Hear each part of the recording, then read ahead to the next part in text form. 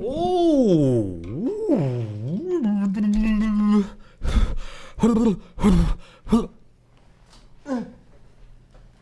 Hello.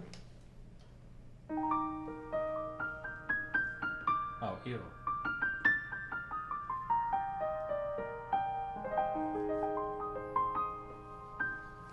Welcome to the neighborhood.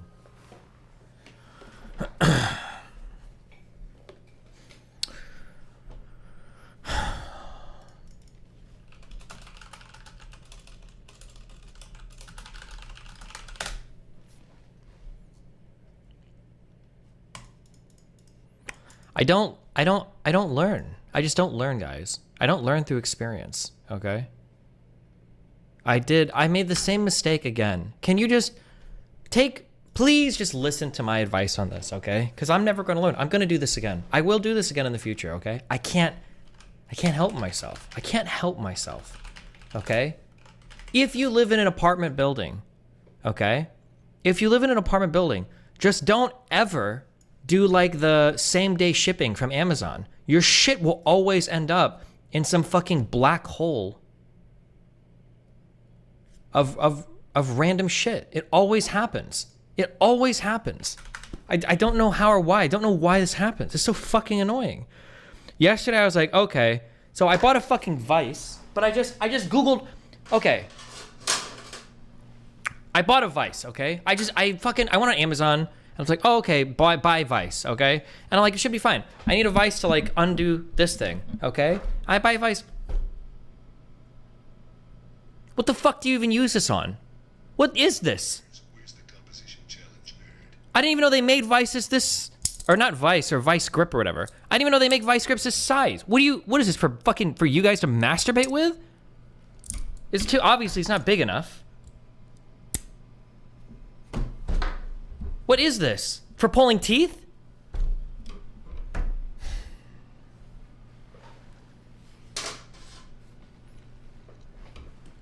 Stupid. So now I ordered another one. I'm like, okay, same day it. Because they have same day. And it didn't come up yesterday, obviously. Because why would it do that?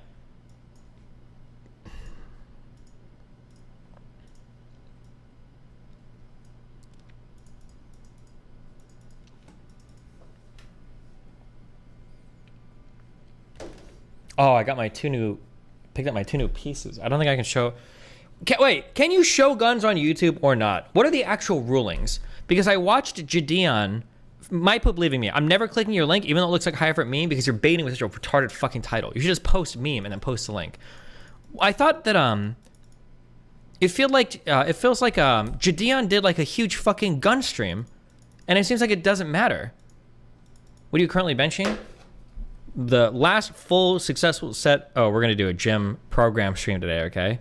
I'm back home, not traveling much. We're making the final push for my strength numbers, okay? My last successful one was, it was either 155 by 5x3 or 150 by 5x3. I feel like Jadeon did a huge thing. He was doxxed midstream, completely hacked. No, but he did like a live shooting thing. I know the rules say that it's not allowed, but how the fuck did he do that?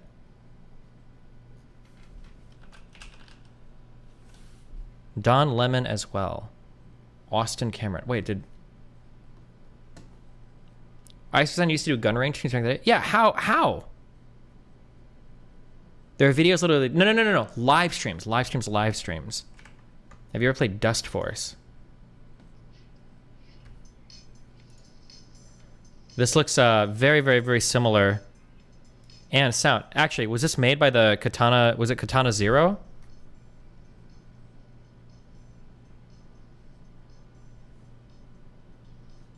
Oh, sorry.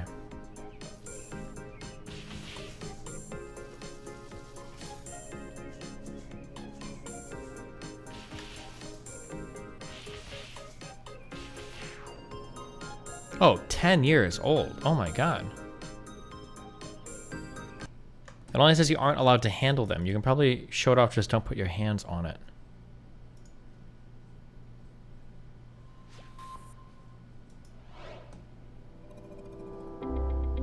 True or false? If you make a video that provides instructions on how to install a bump stock, that could result in a strike on your channel. The answer is true. YouTube is home to many creators who are firearm enthusiasts. But it's important to keep in mind that YouTube shouldn't be used to show how to make firearms, how to make certain accessories, or to sell them. Let's take a look at a few examples. A creator uploads a video showing how to make a silencer at home. In another video, a creator shows new firearms in their collection and tests them at a firing range. Do either of these videos violate our community guidelines? Yes. The first video violates our firearms policy. We don't allow content that shows you how to This is 3 years old? Well, but it's still uploaded on the official YouTube channel. manufacture homemade silencers or suppressors. To learn more about our policies related to firearms, go to the YouTube Help Center article. Click here or the link. Did Judea not do it on YouTube? I thought, or on Grumble? No, I thought he did on YouTube. That's why I was like, because I think I shot him a DM. I also got the wrong thing. I just wanted to get okay, I got a Smith & Wesson Shield, okay? Nice small gun. I got a P365, okay?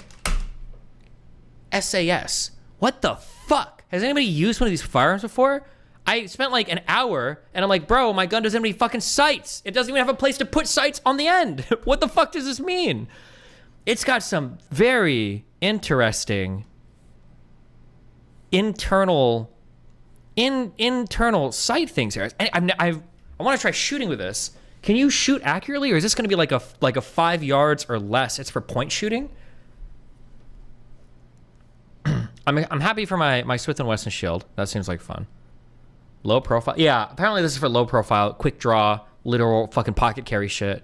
I'm so curious how accurate you can be, at past 10 yards with this sight. I don't even know where you're supposed to look. You're not looking, well, at super close range. I guess it doesn't matter, huh? Well, no, it kind of matters. Like, are you supposed to be looking at the sight when you're holding this? Or are you just trying to, I have no idea. I'm not sure. Yeah, I don't know. It'll be interesting. Can you carry one of those in public? I should be able to, I think. Nebraska, concealed carry license, or I think we call it CCW. Reciprocity. It should have with Florida, right? It must. Yeah, fully recognized.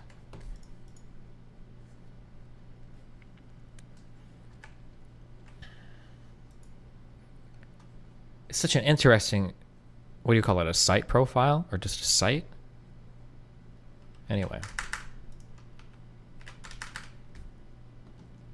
Sure, you can shoot at long range, but can you slam a 900 right now? Bro, I do 910s are my bare minimum. 910s are bare minimum.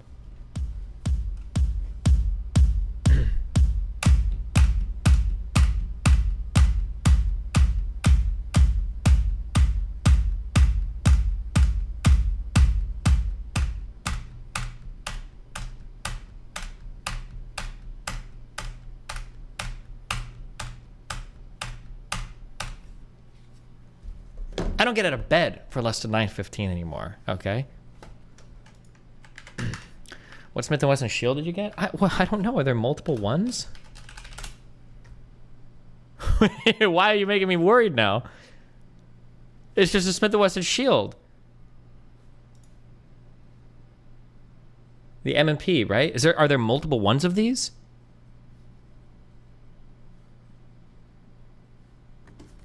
There's a zillion shields.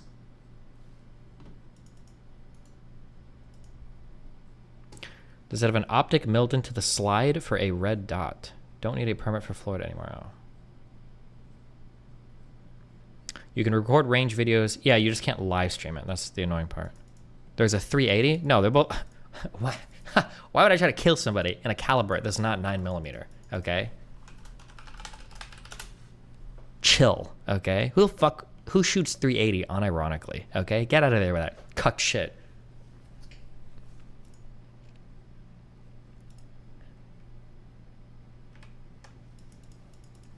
Do you want a 5.7? No, but I should buy one because I feel like I use that gun so much in COD. I don't know anything about this manufacturer though. FN? Do they make other pistols? Is this even a good? I feel like oh, dude, I should buy the Metal Gear Solid gun. Wait, what am I thinking? Why do I not have Does Snake use a USP in every? Does he use a USP in every iteration? What pistol? Solid Snake, Metal Gear Solid 1. No, yeah, he uses like a SOCOM or whatever. Spike Spiegel. Spike uses I think it's a Jericho 911 or 941. I'm sorry, but I hear really bad things about this gun because I thought about buying this at one point because like, oh, it's a Spike gun. I guess you don't really matter much because it's just like meme shit. But why a samurai sword, senpai? True.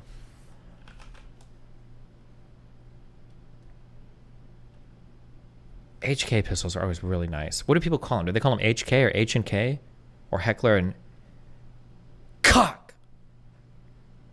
Euro, cock. Euro, cock. HK USB MK23. I also need to get. I definitely need to get like a Florida license right now. Oh. Is this the Solid Snake gun?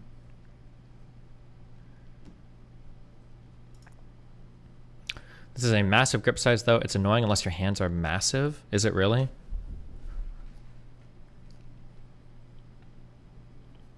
Is Farah still there? She's, I don't know, somewhere in the background, maybe. I think Snake uses a USB in all games. Maybe. Sometimes he has a lot of shit on the bottom rail, which makes the profile look a lot different. Huh. Have you seen the Type Racer RTS? Wait, what? Minsteria, once a land Got of Mega peace, Nuke for but suiciding now last you- night. Nice victim blaming. Got Mega Nuke for, oh, nice.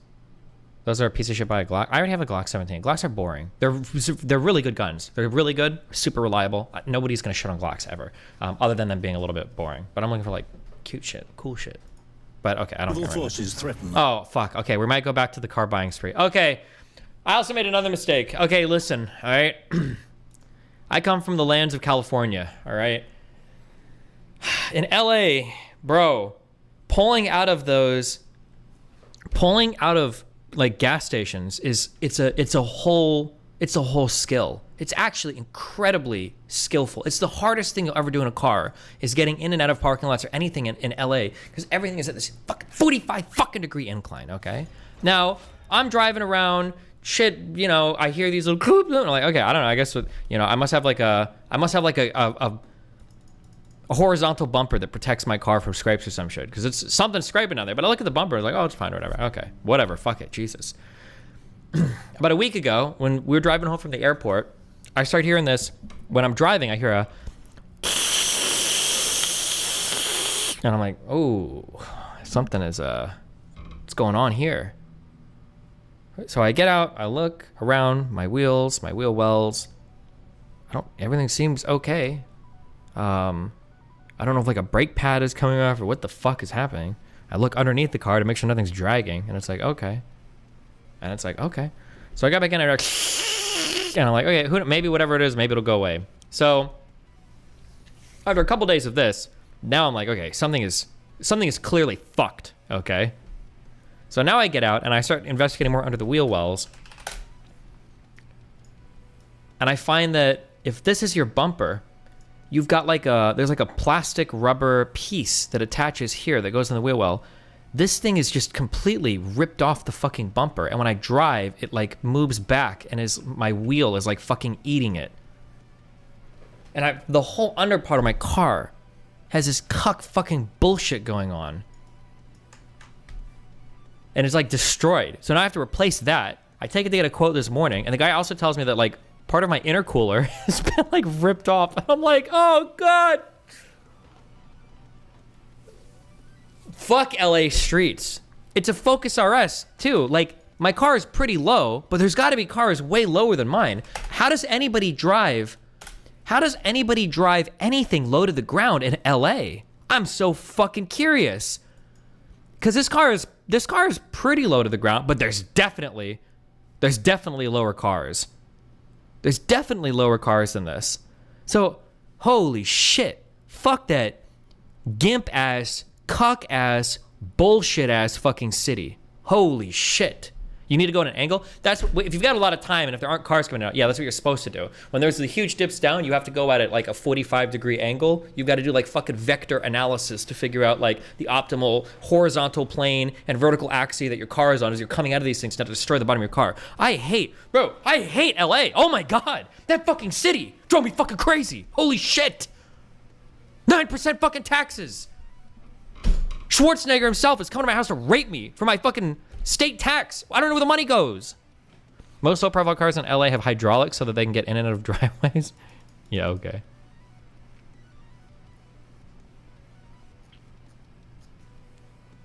Do they say anything about your tags at the shop? Do they care? Is Miami really any better?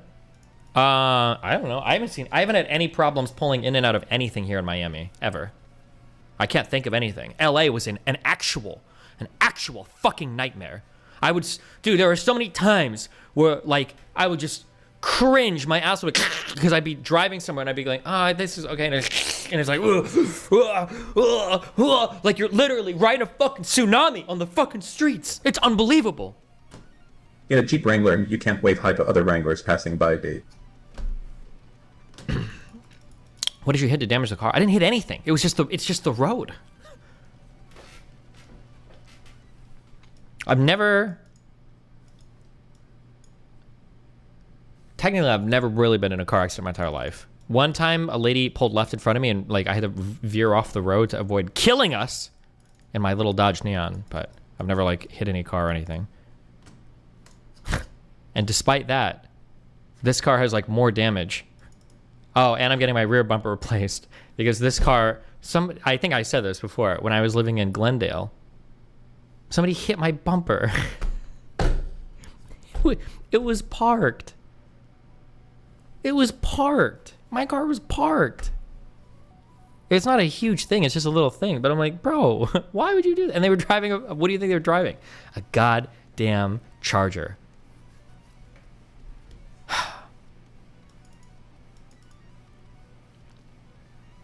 I need to replace the RS. I don't know. I like the hot hatches. I like that I have 4 seats because I drive people around. If I've got like Nathan with me, or if I've got Melina, or if I want to fuck 2 girls at once, I don't want to just have like one front seat to drive people around it. You know, that's cucked life.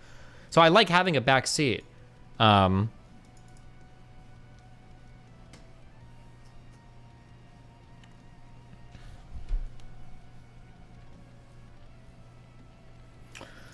Destiny, didn't you talk about this part? Yeah, I did. I ended up forgiving the girl because she left a note on my car saying, hey, I accidentally hit your bumper. This is my phone number. And I was like, oh, listen, you were honest about it, so fuck it. I'm not going to fuck you.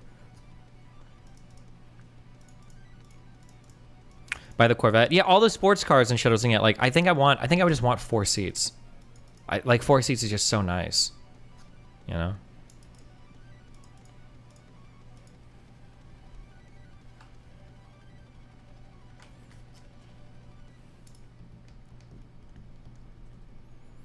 When I'm getting the motorcycle arc, I don't know. Oh shit. So Farah discovered that there's all these like bike stations. Do you guys know what City Bike is?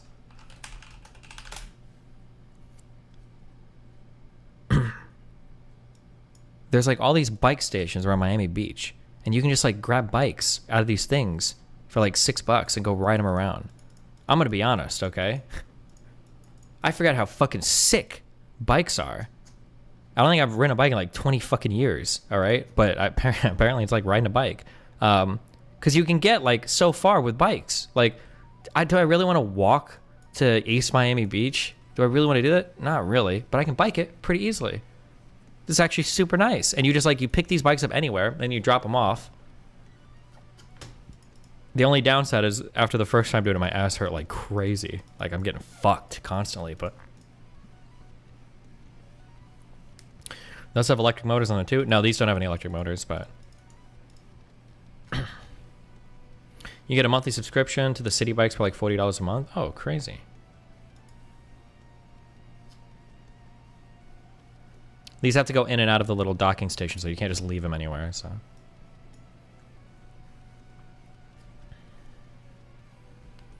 Buy your own bike then? I wouldn't be able to do it. I would... I can't. The problem is I can't have a bike and I can still carry it at the same time. Like I'd have to do one or the other. Because if I saw somebody trying to steal my bike, I think I would just shoot and kill them. I don't think I'd be able to handle it. Even having enough money to replace it, I would just lose my mind. The amount of videos that I see and the amount of stuff I hear about people like stealing bikes, I would lose my fucking mind. Like, I'm sorry, bro. Like, you're gonna die. I'm gonna go to jail. You're not walking out of here with my fucking bike. Like, people that steal shit like that. Oh my god, it would actually just drive me fucking crazy. I wouldn't be able to handle it. I wouldn't be able to handle it. Would it be legal? Almost certainly not. Almost certainly not.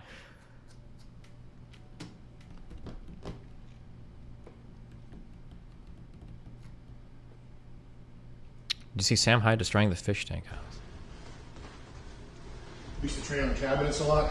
Yeah. Oh shit. Whoopsie. We are gonna bust up a whole room full of cabinets. Oh shit, sorry guys, sorry. Don't Did not know that was in here. Okay. Well, I'll get someone to clean that up. Destiny, you have 650k subs on YouTube. I didn't realize you joined that much. Well, you know, what can I say, you know? Having Karantos and Zerk on stream every day, it's just good content. The people love it every single day, you know? Did you fuck up the oven, Max? No, I'm not gonna fuck anything up here on purpose.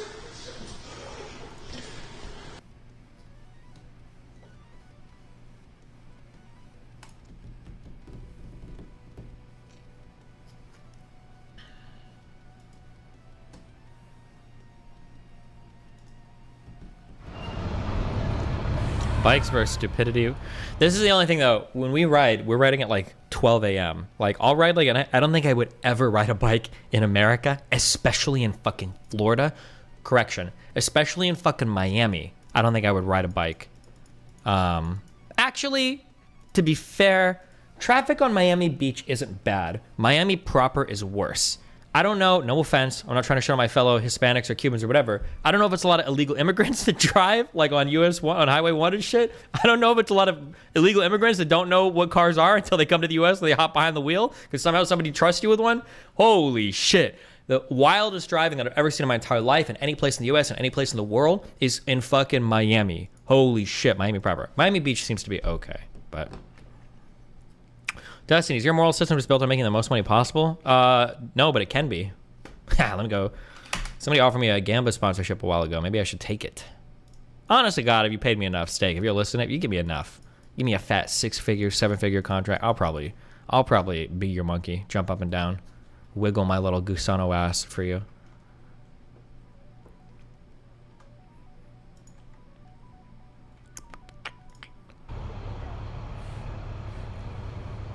Oh yeah, my favorite thing about bicycling too is you can just, Miami has so many speed bumps. I don't know what Destiny is talking about. Speed bumps are different. Speed bumps are manageable, okay? Fucking, these types of roads are not, okay? This is a speed bump. This is coming out of an LA anything, okay? Speed bump, LA anything, all right? This is why it's important to pull in all the way.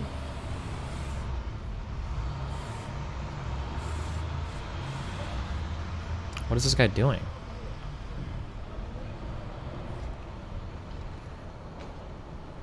Good job blocking the bike lane. Oh, is this in New York or? Stop. Nope, bike lane.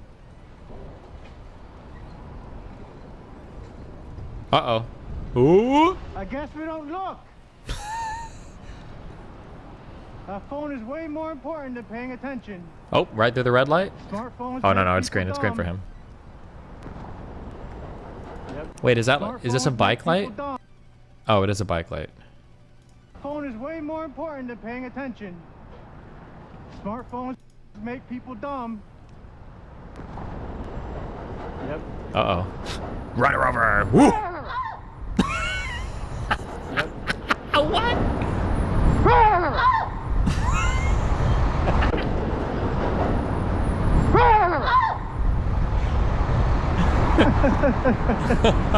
Had she crossed, would have been avoided. Uh-oh. Hey man, that's a nice bike you got there. Uh-oh. Oh, hello. I guess we don't know how bike lanes work.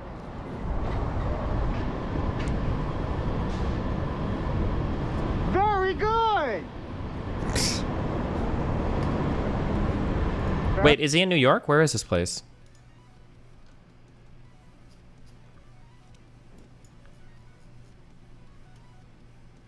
Yeah, okay, yeah, it looks like it. I don't like to do this with the Europeans around, okay? I don't want them to get a big head, but like... Copenhagen is a city known the world over as a cycling city. Oh my god, dude. I have Show me the... There is still a lot of motor traffic. Show me the city. There's also like near traffic cycle, of course, especially as they are one pick until the lights change. Dude, downtown there are huge bike lanes with thousands of bikers. Oh my god. Amsterdam is more impressive. Yeah, but Copenhagen is actually a cool city, so. There's so many people biking here in the city. There are a lot of European cities, I think. Well, I shouldn't say that, actually. I'm sorry. Copenhagen seems really friendly in terms of, like, good layout for biking and everything. And they're like, yeah, there are these so many areas of bikes and shit. So cool. Is it Copenhagen or Copenhagen? You know, whatever you want to pronounce it as, okay.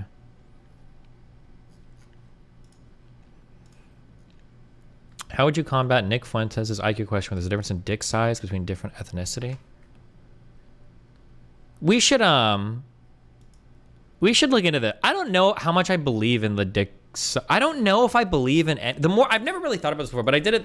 I finally thought about it in the one show. I don't know if I believe in dick measuring shit. I really want you to break down how they do this. Tell me how you get somebody erect to measure their dick, and I need to see precisely how and where you're measuring from, okay? Because I can have like, if you're using like the least favorable, if you're going like top of the pubis, coming off the pubes, stopping midway through the head of your dick, that could be like a 5-inch dick. Or if you're like taking the ruler and you're pressing it into like the fucking bone as deep as you can, and you're going to the very fucking end of where you're, the tippy top of the glands, now that becomes like an 8-inch dick, okay? I'm really curious how they measure these dicks. Like, I need a full-on video. I need a full-on video, and I need to see. Also, what about like curved dicks, okay? Are we doing any sort of geometry here to figure out? Because like, is it really fair that if one guy's dick is like this and another guy's dick is like this, you gotta have like measuring tape. You can't use a ruler, because now like leftward sloping penis guy is gonna get fucked. He's gonna miss out on like a 1/2 inch. You gotta do some trigonometry or some shit to figure out this guy's dick, you know?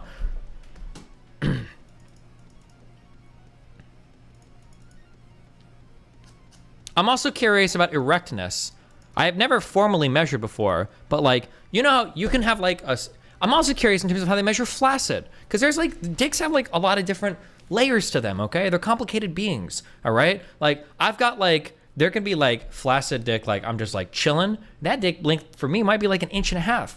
There might be, or maybe 2 inches. There's also like flaccid where he's like, yo, I just woke up. I'm not fully hard, but I'm out here, okay? I'm out in these sheets, all right? That dick might be 3 or 4 inches long. He's chilling. Now, he's not erect, but he's certainly not fully flaccid, right? Then you've got the like, I'm in a really scary, tense situation or in a very, very, very cold pool, okay? That's a Christmas bulb. That's like a 1/2 inch dick. Which one counts as flaccid, you know? There's a lot, and then you've also got like levels of hardness too, all right? You've got the like, yo, hey, cool, it's fucking masturbation time. Let's fucking get out here, okay? Let's get ours. And then you got the like, holy shit, it's been over 5 hours since I've orgasmed, okay? And we're used to coming every 2 seconds, okay? And I'm fucking rock fucking hard, right? Are those different lengths? I'm not actually sure now. They might actually be different lengths.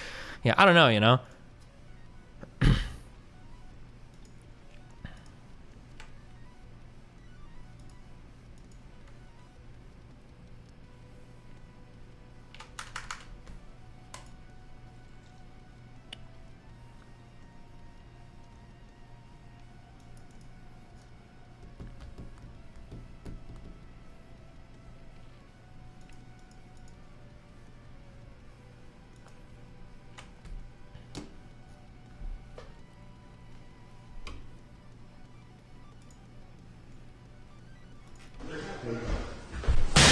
Oh, shit. Oh, okay? Yeah. Oh, okay? Yeah. Oh. My God.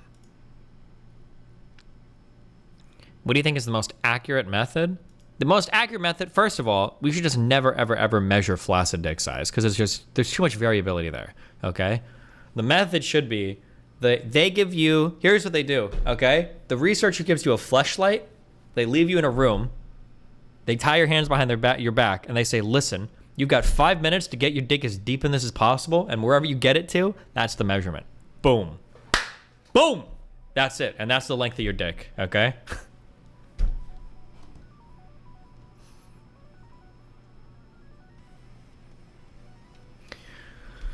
Who, in Rumble chat, the temp there allows for better biking conditions than in Florida? What do you mean by that? When can you not bike in Florida? You mean like if it's hot? Or do you mean like the rain, or?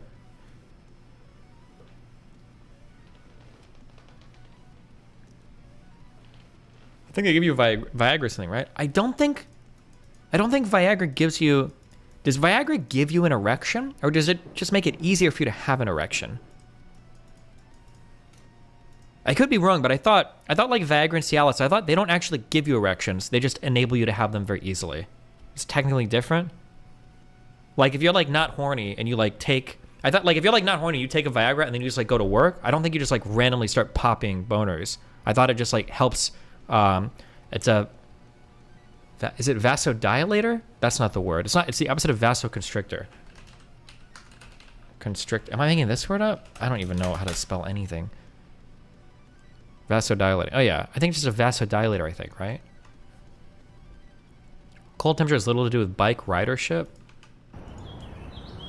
Oh, we've probably watched this exact video. Yeah, this is bullshit. Like, people in Scandinavian countries will be biking in the middle of winter with, like, fucking snow on the ground. And in the United States, we're like, oh, it's like, oh no, it snowed like 2 weeks ago. I still can't take my bike out.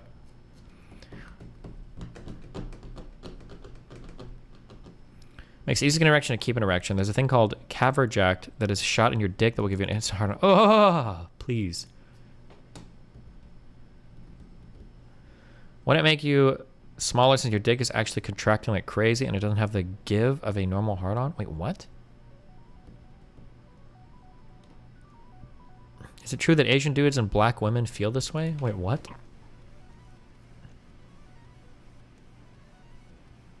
I don't know why do you... How many times have you linked this? Are you a schizo? Bro.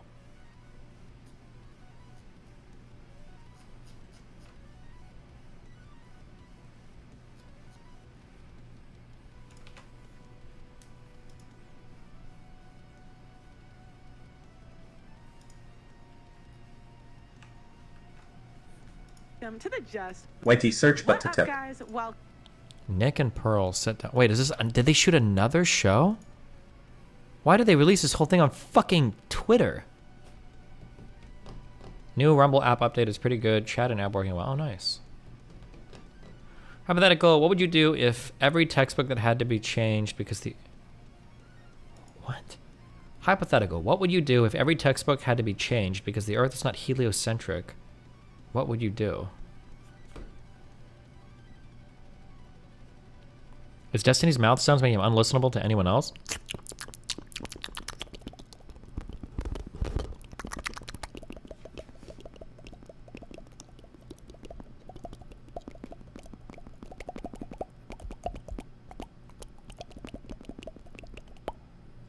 There's a really cool thing that some people can do. They go like, they make like a ooh. I don't know how they do it though. I wish I could. I would do it for you all the time if I could. Touch time. Right. Oh shit, wait, I didn't finish watching this. We only got 4 seconds into this video. What happened? Insteria, once a land of peace, but now evil forces threaten our realm. But in our darkest hour, a hero has emerged. They call him Paul, because that's his name. Armed with the wisdom of the wizard Adalbert, Paul will fight against our enemies using a device of incredible magical power. Behold, the Typewriter. Prepare for a real-time strategy game with a typing twist. Control whole armies with a tap of your keyboard.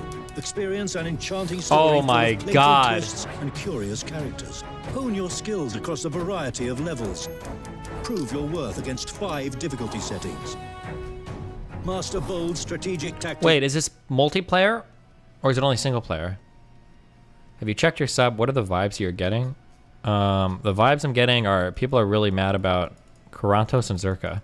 It's very funny to me though how people will do this thing where they're like, there was another comment, thank God he pointed out, people are very recent on like content. They'll be like, this has been one of the worst times for content ever. And it's like, bro, I just had 2 debates with Alex Jones like 8 days ago. I just had a Milo Yiannopoulos debate that was in fucking off the rails. Like, and what are you talking about? Like, we're in a content drought. Like, something that I think is wondering, or something that's difficult. I don't know how to say this to some people. This might be more of a problem since I stream on YouTube now, but I feel like sometimes YouTube video watchers like come to watch the stream. If you like watching my videos, there's like no guarantee that you'll like my streams. Like, we do anywhere from 8 to 10 hours of streams, or 5 hours of streams. It's not going to be like an ultra high octane, super entertaining time the entire fucking time. Like, just don't watch the streams. It's not, yeah.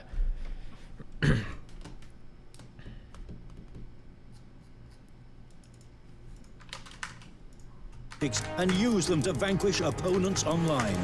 Want to test your language prowess? Play the story in one language and type. Can you put a 1 hour time limit on Karantos? I don't mind him coming and comment on some current. Listen, mark my words, you guys will like Karantos. Some of you are coming around, you'll get there. Trust me. The issue, even with Karantos right now, here's the main issue with Karantos, okay?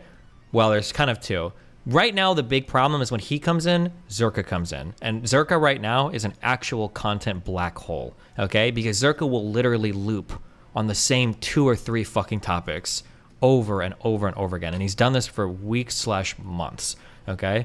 That's like one of the big, because I was actually having, I think I had 2 pretty interesting conversations with Karantos yesterday. And I think he's capable of having, because Karantos is, he can talk about a lot of things. Zerka can't. He'll always shoehorn it into like Masonic literature or whatever. But Karantos can actually talk about a lot of different things, which is interesting. But anytime Zerka comes in, it all just gets like black holed into like, yeah.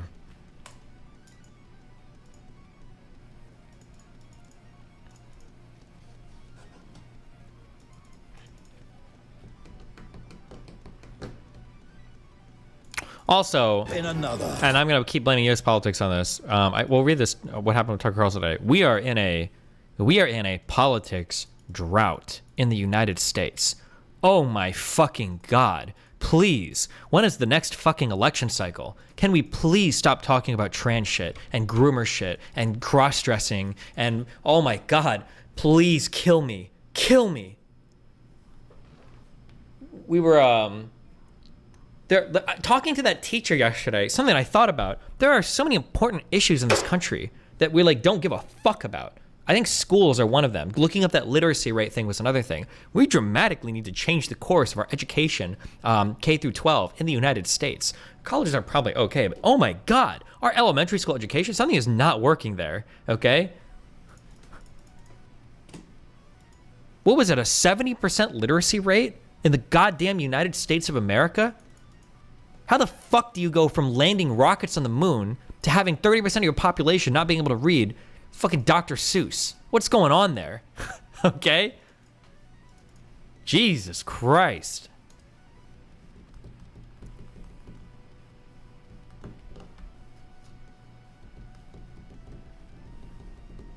The literacy rates are low because of transgender books? True!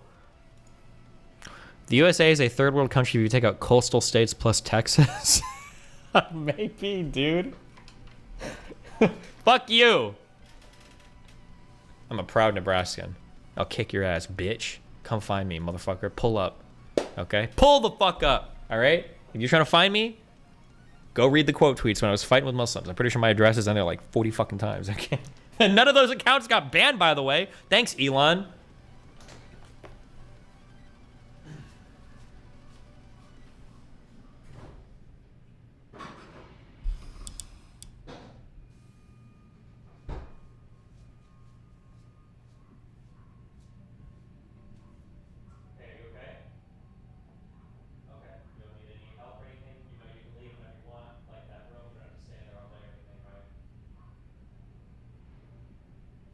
Making sure everything's fine, okay?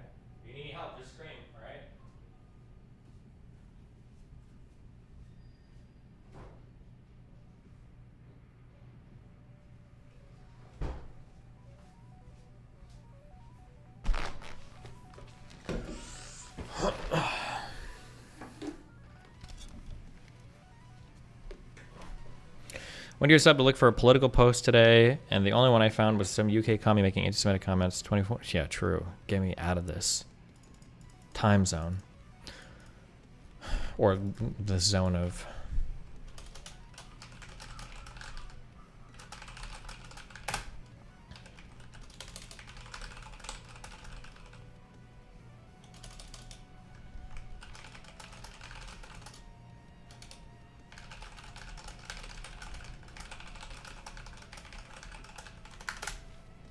Do you want to watch the Muslim Daniel guy defend child marriage in a debate?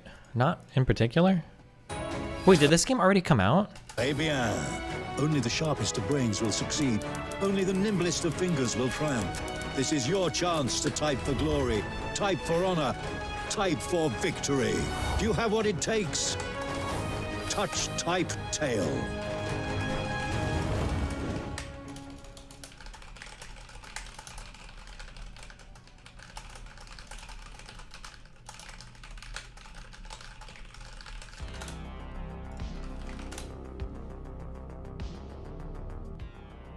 Ring.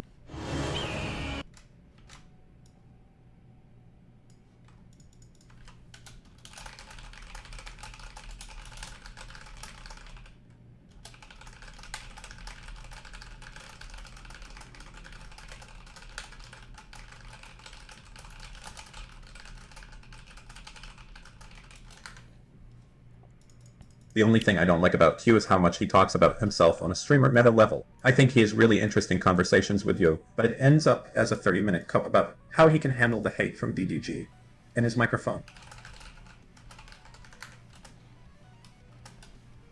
Cool.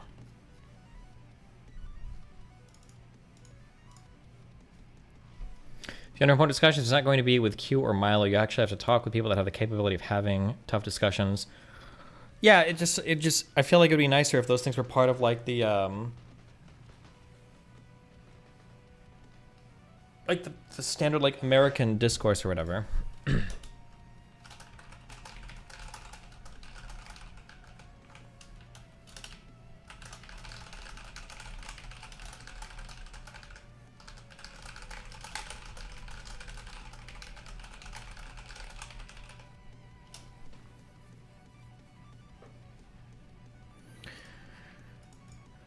There are comments already. Want to do some live brainstorming? Oh, for I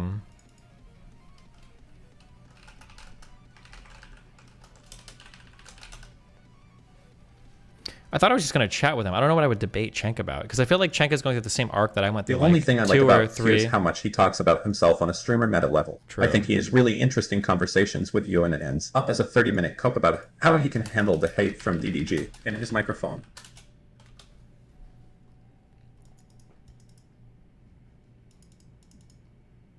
For that typing game, the only one person is fully beaten the game at the moment, and it's the creator. Do you have what it takes? That makes it sound like just nobody's playing it. Okay.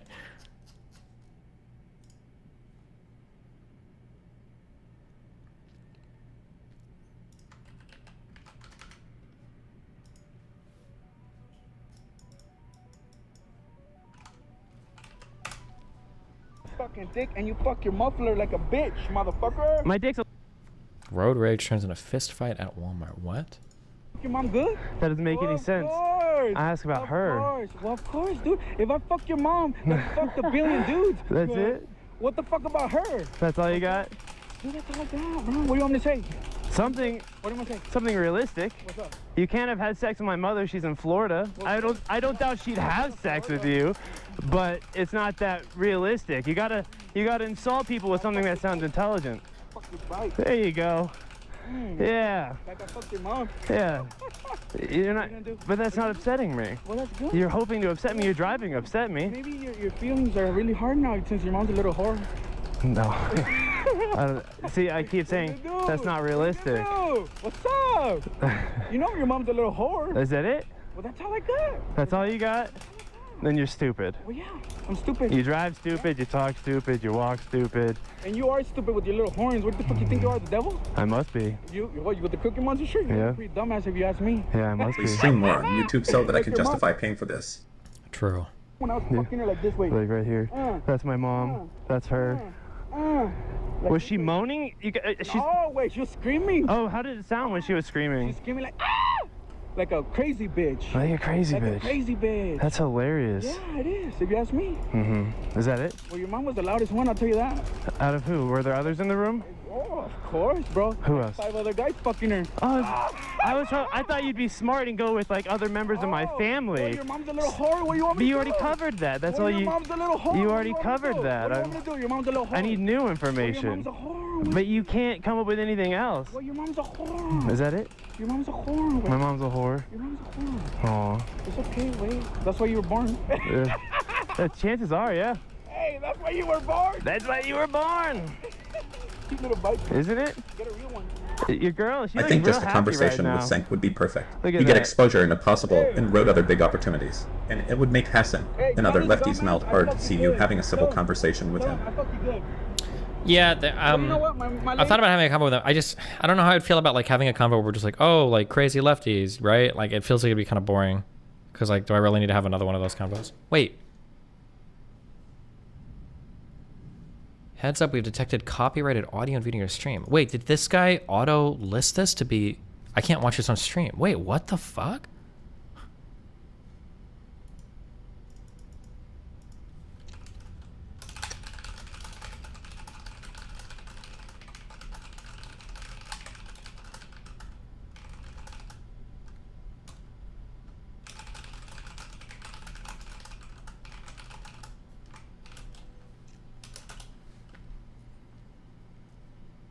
Little brother Stephen, just because Republicans are only talking about transgender topics doesn't you have to talk those topics. Here are some other very important things going in politics. The debt ceiling, the abortion pill, Sudan, Lakers in 5. Keep the tab open and watch it after switching to Rumble only. Is it worth that much? Did you know that Tucker Carlson and Don Lemon were both fired? No one is talking about this. They don't want you to know the truth. Yeah, the truth. Oh.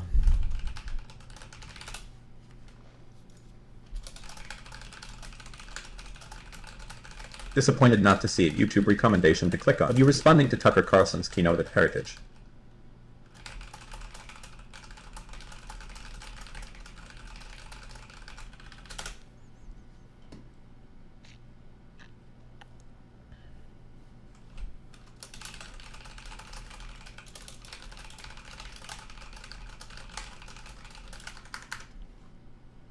Convo with Chank happening IRL or on stream? I feel like it'd probably be on stream unless I flew to LA for it. It would have to be a bigger thing if I do that.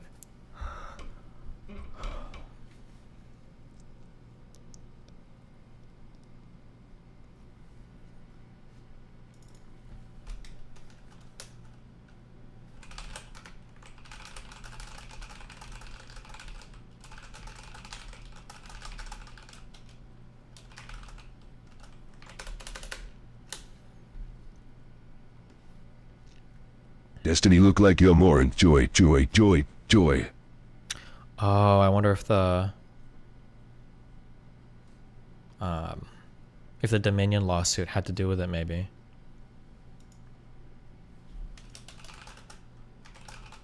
Destiny DGGL. We just need Destiny to stream more on YouTube.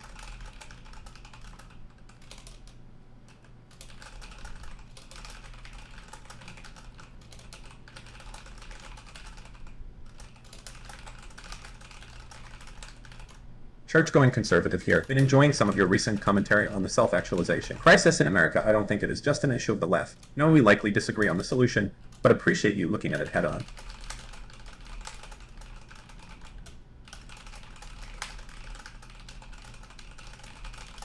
We pretend that airplanes in the night sky are like shooting stars. I could really use a wish right now. Wish right now. Wish right now. We pretend that airplanes in the night sky are like shooting stars. I could really use a wish rig. Whose voice is that?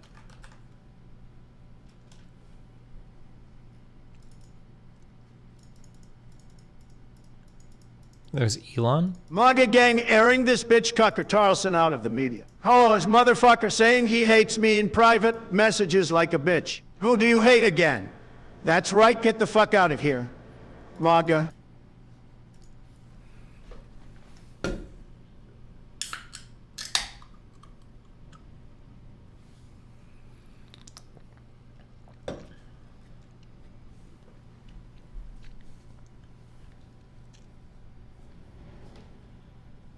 Call out Hassan for lying about rescuing his dog when he obviously bought it from a breeder. Listen.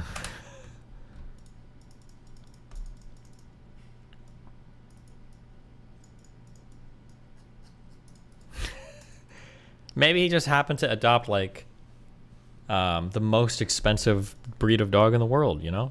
He just found one for free, you know?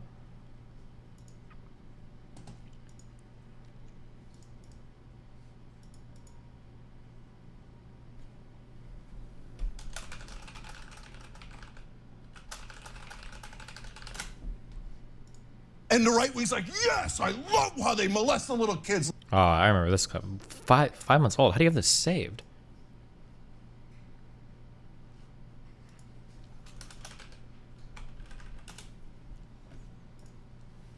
And the right wing's like, yes, I love how they molest the little kids like that. Go get them, Boy Scouts. Go get them, priests. Please vote for our molesters and our pedophiles. Republicans say. Republicans, you're guilty, okay? And I'll tell you right now, the #1 reason they constantly talk about pedophilia is because it's going I'm sure he probably knows, right? through their heads. Non-stop, they're thinking about kids. I guarantee it. The reason Tim Pool wears a beanie is because he's trying to contain the pedophilia that's in his head. That's why he's always talking about it. He's seeing it everywhere. I'm over here stroking my dick. I got lotion on my dude. I'm just stroking my shit. I'm horny as fuck, man. I'm a freak man, like, for real. Lakers in 5. Because he's projecting. And the right wing's like, yes, I love how they molest the little kids like that. Jesus. Hasn't rescued that dog from having to live in a measly $2 million mansion. Imagine how bad it could have been for that puppy. True.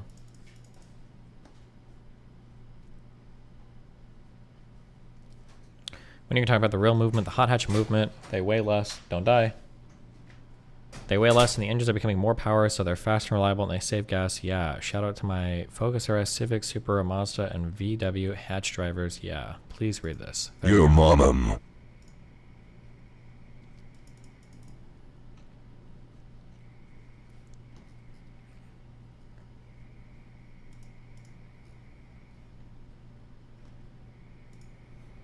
Give us 5 minutes on Sudan.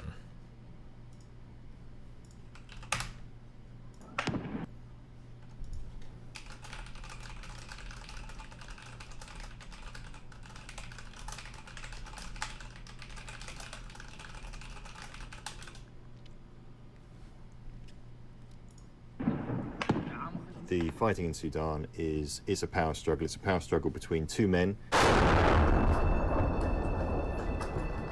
One is Abdel Fattah al-Burhan. He's the general who has been head of the Sudanese armed forces for the past few years, and he's also basically the leader of the country. He looks pretty much like a guy who's trying to ensconce himself as a dictator for life. The other guy is Mohammed Hamdan Dagalo, popularly known as Hemeti. He calls himself Hemeti. Everybody calls him Hemeti. He is the leader of the Rapid Support Forces, which is a vast and extremely powerful militia group that is importantly outside the command of the regular armed forces, and that's allowed Hemeti to make himself power broker in his own right. He controls a large chunk of the economy, especially the gold trade, and he is effectively, or he was, until this fighting started, Burhan's effective deputy, the effective vice president. But it's pretty clear his end goal is to be the indisputed ruler of Sudan as well. So basically what you've got is a fight to the death, it looks like, between two men who've basically decided there's only room for one of them in Khartoum and in Sudan. So the Rapid Support Forces grew out of what was called the Janjaweed militia, and they were pro-government militias, mostly raised to suppress an uprising in Darfur, which turned into a huge and very, very bloody war in the 2000s. Hemeti was one of the commanders of the Janjaweed.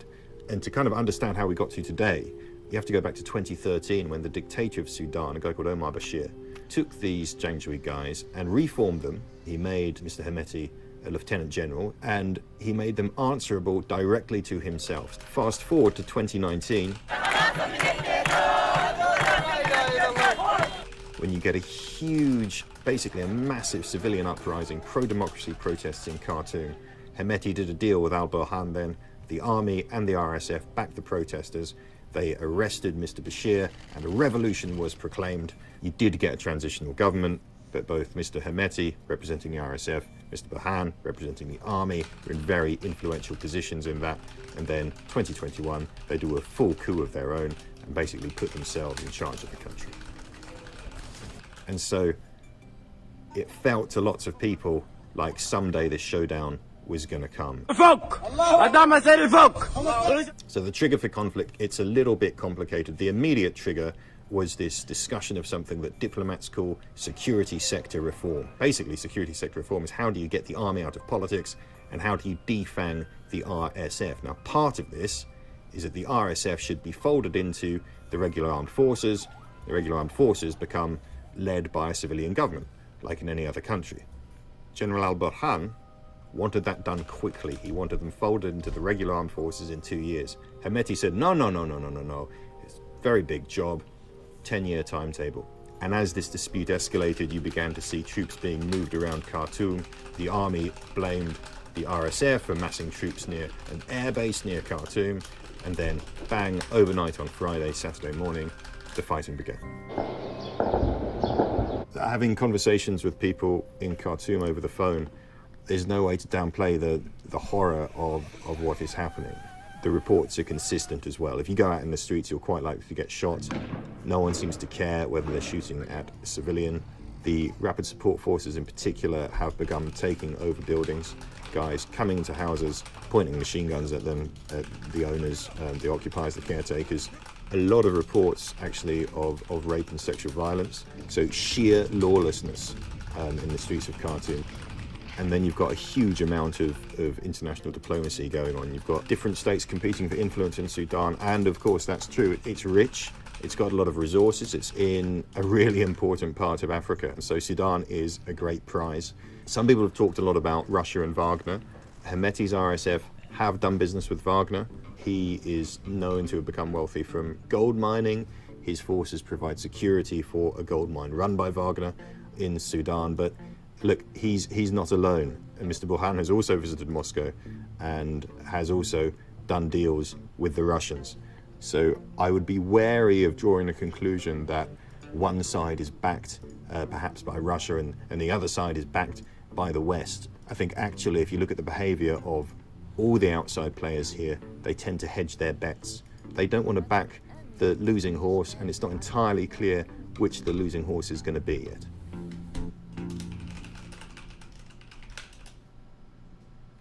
Wow. Guy shoots AK up in the air and loses control, not safe for life.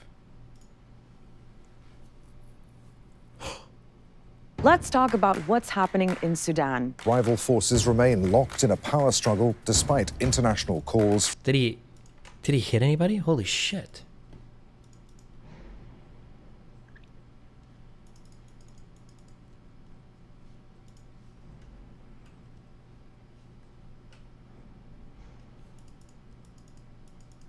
Post on Myron's Weinstein moment. I saw somebody posted about it, but I haven't looked at it now.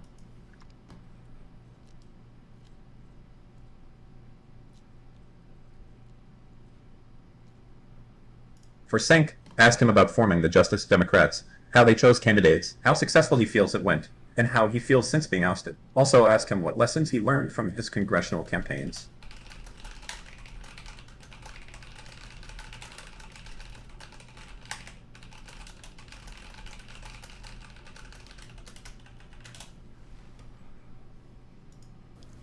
Come to find out, this man's telling girls in the DMs that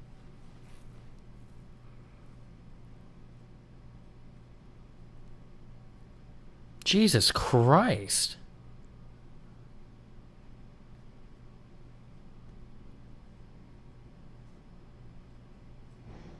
What the fuck? Wait, have we watched this video before?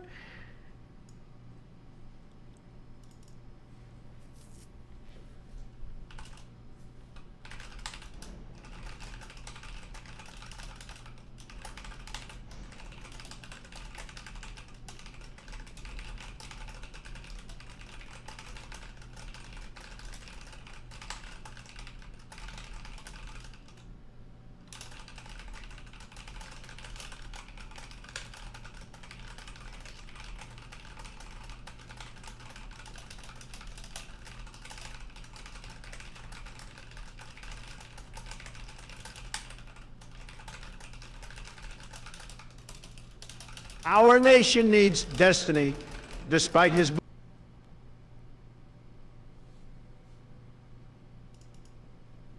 Hello? Sorry, I just noticed my OBS went weird.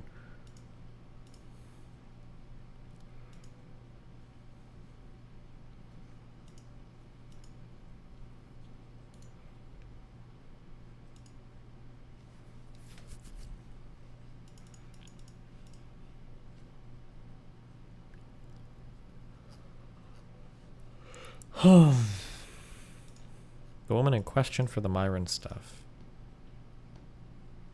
A quick video about the whole... Oof.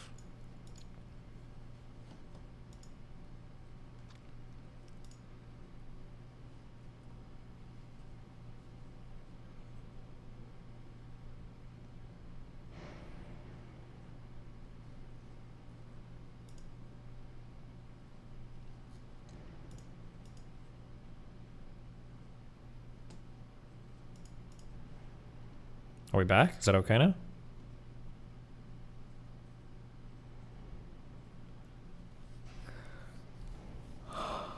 Fox News and Tucker Carlson, the right-wing extremist who hosted the network's highly rated 8 p.m. hour, have severed ties. The network said in a stunning announcement on Monday. Monday's shocking announcement that Fox had parted ways with Carlson appeared to come abruptly. Tucker Carlson was informed Monday morning that Fox News had decided to part ways with the primetime host, according to a source familiar with the matter.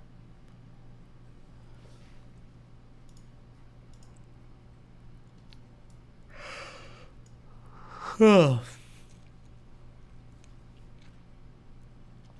person, who is not authorized to speak publicly on the matter, declined to further elaborate about the abrupt end to the right-wing host's employment at the network. Carlson will not have a final farewell show. Instead, his last program on the network aired Friday. Jesus.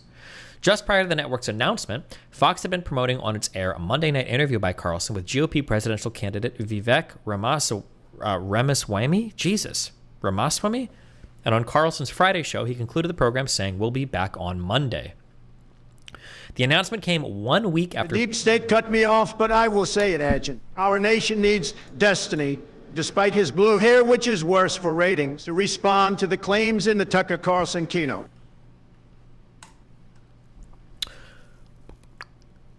The announcement came 1 week after Fox News settled a monster defamation lawsuit with Dominion Voting Systems for $787.5 million USD over the network's dissemination of election lies. Fox News said that Carlson's last show was Friday, April 21st. Carlson was a top promoter of conspiracy theories and radical rhetoric at the network. Not only did he repeatedly sow doubt about the legitimacy of the 2020 election, but he also... Does the but belong here? Not only did they do this, they also did this. Not only did they do this, but they also did this. Huh. But he also promoted conspiracy theories about the COVID-19 vaccines and elevated white nationalist talking points. Jonathan Greenblatt, the head of the Anti-Defamation League, praised Fox News' decision, saying it's about time that for far too long, Tucker Carlson has used his primetime show to spew anti-Semitic, racist, xenophobic, and anti-LGBT hate to millions. Who cares about... Why is this guy quoted here? A top conspiracy theorist, Tucker Carlson... Oh, we'll read it. Tucker Carlson was a key figure in Dominion Voting Systems' mammoth defamation lawsuit against Fox News, which the parties settled last week on the brink of trial for a historic $787 million. In some ways, Carlson played an outsized role in the litigation. Only one of the 20 allegedly defamatory Fox broadcasts mentioned in the lawsuit came from Carlson's top-rated show. But, as CNN exclusively reported, he was set to be one of Dominion's first witnesses to testify at trial, and his private text messages, which became public as part of the suit, reverberated nationwide.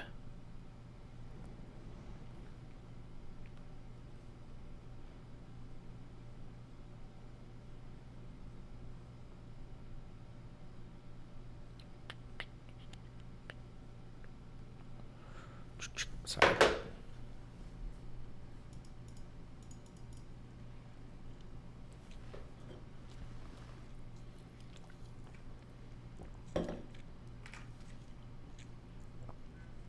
Dominion got its hands on Carlson's group chat. Oh, when the group chat leaks, boys.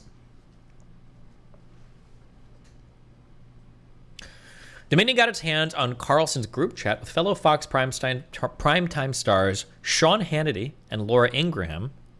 Is it Ingram or Ingraham? I think it's Ingram, right? Destiny, I think you have some important people that watch your stream. A Senate staffer called me today regarding my case. I'm doubtful it will go anywhere because I've worked with this office before, but I'm still interested to know that they were triggered to reach out due to my blabbering on a stream. Thanks again. Oh, well, cool. Thanks, Echo. And a trove of other messages from around the 2020 presidential election. These communications reveal that Carlson told confidants that he passionately hated former President Donald Trump and that Trump's tenure in the White House was a disaster. He also used misogynistic terms to criticize pro-Trump finally, lawyer. a YT stream. I haven't seen you in so long. Destiny DGGL. Nice. Pro-Trump lawyer Sidney Powell and rejected her conspiracies about the 2020 election, even as those wild theories got airtime on Fox News. The lawsuit exposed how Carlson privately held a wholly different view than his on-air persona. A Dominion spokesperson did not comment on Carlson's departure from Fox.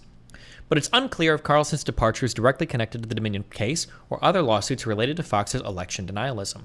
The statement that Fox issued Monday didn't offer any explanation for Carlson's departure. In the 2 years since the attack on the U.S. Capitol, the Fox primetime host used his huge platform to amplify paper-thin theories that the attack was a falsified operation orchestrated by the FBI and government agents because they loathed Trump, and that the criminal rioters were themselves the victims. The baseless theory originated from a right-wing website, and Carlson catapulted it into the mainstream by repeatedly featuring it on his show. He routinely suggested that Capitol rioters and Trump supporter Ray Epps was actually an FBI provocateur who sparked the deadly riot. In a 60 Minutes interview that aired Sunday night, Epps had this to say about Carlson's lies. He's obsessed with me. He's going to any means possible to destroy my life and our lives. Carlson's disinformation campaign about January 6th reached its apex just a few months ago with an assist from the newly installed House Speaker Kevin McCarthy, a California Republican. The top-rated Fox host obtained and aired never-before-seen footage from Capitol security cameras, but the clips were cherry-picked and selectively edited. He said on his program that he ran the tapes by the U.S. Capitol Police before airing the material, but they disputed the claim.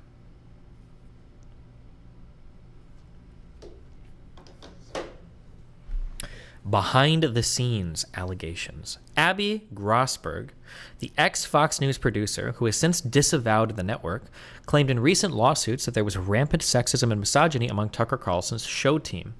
Last month, she sued Fox News, Carlson, his executive producer Justin Wells, and other figures, as well as Fox's parent corporation.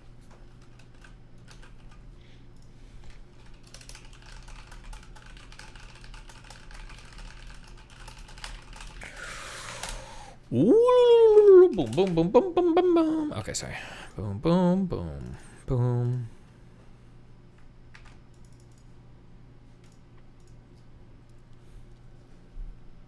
Why are you guys typing chatting?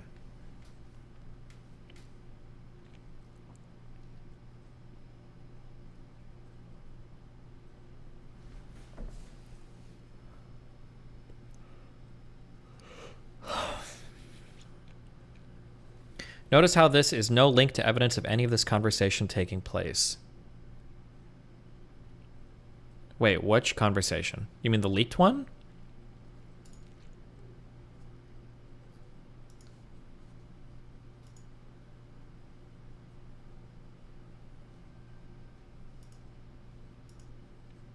Oh. Do you think they're just making it up?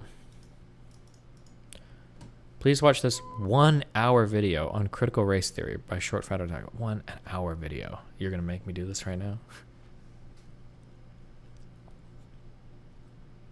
Did you see the trailer for this hyper-realistic game made in Unreal Engine 5? Good one. I hope you're not linking the thing that everybody's been talking about for...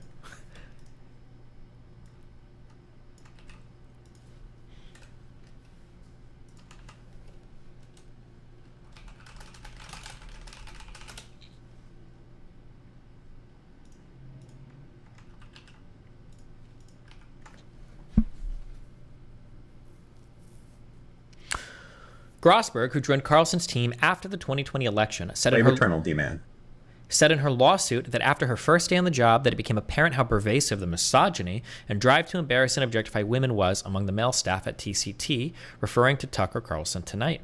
The lawsuit also claimed that Grossberg alerted Wells to some of the inappropriate and harassing conduct that she endured while working at the show, but he brushed aside her concerns, according to court filings. Fox News is aggressively fighting 2 lawsuits from Grossberg. A Fox spokesperson previously said the lawsuits were riddled with false allegations against the network and our employees. In a lawsuit filed last month, Grossberg said Carlson was very capable of using such disgusting language about women in the workplace. She cited some of Carlson's private texts where he used the phrase cunt to refer to Trump lawyer Sidney Powell, a top 2020 election denier. Meh. Her lawsuits also described seeing sexually suggestive posters that were visible in the workplace, facing uncomfortable sexual questions from Wells about her former Fox News boss, Maria Bartiromo, and witnessing internal debates on which women politicians were more fuckable. Jesus.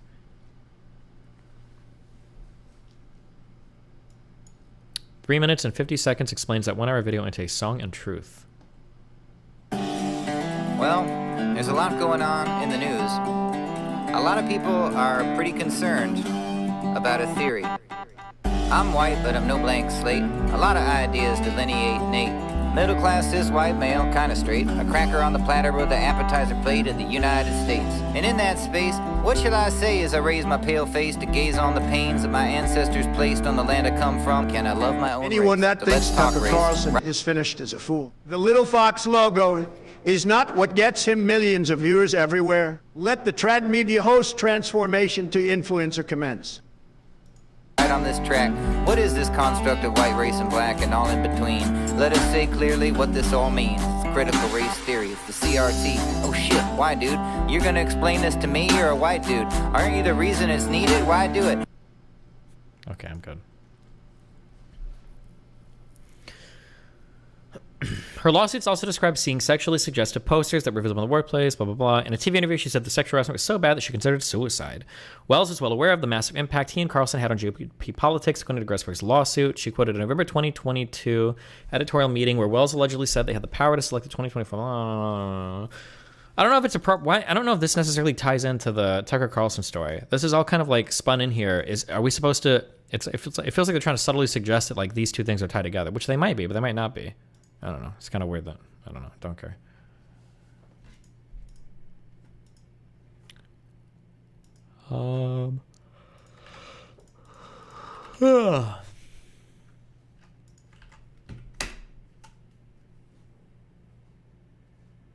I find your explanation According to the New York Times, this interview that Don Lemon conducted last week with Vivek Ramaswamy played a role in his firing. Note, co-host Poppy Harlow is sitting silently while Lemon goes after Vivek.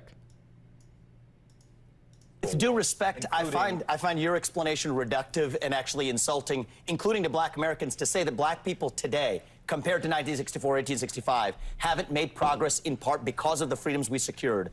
And the Second Amendment was Black part of people, what secured hang on, that please. freedom. I cannot keep a thought if you guys are talking to me in my ear.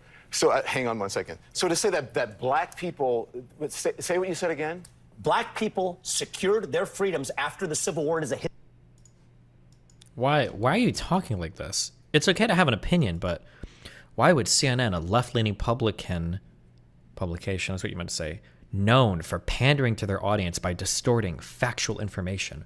Kyle Rittenhouse, did CNN post information distorting factual information? Or are you conflating shit that pundits said on air, which was admittedly stupid, with like actual news stories? Lie about a Republican news anchor? It's not like any news company has anything to gain from lying, stolen right? laptop neighbors Wi-Fi GigaChat. Okay.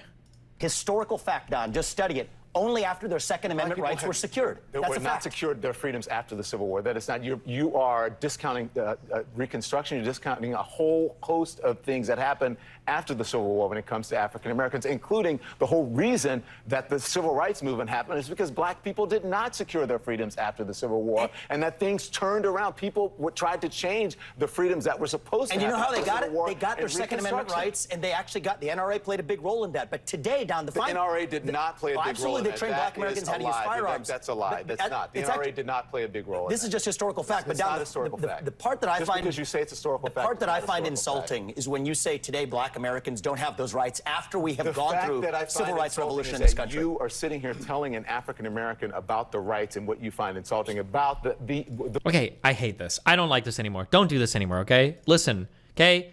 Just because you're black doesn't mean you know shit about fucking black history in the United States, okay? Like, when people are like, well, as an African American, the historical record is actually inscribed on my DNA, you know, right between Jay-Z and Tupac. Like, what the, come on. Give the arguments. If you want to give the arguments, give it. But don't, we're 1 minute into this and we're already, well, maybe the interview is longer. We don't need the grandstanding, okay? As an African American, I don't need, like, come on, bro. Just get to your point. Say your point.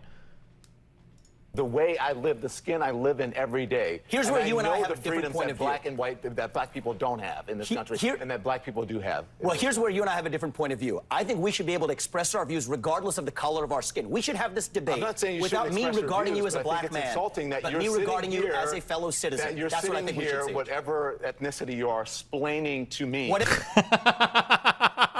ethnicity I am, I'll what tell it's like to be black. Whatever in America. ethnicity I am, I'm I'll tell sorry. you what I am. I'm an Indian American. I'm proud of it. But I think we should have this debate black.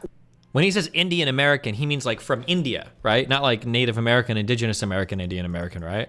White doesn't matter. I think we should have this on debate. the content of the If you're going ideas. to do it, you should do it in an honest way and in a fair way. And what you're doing is not an honest and fair way. Okay? With- But we with- appreciate you coming on. With Thank due you for respect, that. Don, I look forward to Thank you very continuing much. that I appreciate conversation. it. We'll Thank continue you. the conversation. Thank you. You so much.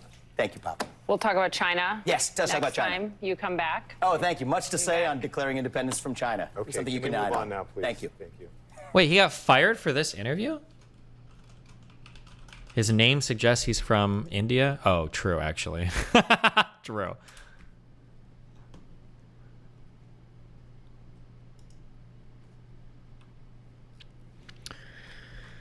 Don Lemon says he's been fired from his post at CNN This Morning, which he co-anchored with Caitlin Collins and Poppy Harlow for about 6 months. The former anchor was on air. I was informed this morning by my agent that I've been terminated by CNN. I am stunned. He's got fired because he's a fucking piece of shit and has been for years. You can't just say Indian American because he might be Pakistani or some shit. Wouldn't that just be like a Pakistani American? What? Or do people call Pakistani people Indians? I don't understand what that comment is. Who said that?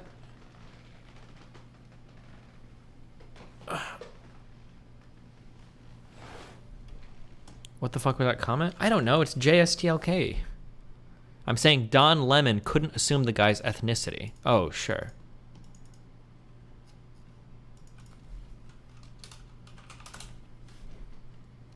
It was also for the sexist comments against Haley. He said she was past her prime and women peak in their 20s and 30s. Okay. Yeah, this is the fairness doctrine in action. Don Lemon's misogyny at CNN exposed. Malicious texts, mocking female coworkers, and diva-like behavior.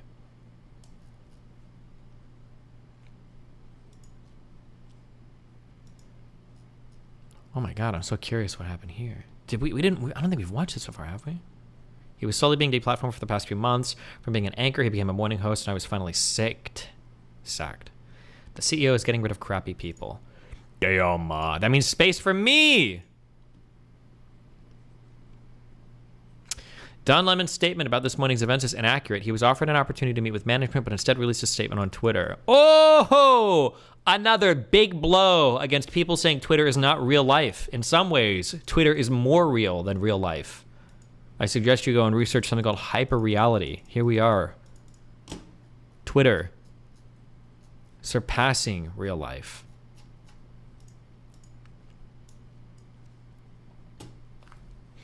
Give me 1 minute. Hold on. And then we'll do this fresh and fit. Whoa. Ooh, shit. Wrong way. Oh my god, I almost just exploded my fucking ears. 1 sec.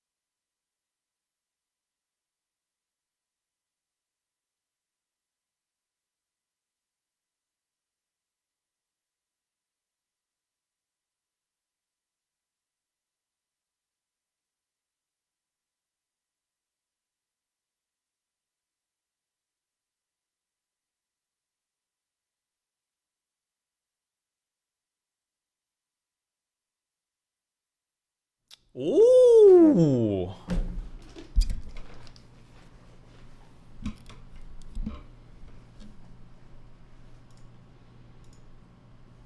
Today's topic. Don Lemon's passive-aggressive statement after getting fired. You literally did the same thing as done to my boy, Mr. Beard. You disregarded him and made assumptions based on his looks. You said you didn't care what he has to say on dating because he looks like a fat incel virgin.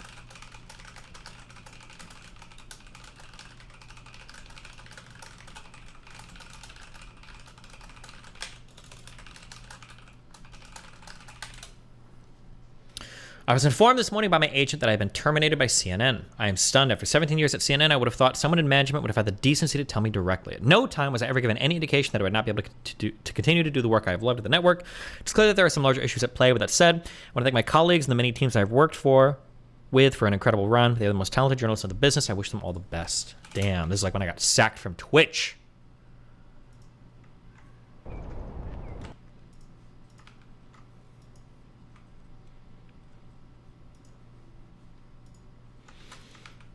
Okay, what's going on over here? All right, seems like the guys from Fresh Fit are really upset. We are better than you niggas. Period. I feel like I've watched this before. Did we watch this before? I'm before? gonna keep it really brief. All right. I don't have much thoughts on their platform. Are they doing some good things for some people? I'm sure. I have no doubt. I'm not even denigrating that.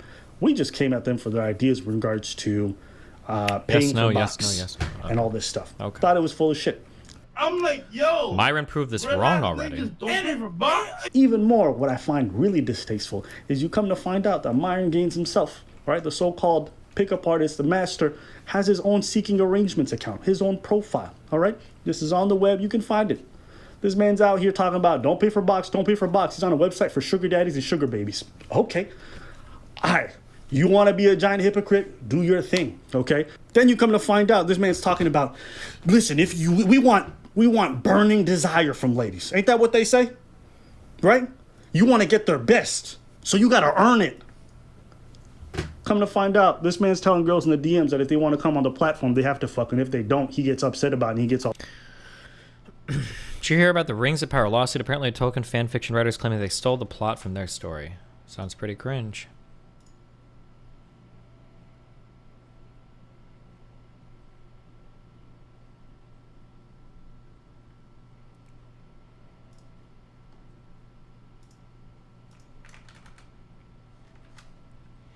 I'm just being honest and stand by it. I'm not collaborating with you unless we fuck. You have fucked a bunch of dudes I know and aren't special. You could have just said no and keep it moving, but you're clearly in your feelings, going through all that effort with a poll, etc. Go ahead and screenshot the conversation to chase clout. I don't care what 75 simps said in your story to White Knight. The difference is, I say what I want and don't care what you think they do. This is what Mr. Girl and Laugh think I do, by the way.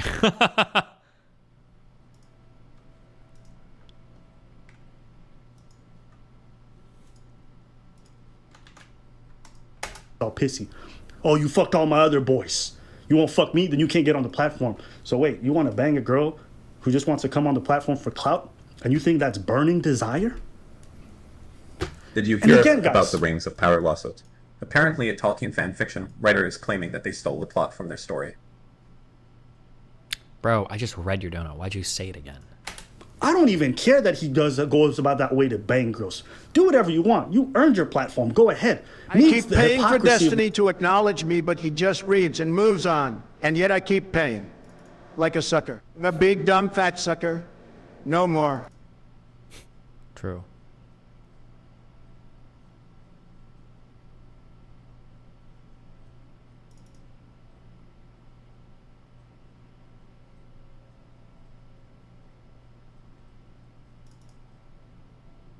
Oh, interesting. I see what's happening. These ideas. You preach to these men that they have to always seek this thing, that this is the way to live, that this is the best way, but you don't even walk the talk. That's what I find distasteful. It's like a Derek Jackson talking about be faithful to your wife, don't pay for box. Come to find out this man's cheating on everyone. How are you any different? Can you tell me? Now everyone's gonna get up, well, you know, we're attacking people in the manosphere. I don't care about the manosphere. I don't care about none of this. Move with integrity in life. That's it. I'm not here about some scene. Oh, you can't go on this podcast. I don't care. At the end of the day, the truth remains the truth. When I came into the game, when I was listening to Patrice, we didn't call it red pill. We just called it the truth. These niggas is fronting on some points. That doesn't mean they're not helpful to you. Maybe if you're one of their fans, right? Maybe they help you with finances, fitness. Maybe even they helped you with game. I don't know. But all we talked about were these ideas and how they were hypocritical. Here's the thing. You guys been blowing us up, man. Yeah, you guys been blowing us up with DMs and everything. Apparently, Alba and Preach decided to make a video talking smack out of nowhere, out of left field. Ooh. And it's funny about capping and paying for box. Ooh. And I was like, didn't we talk about this several months ago? Like, why are you guys bringing this up like now? Like, what the hell? We're trending, man. Yeah. The only reason we brought it up later is because we already covered a couple of videos from that podcast and the second one after. And this we did both podcasts on the same day. The first one, and then came back later on for the second one. I completely forgot about the first one.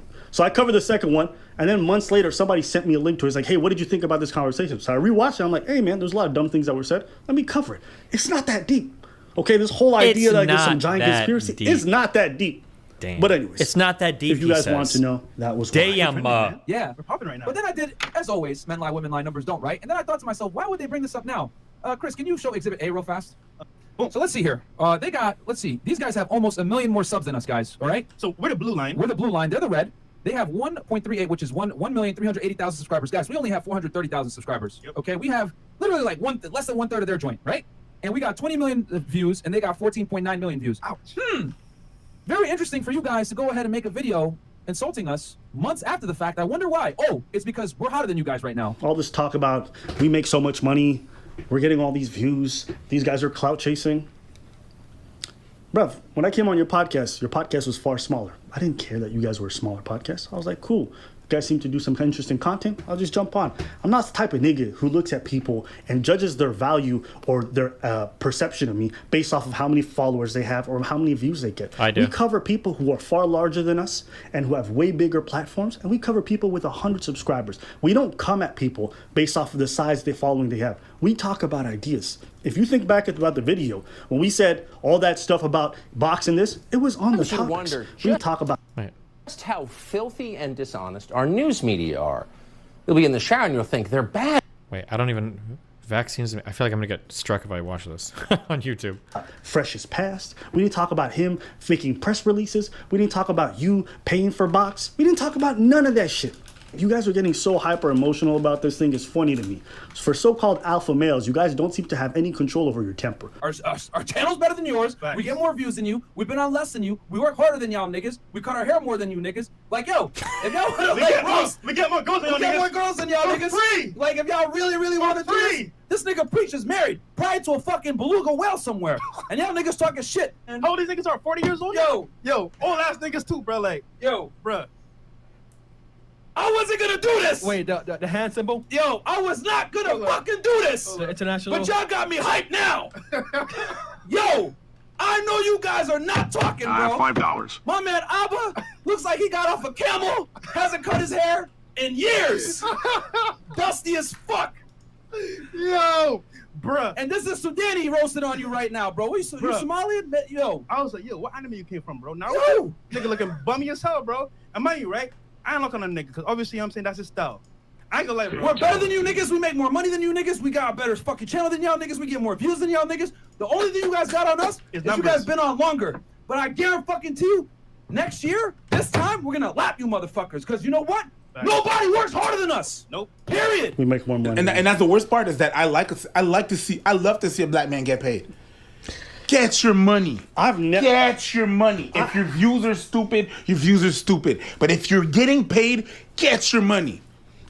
Yeah. That's not what I'm here for. There's not a single person that could ever say that we've ever feigned jealousy or gotten mad about other people succeeding. We move at our own pace. Yeah, we've been on the platform longer than you. Congratulations. To me, it's not even that deep. You guys are doing well for yourselves. Good for you. Great. I ain't never been mad at a nigga making money. This is about the ideas. So all this talk about clout and all this, you guys have lived in Miami so long and you've been faking your lifestyles for so long that you think everybody is chasing clout, that everybody wants to be with the Instagram baddie. Your whole platform is based around clout chasers. So that's why your mind is warped. Miami. Okay, I think we have watched this before. But so this only has like that one part about this lady, I guess. Did we watch this? Did we watch her version of this or her video of this? What's up, y'all? My name's Anna Quinn. I just wanted to take a minute to make a quick video about Steve Van, lamestream media is frame shifting Tucker into irrelevance after frame shifting me out of the presidency. The EGG, used by my Trump brand nut butter and melatonin to defund Joe Brandon, and communist demon rats. Wobanga. Fit situation, just give you guys an update. And also, I never really made a video to explain what happened and share the truth and the facts on my own page. So I want to make this quick. I want to make it clear so you have all the evidence in front of you.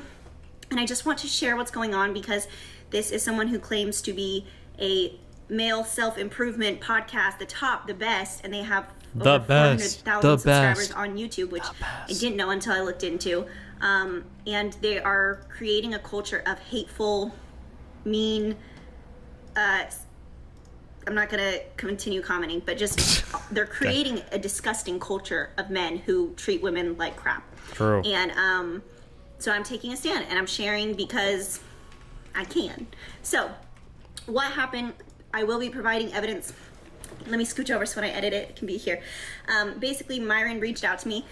He is half of Fresh and Fit. I think he's fresh, but I don't think he's fresh. I think his name is Fresh on the podcast. But he reached out to me and wanted to do a podcast, or wanted me to collaborate with him for his show. At the time, I don't know what his following is now, but he had like 10,000 followers on Instagram. I have had at that time around like 42,000, 40,000, something like that.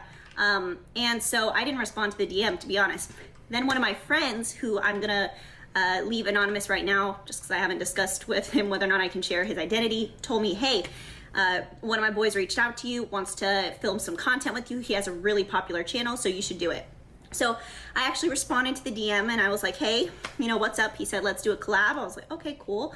I was actually planning a trip to Miami, so I told him, like, this is what I'm gonna be in Miami. I wasn't going to pay to come out to be on his show, and I hadn't even looked into his show. I just kind of went off of the friend's recommendation. So Myron and I went back and forth. I'm just gonna pull up the text so I don't say anything that's not true. He asked me when the soonest I was gonna be out there is. I told him that I was planning on being there Friday. He said he wasn't gonna be available then, and then he asked me a relationship question. For some reason, I did not see that that part of the message, or I was busy or whatever. So I said, do you wanna make it happen, or should I plan for next week? And he said it'd have to be next week, so we're just discussing logistics. I answered his question, said, that would be tough. You didn't answer the relationship questions. I'm so sorry. That message actually just didn't load. No, I'm single. I'm actually not dating anyone either right now. I dated someone for a couple months last year, and before that I was single for about 2 years, but I love that topic. Okay. I'm not dating Wait, anyone right now. what? All right, cool. I'm upfront that I'm not going to do anything platonic. Hold on. Now, dated someone a couple months last year, but before that I was single, and I love talking on that topic. He said, oh, okay, cool, I'm up for that. I'm not gonna do anything platonic with you, just being honest. And I thought he was reaching out for a collaboration because we're both well-known in the fitness industry. What? And you know, my Instagram following is larger than his, so at the time I still didn't know he had a 400, you know, him and his partner have a $400,000 subscriber YouTube page. But I have been approached about collaborations before, and so since I was gonna be out there, I was down to do it. So when he said, I'm not trying to do anything platonic with you, it was completely left field for me because I was only thinking we were going to do some kind of fitness related content collab. And he said, no problem, I collab directly with girls I date, no pressure though. And I was like, so if we aren't dating, you don't want to collab? Because he's never even asked me on a date at this point. So I was like, he said, no, don't mean to be an a-hole, but we have plenty of women in Miami. And I said, well, same, we have plenty of men here in California, so why would I fly to Miami to date someone who I know nothing about? And he said, simple, attractive women are common, high value men are not. What the fuck?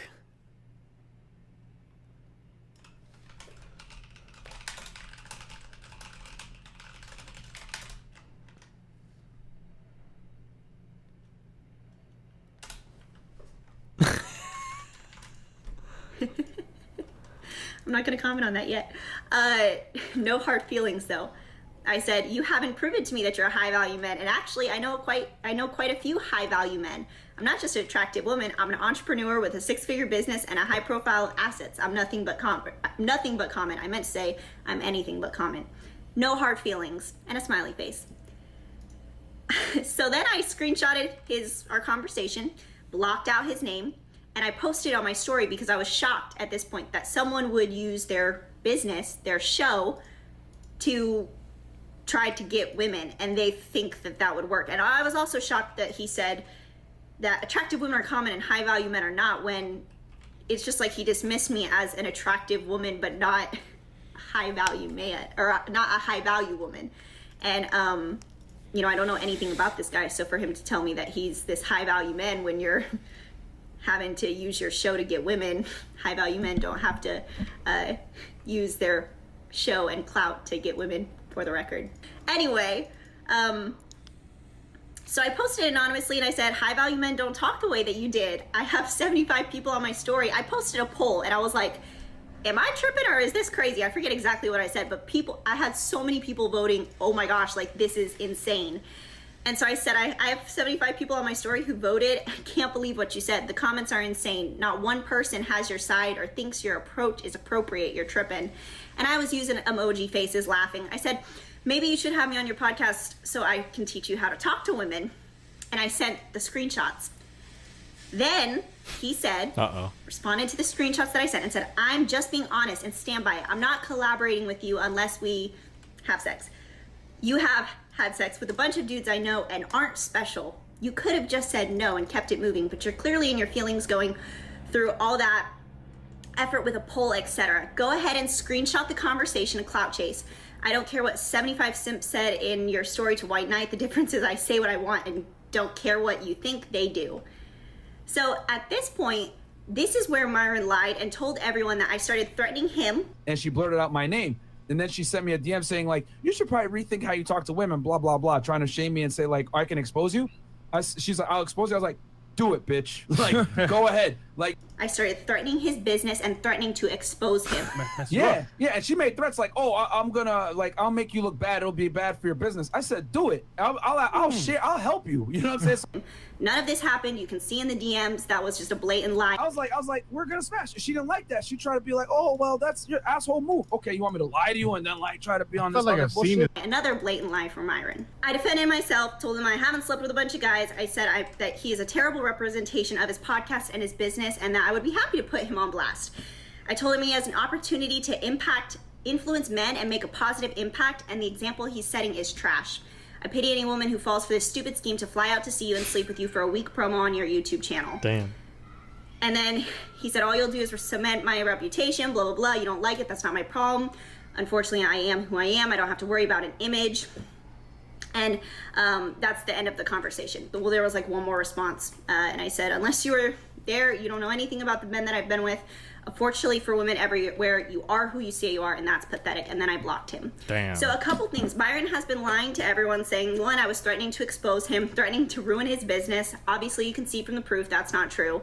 A lot of his following is under the impression that I was trying to get on his show or asking to be on his show. Again, you can see from the screenshots, that's not the truth. I didn't even know anything about his There's like a kid screaming the whole. I don't know why. Show, which again, that's a lesson I learned. Don't agree to come on a show unless you've actually researched the show. I was just going off of a mutual friend's recommendation because that's a pretty good friend. But and he felt terrible about it and apologized once he saw. But the reason why I'm speaking about it now, and I wanted to make a video then and explain what was going on, but I decided to just not give any more attention to it. But I'm making a video about it now because I'm getting harassed and bullied daily by his following and by his people. Myron told the guys on the podcast told everyone to put my Instagram handle in their bio or in their little messenger or what. I don't know how YouTube videos work like that. Stuff. And then she blocked me because she was like, oh, okay, this dude, I can't hurt him by trying to embarrass him. Like, what's her Instagram again? It goes something like Anna Quinn Fitness. Oh, there you go. Anna Quinn Fitness. Y'all want to roast her? I don't care. Jesus, why would you do She that? wanted to smoke. Okay. Now you got to deal with that. Now you got to get embarrassed and look stupid and all this other shit. Someone put her Instagram in the chat. Can we see her Instagram real quick? It might have been me. Oh, damn. Oh, you want to pull it up? I would love to see her Instagram. Be honest with you. I don't even want to give her that. I thought they were fresh and fit. Wait, you know what? Because I do a privacy complaint. That's what They put my Instagram on their show so that people could go mess with me, and they told the lies about what they're claiming happened, and that is not the truth. So not only is this guy lying to everyone, but he's claiming to be a male self-improvement expert and the leading show for male self-improvement, but the culture that he is raising is gross and disgusting. These are bullies. I get at least 5 messages a day of people telling me I'm a whore, telling me to go kill myself, people commenting on my pregnancy announcement video, telling me I've been sleeping around, just awful comments. And here's the thing. Nobody knows not a lot of people, only the people close to me know the real situation of what's going on with me and the father of this child. But the truth is, I can't talk about it because I've been threatened. My safety has been threatened. I was threatened, and I've been talking to a lawyer, and I'm not able to discuss the details of that. So right now, I just have to leave it kind of plain and generic, and I'm fine with that. But me receiving all of this harassment and bullying and all of these comments, it's heavy, and I'm tired of it, and I'm not gonna keep receiving it without taking a stand for myself. So that's why I'm making this video, because anyone who's following him needs to know the truth. You need to unsubscribe from his channels, because this is not someone who will help a man improve himself. This is someone who will help a man dig himself into a hole, and his culture speaks for itself. Look at the comments I've been receiving. This is what he has bred. This is the tribe that he has created and raised up. And it's disgusting. It's shameful. He should be embarrassed. He should be apologizing that his following and that he has impressed upon these people that this type of behavior is okay. But he's not going to, because he's not man enough. Damn. So we have a liar, we have a bully, and that's what he's creating. My Vine he's booms. Creating ignorant bullies who are coming after someone they don't know without knowing all of the facts and the information, and that's why I'm speaking up and speaking out against it. So hopefully this wasn't too long or too boring. I just had to get all the information out. So hopefully y'all will stop watching their dang show and unsubscribe and share this video, because some people need to know. And also women who agree to be on this show need to know the truth behind what's going on. And also, Myron said that people can't come on the show unless they sleep with him. I can't come on the show unless I sleep with him. He said, I only collaborate with women I'm dating. So is he saying he slept with every woman that's been on the show? Because I'm guessing that's probably not the truth, because I kind of doubt that he would actually be able to get all those women. But I'm not gonna, that's just my speculation. So, okay, that's all. Like this video, share it, subscribe. Peace out. Fuck, I collabed with him. Oh no. True. Holy shit. Okay, so I'm guessing her response probably included their response. Well. Destiny. Propagation bounces. Plus 20% isn't that good item. Isn't that good item for poison? Wait, I don't know which item you're talking about now. Oh, you're talking about this one here? I like the poison damage, the multi-hits, and the action points for a dagger person. I think this is a really good item for a dagger person. Plus a lot of dodge and armor so they can sit in enemy teams, right? Because now I get more of the poison dagger throws. The propagation bounce is a little bit wasted, but who the fuck cares?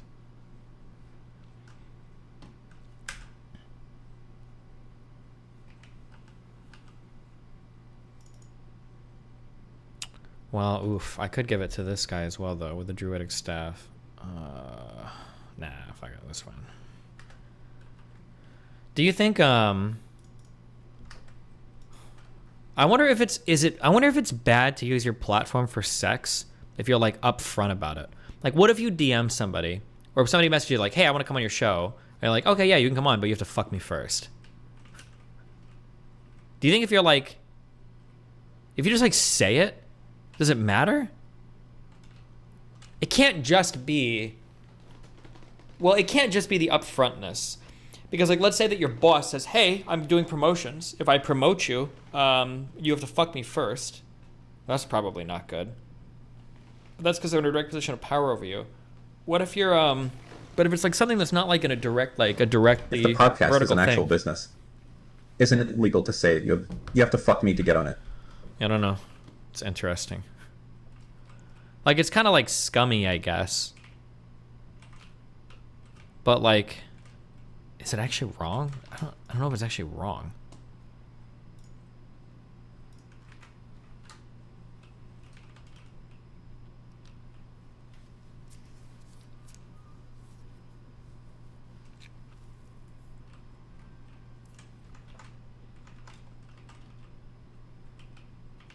I don't know.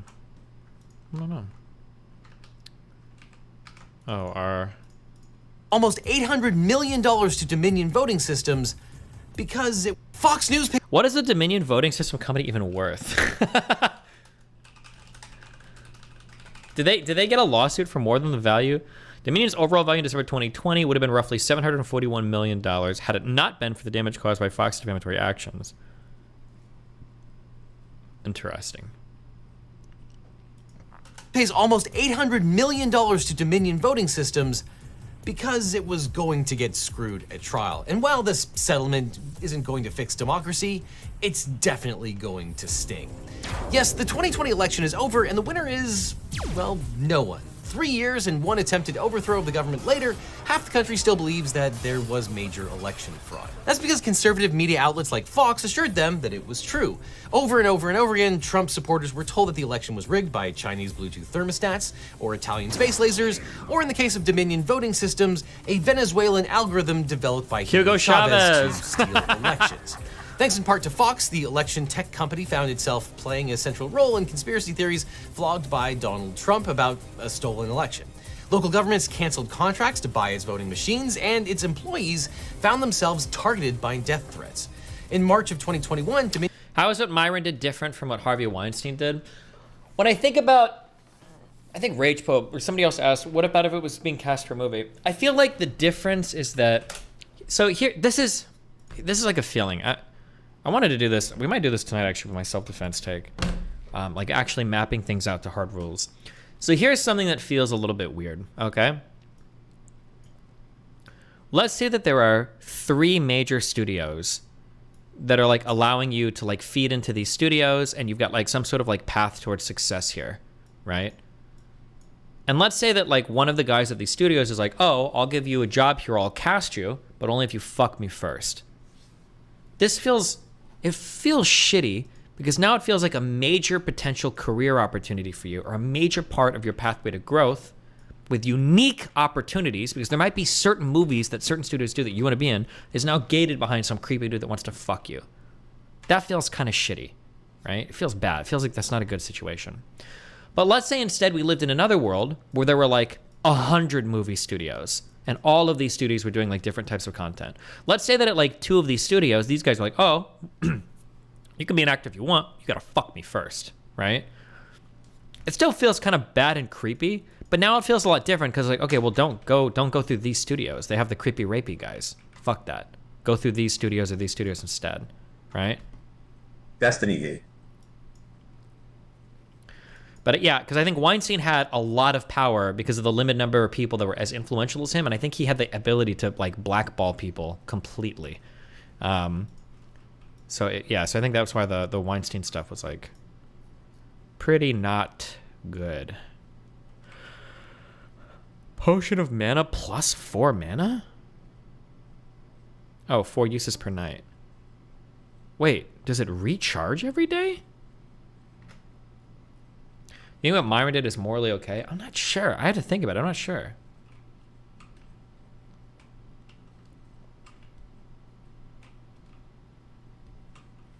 I don't know.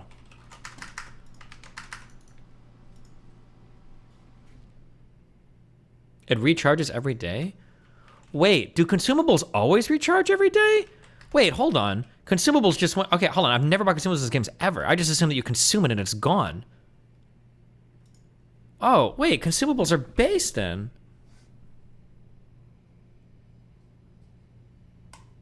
Fuck me. Fuck. You know what a good movie is? It's fucking Margin Call. Same with Scrolls? Wait, really? Oh, shit. I didn't know that. Minion sued for defamation, and now Fox is cutting a very, very big check. How big of a check? Well, $787.5 million, which is about half of the $1.6 billion that Dominion asked for when it filed suit. But remember, the amount of money that you ask for in the prayer in the complaint is completely arbitrary and always nonsense. That's a whole bunch of libel slander, and it's the kind of settlement that really shows that Fox knew it was going to get screwed at trial. But to figure out how screwed they were, It feels like the discovery process would have been like fucking game over for Fox for some of these texts going public, maybe. 100. I had girls sucking my me chewy. You think I'm kidding you? Yeah, you gotta suck my get up in the belly room. I'll make a call for you. That's the gateway into coming to Hollywood. Everybody knows that. How many girls did you have do that? Oh, 20 of them. I had this little... Like, this is super fucked and super disgusting. Because it sounds like this guy did have the ability to, like, gatekeep people through their career, because there weren't, like, 100 different agents or casting people or whatever that you could go through. Like, blonde, open mic chick dog that used to come up to the comedy store with a 20 and just take me up to the belly room and suck my and go do her set. She was tremendous. Wow. She finally freaked out. When she got to Hollywood, bro, she was beautiful. And when she left, she had dirty her nails were dirty. And then a year later, she wrote me a letter to the comedy store. You broke me.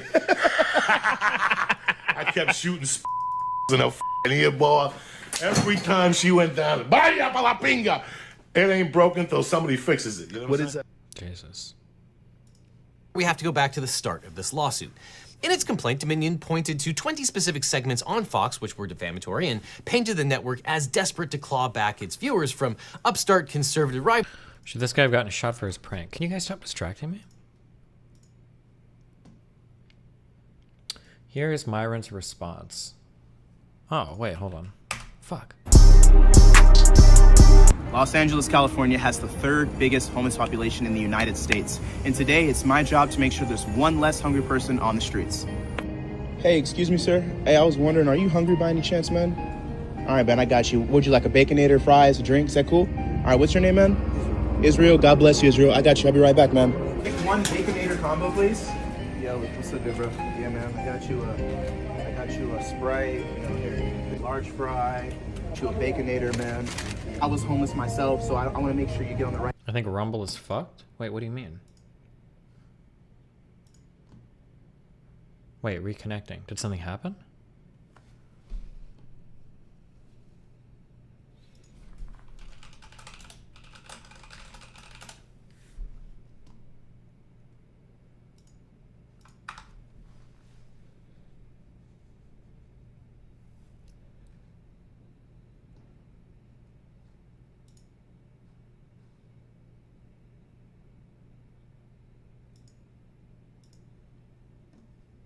Path, you're always able to, get back on your feet. So I want you to enjoy this.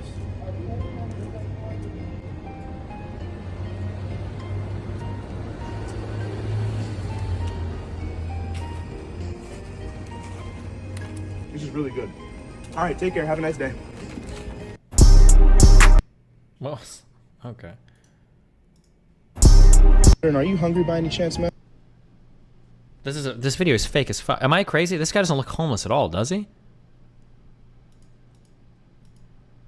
Or do I just see way rougher homeless people? Okay. Israel, God bless you, Israel. I got you. I'll be right back.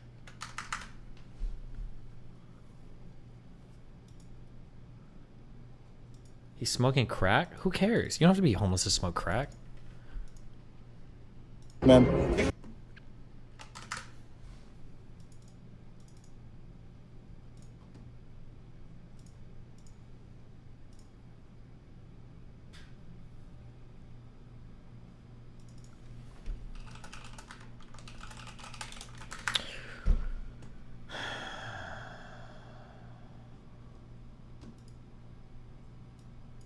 Wait, is my Rumble stream still down? Oh, failed to connect to server. Wait, what the fuck?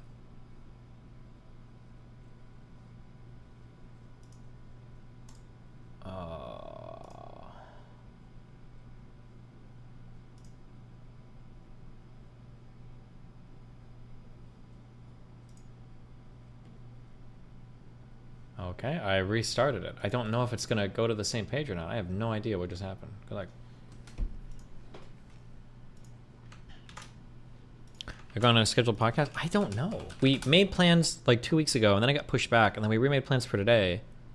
But I don't think he emailed me verifying if the time was okay, so I have no idea.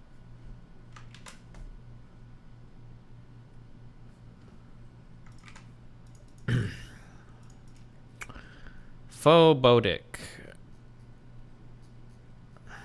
Being upfront about wanting to have sexual relations with a client is still bad because you distort their ability to make a proper decision. Making them choose relying on their bodies as a source of income instead of any real talent. You're basically asking them to make a choice on choosing an honorable way, making income based on faith. They won't screw you over, force them.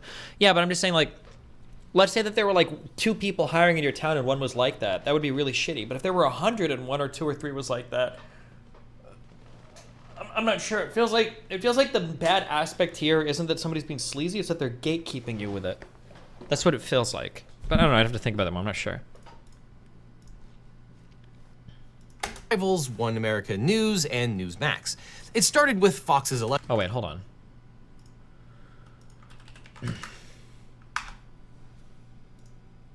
Okay, this is live again. Okay, cool. Let's see. Hey Destiny, since you're actually viewing this chat now, do me a favor, redo your blue hair color. Lots of outgrowth. Looks bad. You need to invest in more manic panic. I have no idea what manic panic means, but okay. It'll grow. I think probably my next haircut I'll be out of blue hair, I think.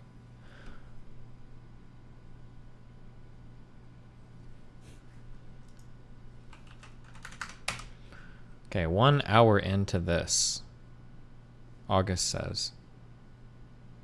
Oh, shit. Let's see. Keep your heads up. There was a question below, I think, Chris. Oh, Myron, do you believe in Islam or have you renounced it? No, I do believe in Islam. I think it's the best religion in the world. About only collaborating with her if she had fun. Okay, guys. So me and Anna know each other because we are in the same. And we through that program. So from the beginning. From the beginning. All right. So because the thing is that she only showed part of the conversation. As a matter of fact, let's play her video, Chris. Chris, bring it up. Give it 1 second, guys. Chris is pulling it up. He has so many things behind there that he has probably like 100 pieces of content back there, guys. Watch car chase, bro. Who cares? Car chases are always so fucking boring. Link me the car chase? Fuck it. Where is it?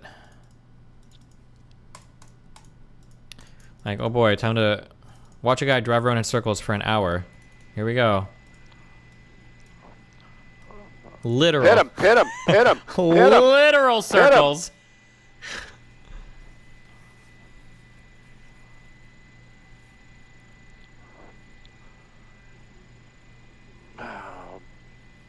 Oh, okay. This is what my car looks like right now, with all this shit hanging off it, because my shit is fucked. The guy was supposed to email me a quote today. Well, Jen, I believe it's Jen. Good afternoon. Take a look at this. This guy is driving like he stole it because he did. This is the sheriff's department in pursuit of this vehicle. Now, here we go. There we go. Doors are open. This is the first time we've seen those doors pop open. They've been talking about this for more than a minute. Oh, my goodness. How many folks? And a dog. And a dog. Yep, there was a dog jumped out of the car as well. We're going to keep an eye on one of them. Okay, this was worth, I guess. And I'm listening to the sheriff's department. They're talking about them yelling. They're talking about them. There they are. Hang on.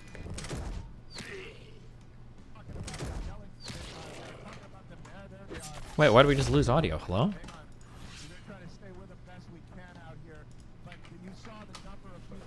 Why did we just lose all of our volume? Wait, did I accidentally fuck? Good link, hamster cock. I think their audio got fucked up.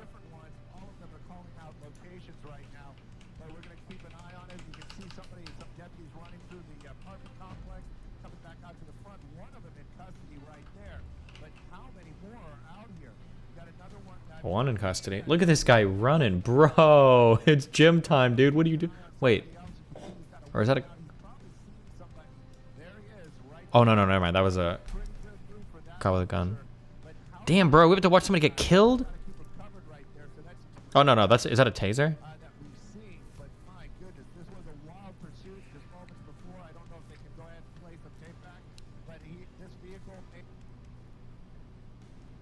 Areas out here. Thank you. Right now they got 2 in custody, but the driver's who they really want. And I'm not sure if that is the driver right there. But well, she might be 14, never mind. Just kidding. Stu, do we know how this all... I know it took us a couple of minutes to get out to you, Are they going to arrest the dog? how this all started and where? How it all started, I'm not really 100% on that, but we do know that this was a reported stolen vehicle. Deputies were following it for quite some time. It was up in the Palos Verdes area earlier on. They were off of Western for most of the ride that we were trying to get to it, but then all of a sudden this vehicle made this bolt out to the east, bringing it out here into the Wilmington area, and that's where we went live with it. But you can see right there. I don't think you're acknowledging that just because they can choose a different person doesn't mean the same opportunity is there. If being a drug dealer versus being a doctor, most people in most scenarios won't choose being a drug dealer if the living situation is fucked up. For content creators who rely on it as their sole income, which most content creators are forced to in order to make content full time, missing out on even one opportunity would be detrimental. Couldn't your argument be an argument against all not safe for work content though? Like, couldn't it be an argument against ever having porn or ever having anything? Because couldn't you say that that's always like a path of least resistance for women to go through then? There's some deputies taking that one person into custody that was on the other side of the fence. Now, I can honestly tell you, after everybody jumped out right there and seeing that dog come out of the car, we know 2 in custody right now, but the original... Oh, hold on. This is actually a good point. This actually could change my mind. Even if Fresh and Fit aren't gatekeeping the whole podcast space, considering how big and influential their podcast is, couldn't this set a bad precedent for how future podcasts function?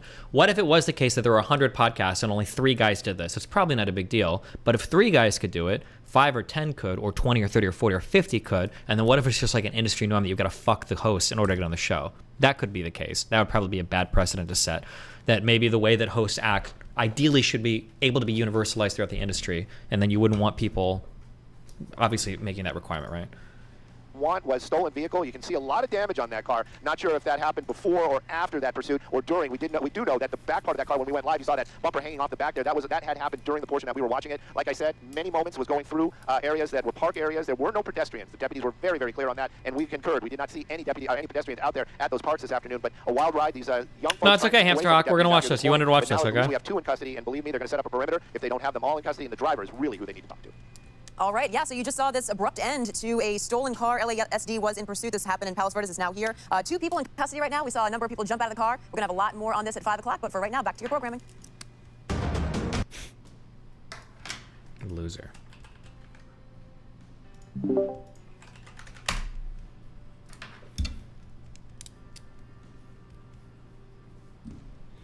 No, I don't want to die.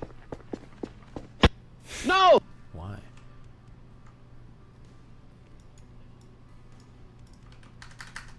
Okay, can we finish this? Oh no, wait, we can't finish this. I'm sorry, because we've got this. Guys, that's why he's pulling it up. It's tough. So a whole lot. Yeah, so let's pull up her video. Yep, that one right there. Play that video. What's up, y'all? Okay, so let's go. The truth shall set you free. Yeah, so let's look at her video real fast. Okay, let's go to 5:51. So she breaks down the conversation, right? Or we could play it from the beginning with what she says for the conversation.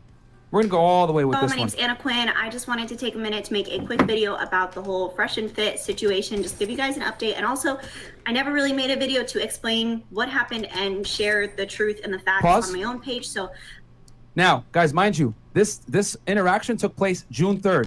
Why is she waiting to now to talk about this? Okay?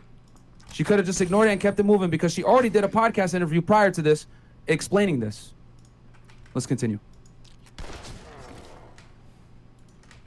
I want to make this quick. I want to make it clear so you have all the evidence in front of you. And I just want to share what's going on because this is someone who claims to be a male self-improvement podcast, the top, the best. Air and they quotes. have over 400,000 subscribers on YouTube, which I didn't know until I looked into. And they are creating a culture of hateful. Just downgrade the quality, Chris. Mean. Trigger word. We're gonna download the quality. I don't know why, guys, on StreamYard it plays so. Yeah, it slows like that. I'm not gonna continue commenting, but they're But just pay attention to the audio. creating a disgusting culture of men who treat women. Okay, so she's making allegations that we're creating a disgusting culture. Bear with us, guys. I don't know if I'd why. call that allegations. And, That's like an so I'm taking a opinion, stand, and I'm sharing but okay. Probably Twitch, man. Yeah, it might be Twitch. If you got a close Twitch, because okay. I can. So You might have to refresh. What happened? I will be providing evidence. Here we go. Okay, Let me scooch over so when I edit it, it can be here. Basically, Myron reached out to me. He is half of Fresh and Fit. I think he's fresh, but I don't think he's fresh. I think his name is Fresh on the podcast. But he reached out to me and wanted to do a podcast, or wanted me to collaborate with him for his show. At the time, I don't know what his following is now, but he had like 10,000 followers on Instagram. I have had at that time around like 42,000, 40,000, something like that. Pay attention to that, guys. That 42,000 is going to be very significant later. That she has a big following like that. Okay, on Instagram. Let's continue. Okay. And so I didn't respond to the DM, to be honest. Then one of my friends, who I'm gonna leave anonymous right now, just because I haven't discussed with him whether or not I can share his identity, told me, hey, one of my boys reached out to you, wants to film some content with you. He has a really popular channel, so you should do it. So I actually responded to the DM and I was like, hey, you know, what's up? He said, let's do a collab. I was like, okay, cool. I was actually planning a trip to Miami. So I told him, like, this is what I'm going to be in Miami. I wasn't going to pay to come out to be on his show. And I hadn't even looked into his show. I just kind of went off of the friend's recommendation. So Myron and I went back and forth. I'm just going to pull up the text so I don't say anything that's not true. He asked me when the soonest I was going to be out there is. I told him that I was planning on being there Friday. He said he wasn't going to be available then. And then he asked me a relationship question. For some reason, I did not see that message or that Sexual part of the relationships message, or on I was busy podcasts or be whatever. treated like sponsorships instead. That way, you get a bias warning before the guest speaks their opinions. Oh, like just so you guys know, this person had to have sex to come on the show. Maybe that would be okay. The disclosure. Nah, I don't know. It wouldn't be a good industry norm to set, right? Whatever. So I said, do you want to make it happen, or should I plan for next week? And he said it'd have to be next week. So we're just discussing logistics. I answered his question, said, I'm not dating anyone right now. Dated someone a couple months last year, but before that I was single and I love talking on that topic. He said, oh, okay, cool. I'm up for that. I'm not going to do anything platonic with you, just being honest. And I thought he was reaching out for a collaboration because we're both well known in the fitness industry. And, you know, my Instagram following is larger than his. So at the time, I still didn't know he had a 400, you know, him and his partner have a $400,000 subscriber YouTube page. But I have been approached about collaborations before. And so since I was going to be out there, I was down to do it. So when he said, I'm not trying to do anything platonic with you, it was completely left field for me because I was only thinking we were going to do some kind of fitness related content collab. And he said, no problem. I collab directly with girls I date. No pressure though. And Pause I was that. like, so if we aren't dating, you don't want to collab. So dating is much different than. She has, yeah, it's kind of cringe too. Red Pillars use like dating, like the way that he's saying dating there. I'm pretty sure he just means fucking. I don't know why he says dating. I think it just means, I think dating to Red Pillars, I think dating means available to fuck. So if you're somebody that I can text and you can come up and fuck me, then we're dating, I think. They use it in a really new, weird way. Bang me or else you come on the show. You know what I'm saying? Which is what she was trying to insinuate, because in her video, bang me. Dating, you don't want to. So dating is much different than bang me or else you come on the show. You know what I'm saying? Which is what she was trying to insinuate, because in her video she says, "Oh, Myron bribes girls to get on the show, to have." She goes, "Bribing women with collaboration for sex" is what she's saying. So I basically tell her, "Hey, just so you know, we're gonna work together, but I'm not trying to make this platonic at all. I'm being upfront and direct with her." Guys, on the show, what do we say all the time? If you're gonna talk to a girl, let her know exact Up intention. front. Don't waste time. This woman is in California, guys. Yep. Okay? I'm in Miami. Let's continue. Wait, what? I don't understand anything that was just said there. What point was that any of that supposed to make? What? Because he's never even asked me on a date. Date. Point. So I was like, he said, no, don't mean to be an A. Is it them? We're gonna fix that. Oh, it's them logging, not me. Okay. The internet. Yeah, it's Twitch, man. Fucking on. But we have plenty of women in Miami. And I said, well, same. We have plenty of men here in California. So why would I fly to Miami to date someone who I know nothing about? And he said, simple. Attractive women are common. High value men are not. How would you say this? I'm not going to comment on that yet. No hard feelings, though. I said, you haven't proven to me that you're a high value man. And actually, I know quite a few high value men. I'm not just an attractive woman. I'm an entrepreneur with a 6-figure business and a high profile assets. I'm nothing but common. So guys, see here how she says I this? say I'm anything but common. No. So she writes me that paragraph, and then look at the time. Later on in the day, she texts me again at 10 o'clock. Pay attention to the time because she did not acknowledge this at all. So I need you guys to follow along with the timeline because I'm going to show you guys the full text as well. Yep. With a video, not screenshots. That's the difference. Because when you look at this in full context, you start to see what really happened here. Okay? Let's hit play. No hard feelings and a smiley face. So God, they're sorry lag. guys for the Holy slowdown. shit. We're just gonna play it straight through, so we don't have any issues. So I need you guys to make some notes because she's gonna make allegations that I lied about her trying to destroy the business. Yeah. She's gonna make allegations So then I saying screenshotted. that I doxed her, and she's also gonna make an allegation that I'm a liar and a bully. So we're gonna play it so we could get her full side. But just keep in mind those are the allegations she's gonna make. Okay? Yeah. So we'll just play it so we don't hit any more slowdown. We apologize for that, guys. For some weird It's reason, our- when we were linked to Twitch, it does this. Okay, let's go, Chris. Conversation, blocked out his name, and I posted on my story. It's like buffering right now. Good one, guys.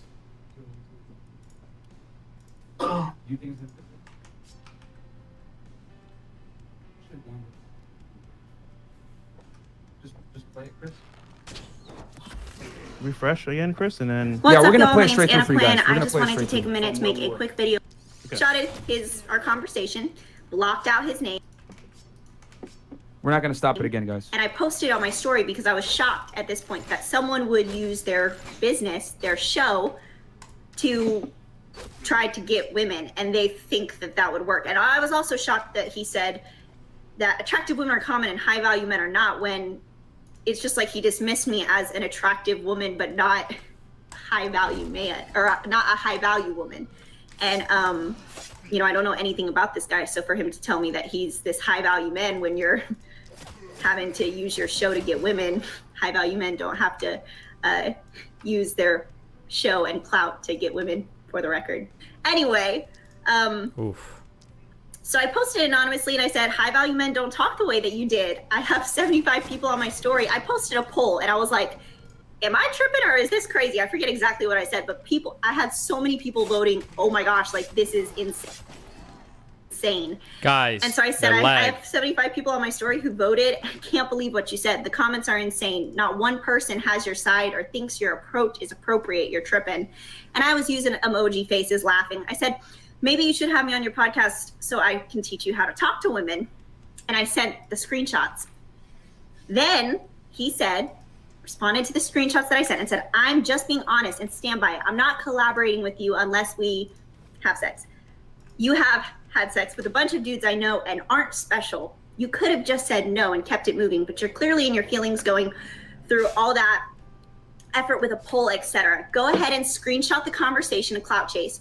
I don't care what 75 simps said in your story to White Knight. The difference is I say what I want and you don't care what you think they do.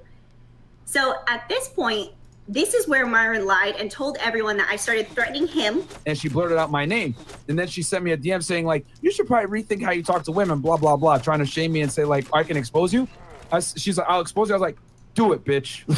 Go ahead. I started threatening his business and threatening to expose him. Yeah. And she made threats I'm gonna I have I'll make proof you of look this, bad. watch. It'll be bad for your business. I said, do it. I'll share. I'll help you. You know what I'm saying? None of this happened. You can see in the DMs that was just a blatant lie. I was like, we're gonna smash. She didn't like that. She tried to be like, oh, well, that's your asshole move. Okay, you want me to lie to you and then try to be on this other bullshit? Another blatant lie from Myron. I defended myself, told him I haven't slept with a bunch of guys. I said that he is a terrible representation of his podcast and his business, and that I would be happy to put him on blast. I told him he has an opportunity to influence men and make a positive impact, and the example he's setting is trash. I pity any woman who falls for this stupid scheme to fly out to see you and sleep with you for a week promo on your YouTube channel. And then he said, all you'll do is cement my reputation, blah, blah, blah. You don't like it. That's not my problem. Unfortunately, I am who I am. I don't have to worry about an image. And that's the end of the conversation. Well, there was one more response. And I said, unless you were there, you don't know anything about the men that I've been with. Unfortunately for women everywhere, you are who you say you are, and that's pathetic. And then I blocked him. Damn. So a couple things. Myron has been lying to everyone, saying, one, I was threatening to expose him, threatening to ruin his business. Obviously, you can see from the proof that's not true.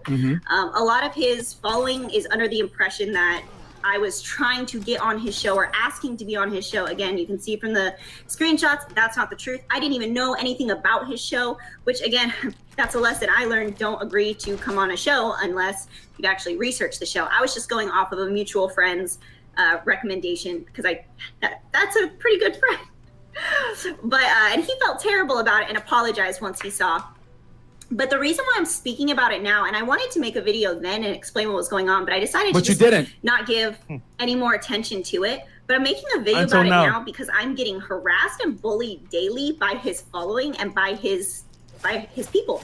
Myron told the guys on the podcast told everyone to put my Instagram handle in their bio or in their little messenger. I don't know how YouTube videos work like that. Other stuff, and then she blocked me because she was like, "Oh, okay, this dude, I can't hurt him by trying to embarrass him." Like, what's her Instagram again? It goes something like Anna Quinn Fitness. Oh, there you go. Anna Quinn Fitness. Fitness. Y'all want to roast her? I don't care. She wanted to smoke. Okay. Now you got to deal with that. Now you got to get embarrassed and look stupid and all this other shit. Someone put her Instagram in the chat. Can we see her Instagram? Oh, hold on. We've got a dono coming in from... I work for Tucker Carlson. He didn't get fired. He bought out his contract. He wanted to leave. Stop peddling fake news. He will make more money doing his podcast. Also, stop doing boring drama content. From Ukulele 2 or whatever. There you go. Real quick. It might have been me. Oh, damn. Oh, you want to pull it up? I would love to see her Instagram. Be honest with you. I don't even want to give her that. I thought it was flex and fit. Wait, you know what? They put my Instagram on their show so that people could go mess with me, and they told the lies about what they're claiming happened, and that is not the truth. So not only is this guy lying to everyone, but he's claiming to be a male self-improvement. Wouldn't it be interesting if somebody could write like a 1,500 word report on these guys? Expert and the leading show for male self-improvement, but the culture that he is raising is gross and disgusting. These are bullies. I get at least 5 messages a day of people telling me I'm a whore, telling me to go kill myself, people commenting on my pregnancy announcement video, telling me I've been sleeping around, just awful comments. And here's the thing, nobody... Or wait, 150,000 words, sorry, my bad. Knows not a lot of people, only the people close to me know the real situation of what's going on with me and the father of this child. Okay, pause. But the truth is, I can't talk about it because Okay, so we played it in full. Pretty much. Now she's just kind of saying, "Oh my God, they're harassing me," whatever it is. And so the big allegations are: I lied about her threatening to expose the business and hurt the business. Right? We doxed her. Well, which is when you lie, people will come at you. Yep. By the way. And then that yes. So those are the 2 big ones: that we doxed her and that we basically we allege that she was threatening the business. So let's go ahead and play the full text now.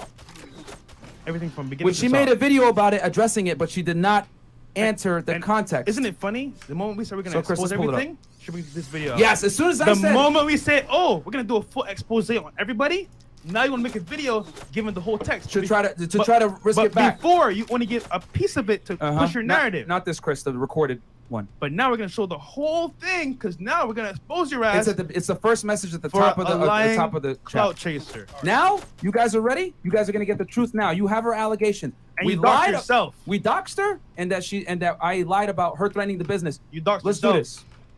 And here's the thing. I'm not going to attack her character. I'm just going to show you guys the video. The allegations. Yeah. Chris? It's at the top of the chat. No, download the video first. Make sure that we don't say anything. Okay. So on this podcast. Okay, guys. So here we go. Cool. Chris has it, so he's gonna pull it up right now and share it on screen for you guys. Yeah, we can see it here. So you guys can see it blown up. Shout out to Chris, by the way, in the back, making this seamless. There you go. Thank you guys for bearing with us. This is a live show, man. None of this is scripted. All right. So, yo, we should do a collab, right? Hey, sure. What you got in mind? Smiley face. Interested in a YouTube collab in Miami? Sure. I'm not sure when I'm going to be in Miami, but can definitely let you know next time I'm out there. Hit play. Okay. Scroll down. When's the soonest you could be out here? Friday, LOL. Oh, damn. I'll be in Vegas, okay? This is when I'm at the CME, okay? Also, we do a nice show where we discuss dating relationships. Are you single or married? Now, I ain't gonna lie. I asked this for 2 reasons. Number 1, to see what she would Where she'd be on the show, and number 2, to see if we could smash. fit in as far as like for the show to see if she's single. And hey, I'll shoot my shot. I don't care. I'm owning it, baby. Yeah, Listen, I'll shoot my shot. On the show all the time, right? I'm used to rejection. We are very direct, man. Yeah. And at the same time, look, he said, you know what? No hard feelings. But she kept going. So 2 birds with 1 stone. I'm you not go. gonna sit here and cap and say I didn't try to shoot my shot. 100%. If you guys watch this podcast, what do I tell you guys? You need to source girls from Instagram. You need to source girls from online dating. You need to source girls from cold approach. You need to source girls from sugar sites, which we're going to discuss that with you as well, guys. Yep. I tell you guys all the time, if you really watch my content, you need to be using every single avenue to get girls. So, are you single or married? Want me to make it happen, or should I plan for next week? It would have to be next week if we did it. This is because I'm in Vegas for the Conference of Masculine Excellence with Donovan Sharp, okay? She goes, would early next week work? Like Monday or Technical Tuesday. difficulties are understandable. And then What I go, that would be tough. You understand didn't is answer how my bum-ass relationship Chris can question. keep a job after not editing this VOD. LOL. So she goes, I'm so sorry. That message actually didn't load until now for some reason. I am single. Okay? She says with an explanation point. I'm actually not dating anyone either right now. I dated someone for a couple months last year. And before that, I was single for about 2 years, but I love that topic. All right, cool. I'm upfront that I'm not going to do anything platonic with you, just being honest. Isn't that what women want? Honesty? Exactly. And she goes, I'm confused. I'm not trying to do anything with you except collab. Cool. No problem. I collaborate directly with girls I date. No pressure though. What I meant by that is I've collabed with girls I've dated before. It's not a big deal to me. You know what I'm saying? Maybe it is to her, but I'm telling her, to me, it's not a big deal. Right. Now, is this mixing pleasure with business? Yes. Is it stupid? Yes.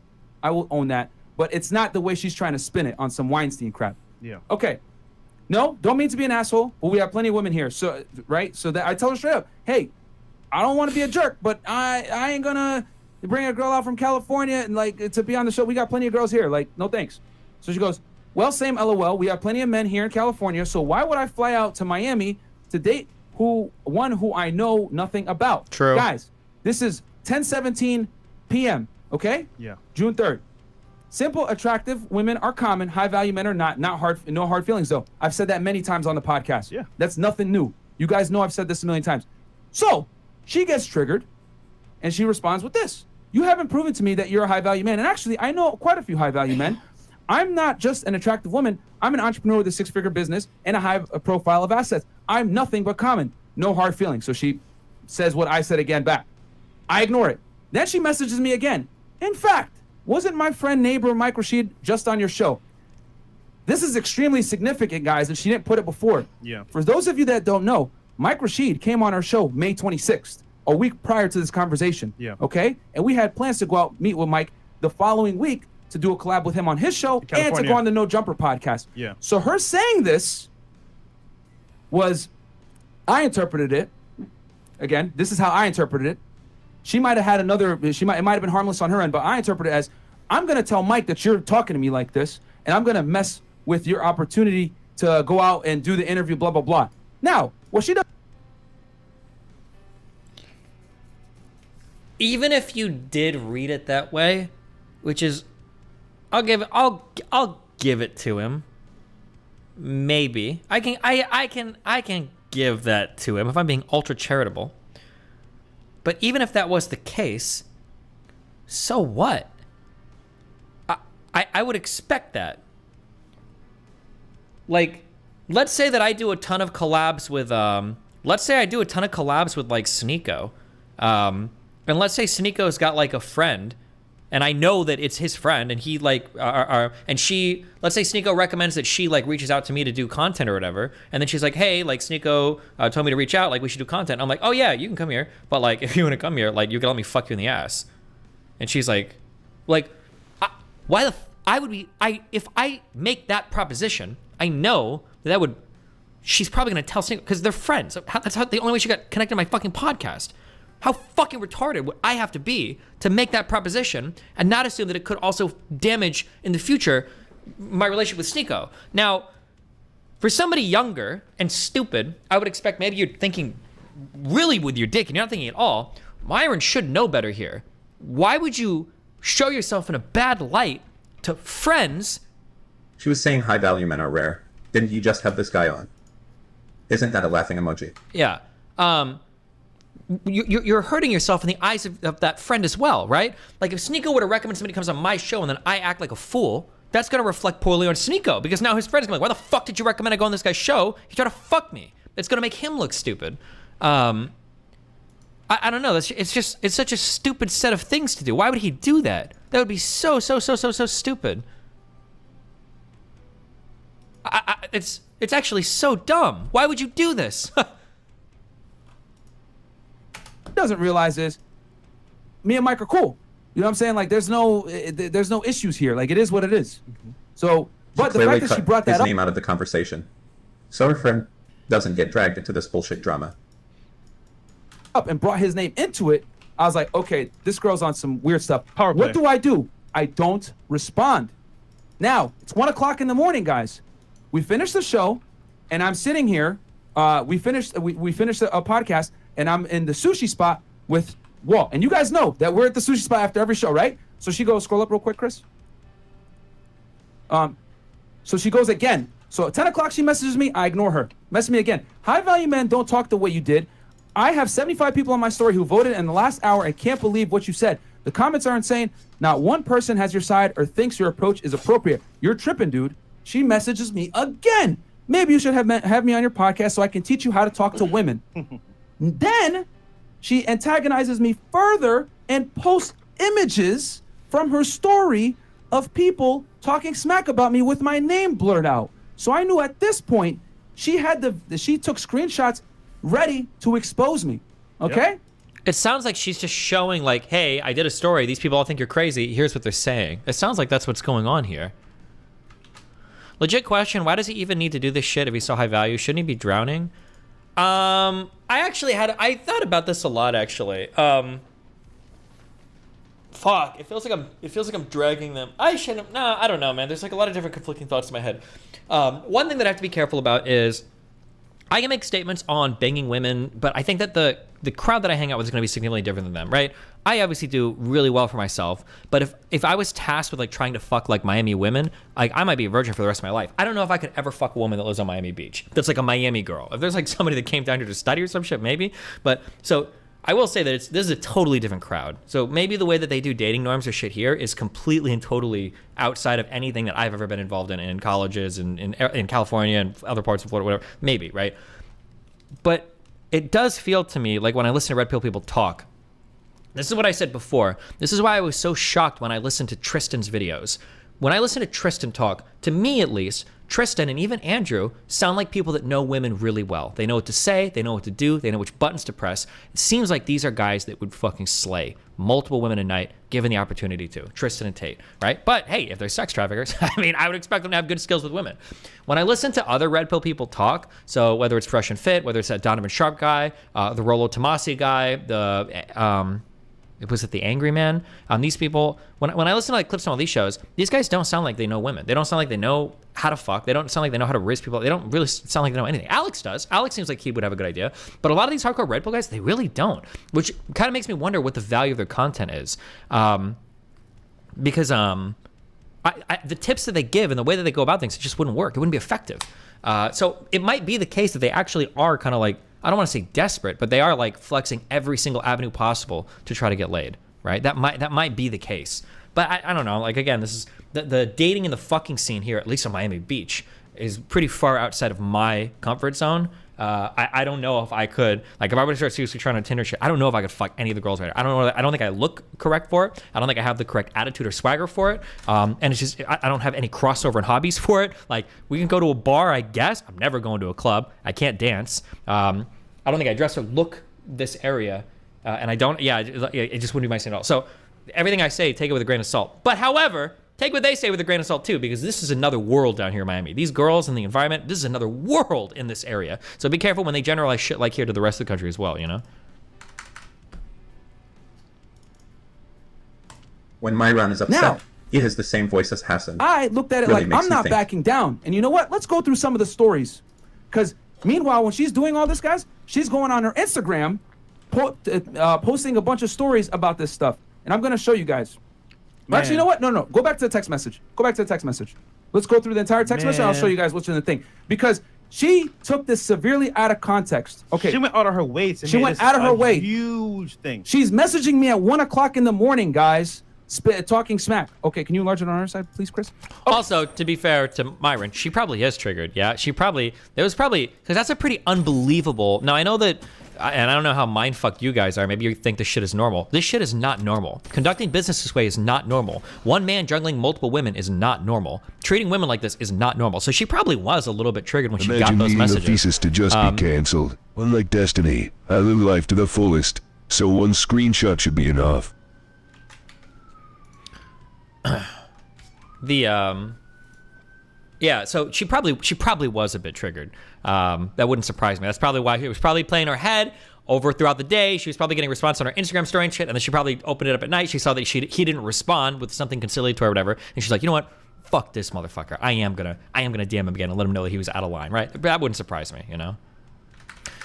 1 a.m. is 10 p.m. California for what it's worth. That's true too. 1 a.m. is on EST would be 10 p.m. California time. True. Okay. So after she spams me with the messages, name drops Mike, says 75 people are saying I'm stupid, and I should bring her on a podcast to teach to help so she could teach me how to talk to women. That's when I respond with this, because at this point I'm frustrated. Was this a proper response? No, I shouldn't have said this. But the Tristan/Andrew stuff seems to me shit that would only work on lower class education people. Would you agree? Kind of. A lot of the times when you're playing the field for a lot of big things like this, when you're trying to just fuck as many women as possible, you are preying on a lot of the natural insecurities that women have. And a lot of what these guys talk about, I mean, like, look at as much as some people are mad at me for saying it, like, that's what the whole passport bro shit is about. Like, a lot of these kind of seduction techniques, when you talk about, like, multiple women being juggled by one person, shit like this is shit that only works on desperate women, right? Or women that have a lot of insecurities. It doesn't work on normal, healthy, well-adjusted women. So it's true. That is kind of a part of what's going on here a lot of the time, the dynamic. This is me pretty much saying, I'm not talking to you anymore unless we smash.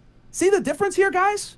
I was upfront. She said no. I moved on. Then she continued to antagonize the problem and try to name drop, embarrass me, show me screenshots of her, asking her following, what it is. This woman has 42,000 followers, guys. There you go. Okay? So I respond, I'm just being honest and stand by it. I'm not collaborating with you unless we fuck. You have fucked a bunch of dudes I know and aren't special. Okay, I'm not going to confirm or deny how I know this information. You could have just said no and kept it moving, but you are clearly in your feelings going through all that effort with a poll. Okay? Go ahead and screenshot the conversation to Cloud Chase, because I knew that's what she was trying to do at this point. Yeah. I don't care what 75 Sims said in your story to White Knight. The difference is I say what I want and don't care what you think. They do. Very important, right? She mentioned, I didn't know you guys had a 400K channel until after the fact. Yes. The Clout Chase. Exactly. She wouldn't have responded to me like this if... Wait, hold on. I need to watch this.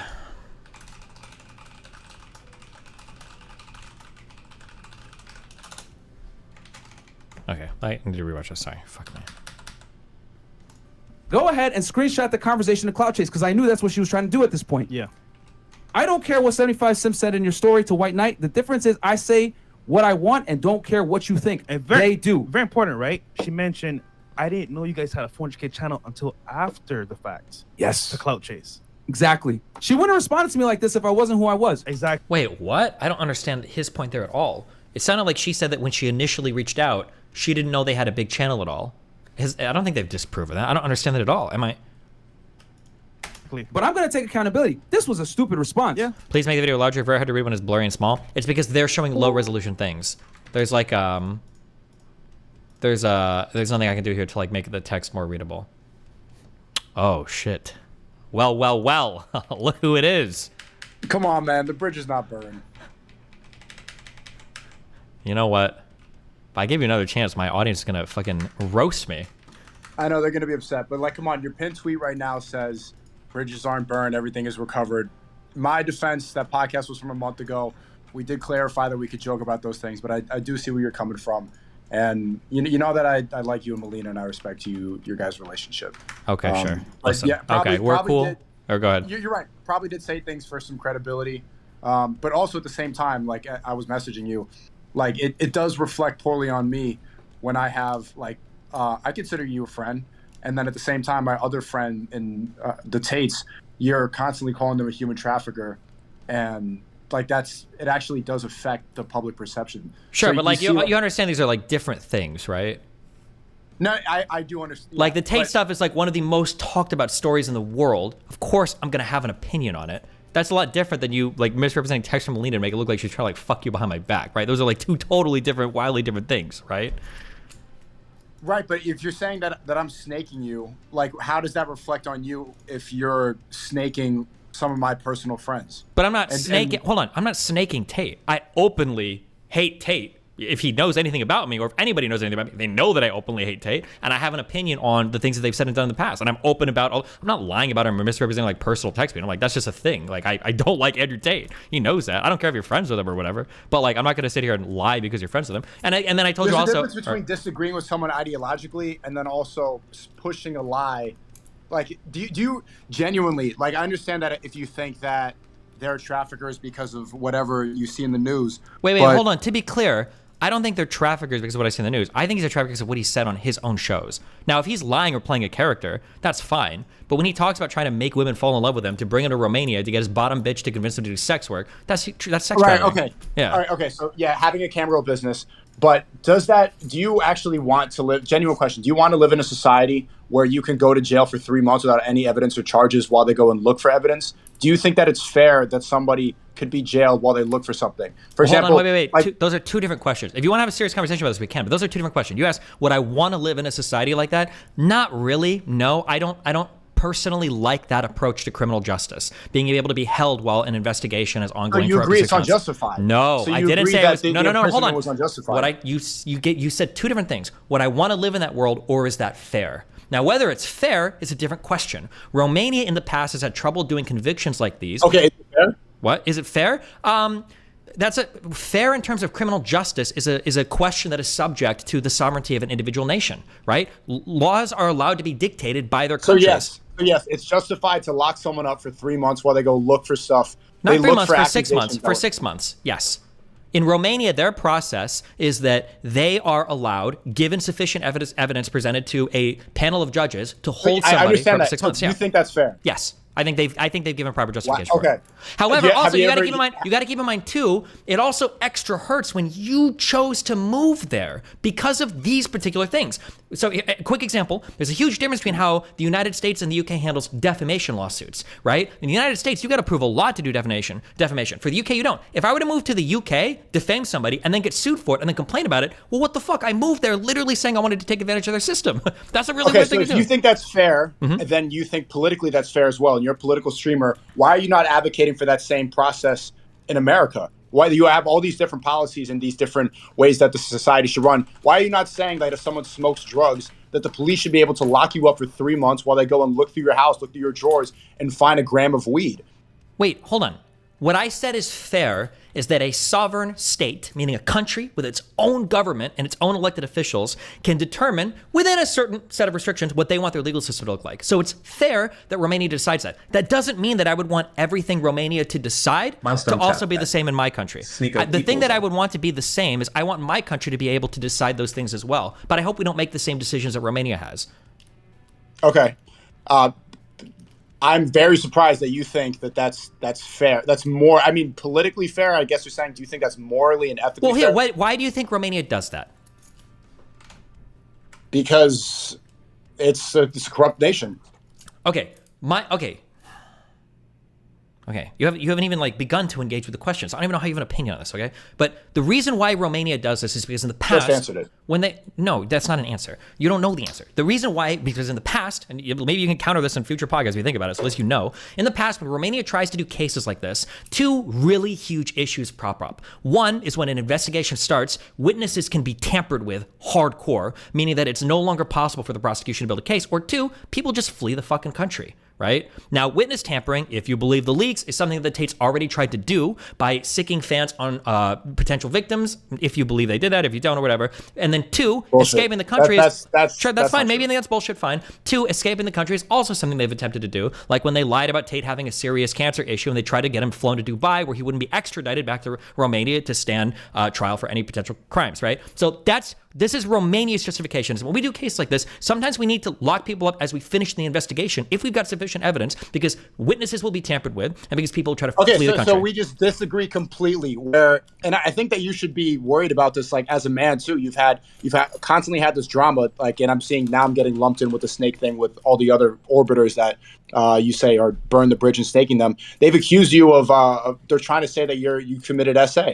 This is a problem for men of high value right now, of men with status. You can get accused, and then people will immediately assume that you're guilty just because of an accusation. All the evidence right now against them is just accusations, and you're siding with the system that's oppressing us, that's oppressing you too. As a man, you should be worried about the same thing happening to you. If you can get accused by somebody like Lav, if you can get accused by some random e-girl, and then they go and lock you up for 3 months while they go look for evidence that does not exist, I'm actually surprised that after all this back and forth, having a similar attack against you, you're siding with the system that's oppressing you. Okay, I don't have a similar thing because I didn't abuse Lav. I don't think that if she were to show that information, even to a Romanian judge, that they would agree to lock me up while they go and look. Tate has gone on record with what he has said, and it is the definition of human sex trafficking. Now, it could be that he's lied about what he said on video. That could be the case, that he's either misrepresenting this or playing up a character, but that's the difference. Tate has already fully admitted to the crimes that he's being accused of, if he is in fact being honest in the videos that he's given. So that's the difference. Also, a court of public opinion is different than a legal process. I don't like cancel You continue culture. to say that he's openly admitted to sex trafficking. You're the only person that has held that definition. Everybody else understands that as a cam girl business, as a webcam business. At what point is that defined as human trafficking? Sure. It's defined in the Romanian criminal code as when you use deception to get somebody to come to your country to engage for exploitative purposes in sex work. The deception would be when he's misrepresenting that he's going to be faithful, loyal, or marry these women. And then the sex work is when he brings them over to the country and then has them work in his webcam business. That's sex trafficking by definition in the Romanian criminal code. Now, you guys don't like that because you don't think that's sex trafficking, but that's just your opinion. I'm only going by the legal definitions. It can be of your opinion that the legal definition sucks, but by legal definition, it is sex trafficking. Okay, you keep going with the corrupt Romanian government's definition when it comes to them being put in jail or no. It'd probably be in any country in the world this would happen, but. That would not happen in America. In America, you could not be put in jail for 3 months because of accusations while they go and look for evidence that doesn't exist. Hold on. Can I be put in jail or can I be charged with sex trafficking? Those are two different things. If you want to condemn the process, that's different than whether we're talking about he was a sex trafficker or not. If you want to talk about that, those are two separate conversations. In America, they would just arrest you when they've got evidence to take you to court. Okay, so I mean, we've debated about this before. I'm calling you up to clear the air about that's fine. About the snake stuff. Okay, I understand like why your audience and why you said the burn the bridge thing. One, it's content. This is just like it's a trend in your channel. That's like it's not content. I don't like burning personal It is relationships. Content. Every one of your orbiters. This has happened. You are projecting hard. Okay. Am I? Yes. How many in the last? I don't watch a lot of your videos. I see the things, and then it's like drama content. This exposing the DMs. This is a pattern on your channel. I mean, look, you're a smart guy. You should be able to. Pattern recognition is very simple here. How many of the people that have come in these Discord calls and talk to you have you now burned the bridge with? It just depends. How many of them did I start the bridge burning with? Like, I've got people here because they're funny and they're for content, but not necessarily because I trust them all with my life. I'm not maximizing for who are the most trustworthy people that I can have on my stream. So if it's for content, then how much of it? If it's for content, then how much are you actually saying that these people are snakes, and how much of it is mutual back and forth that we understand? Like, look, for example, wait. I could argue. No, let me finish my point. I could argue that when I say that I'm interested in reverting to Islam, and then you go and start drawing Muhammad on Twitter and saying disrespectful things, a lot of Islamic people will call that snaking because they see Islam and they see Allah as something as close to them as their family. So if you're disrespecting Muhammad on that level, they would see that as disrespectful as me talking about your wife on a podcast. I talk about how I'm interested in this religion. You constantly call Muslims brain dead. You call me stupid. But I understand that's content. Like, I don't get offended by stuff like that. I'm a little bit confused as to why you chose now to take it personally when and this is just everybody knows that we go back and forth. Mm-hmm. What we say about each other on stream, it doesn't translate to a possible personal relationship. Okay, I don't know if like if you guys that all live on the internet are just like actually people fucking retarded or what. I can't tell. Okay. If you go live on the stream, internet more than anybody else. Absolutely not. I've lived more life than you have in your entire life yet. You're 24. You're not even living real life yet, right? Okay, you understand? but you traveling pull this from argument, tourist city. Yeah, you can make fun of my professionally. gaming, but you're traveling from tourist city to tourist city, okay? Getting hosted by fucking millionaires, pretending like you're exploring the world, bro. You're just seeing what people want to show you. I don't even know if you've stepped outside of a tourist city yet. Okay. I'm alone right now. I'm alone right now in the Czech Republic. I've That's never been great. here. That's okay. I'm not being That's hosted awesome. by anybody, I'm and sure. I am traveling the world. That's good. Also, if you want to say hosted by millionaires, Ryan Dawson is very far from a millionaire. He's one of the most canceled people of all that's time. right. I'm sorry. Millionaires and conspiracy theorists is what I should have said. Okay. Demographics are our destiny. Amen. Okay. If you want to go on stream and you want to shit on my ideology, the things that I say, my political beliefs, whatever, that's fine. That's fair game. I attack you for that all the time. Sneako's saying some Matrix shit. Sneako's doing some bot shit, blah, blah, blah. That's fine. Okay? We can do that infinitely, and I wouldn't have a problem. But when you start drawing like personal relationships in, like I'll shit on you for your Matrix and dating and relationship shit all day, but I would never like bring up like your girlfriend or girlfriends or whatever, wherever you're at now. I would never do that on a show or bring up personal drama. In your mind, do you not see a separation between that, or is it all the same to you? I super don't understand how you people think about this stuff. Yeah, but we did talk about before. I asked you before I started talking about that. You said it was fine. It's just content. It was for that one tweet. Was that like carte blanche for you to lie about it on every single podcast you go on? You know, you can't possibly think that, right? Like, do you think that if I went on every show I didn't think you'd be upset about that because we had spoken about that. I see where you're, but you before I wouldn't have done that. I wouldn't have went on a podcast and talked about it without approaching you first, which I did. I approached you first. Wait. You didn't for the podcast. Because if you would have said, hey, I'm going to go on this podcast and in front of these people where they don't think I'm joking, or I'm not joking, and their audience doesn't think I'm joking, I'm going to like pretend that like your wife is trying to fuck me to make you look like an actual cuck when all these people are already calling you a cuck. Like, there's no way that in your mind, you're not being honest right now. There's no way that you think that like, oh yeah, he's probably chill with this because we okayed one back and forth on Twitter.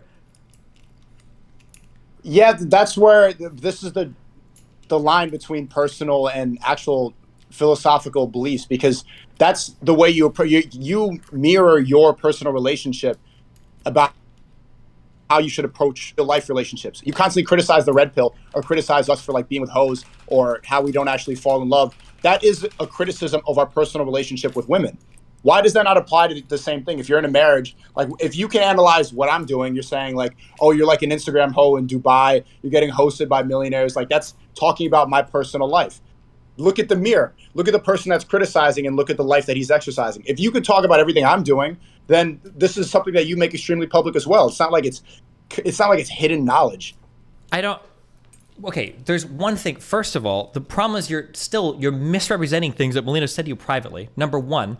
But number two, the more important point, there's a difference between I can't tell if this is like a super like unintelligible point. There's a difference between criticizing somebody's like hose and criticizing their lifestyle, right? Like if I say like, I don't like Sneako and the way that he runs his relationships and all that and blah, blah, blah, versus today, I'm going to talk about Sneako and this girl and why I don't like that thing. You understand those two things they're not even in the same universe of conversation. You did. Topics. You talked about one of my girlfriends and you said that she was brainwashed because she was talking about Zionism. That's talking about one of my personal relationships. Okay. Dude, oh shit. Hold on. Why are you're so wrong. But I don't know if I'm either operating on another level or you're like in debate mode or there's just like a huge disconnect. If Melina says something on her stream that's fucking stupid or wrong or you disagree with it, like let's say that Jedediah interview she did. Let's say that Melina does that interview and then let's say that you go on your stream and you just tear that interview up. Let's say that you're like, Melina was saying some dumb shit, she did some fucking retarded blah, blah, blah. That's fine, that's fair. There's nothing personal there. There's not like a personal story or like you're lying. You're just giving your opinion on it. That's fine. Me criticizing Xena for making the weird Zionist comment has nothing to do with the fact that I'm criticizing her for dating you or whatever. That's not like do you not see? You said that I brainwashed her. Oh, hold on. Was this before or after I saw the podcast of you also lying about fucking Melina again? I don't know. I don't keep up to. Well, hold on. Well, the order of events is really important because after I saw you lie again, I was like, okay, well, fuck it. I guess we're just going on each other's personal shit. That's important because I might have. So now you're okay with talking about personal things, but you're gonna. Okay. Wait. That's not crazy. Of course, if somebody wants to burn everything and like, okay, fuck it, then yeah, of course I'm okay talking about personal shit. If that's what we're gonna do, if it's just gonna be all personal attacks, well then fine. We can, that you saw that in the Milo debate. I'm not gonna bring up his personal life, but if he wants to talk about mine, well then fine, fuck it, we'll do that. But yeah, the order is pretty important. Also, I could be wrong, but when I was criticizing Xena about the Zionist shit, I don't even know if I knew you guys were dating yet. I don't even know if I knew that was public knowledge. So I might have said she's been brainwashed by red pill shit, but I don't even know if you guys were together. I'd have to check the time we're on not that. together. We're not together. We're not dating. But you know, like she, you know. Well, wait. Then if you don't even have a personal relationship, why the fuck are you even caring what I'm saying about her? Yeah, we have a personal her? relationship, but it's not like, you know what I'm saying? You saying that I'm brainwashing her it's not the same level as Melita, but that's bringing personal stuff to something that should be criticized just about their ideology. It doesn't have to get personal like that. And that's what you're getting mad at me for.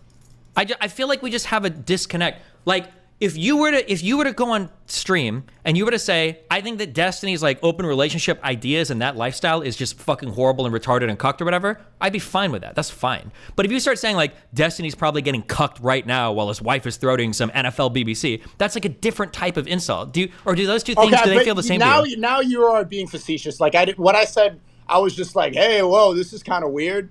I wasn't actually trying to say that I was getting in between your marriage. If you really think that if you really think I was saying that, bro, like I wouldn't say that on a podcast. I wouldn't. That's absolutely what you were doing. Wait, what do you mean, really?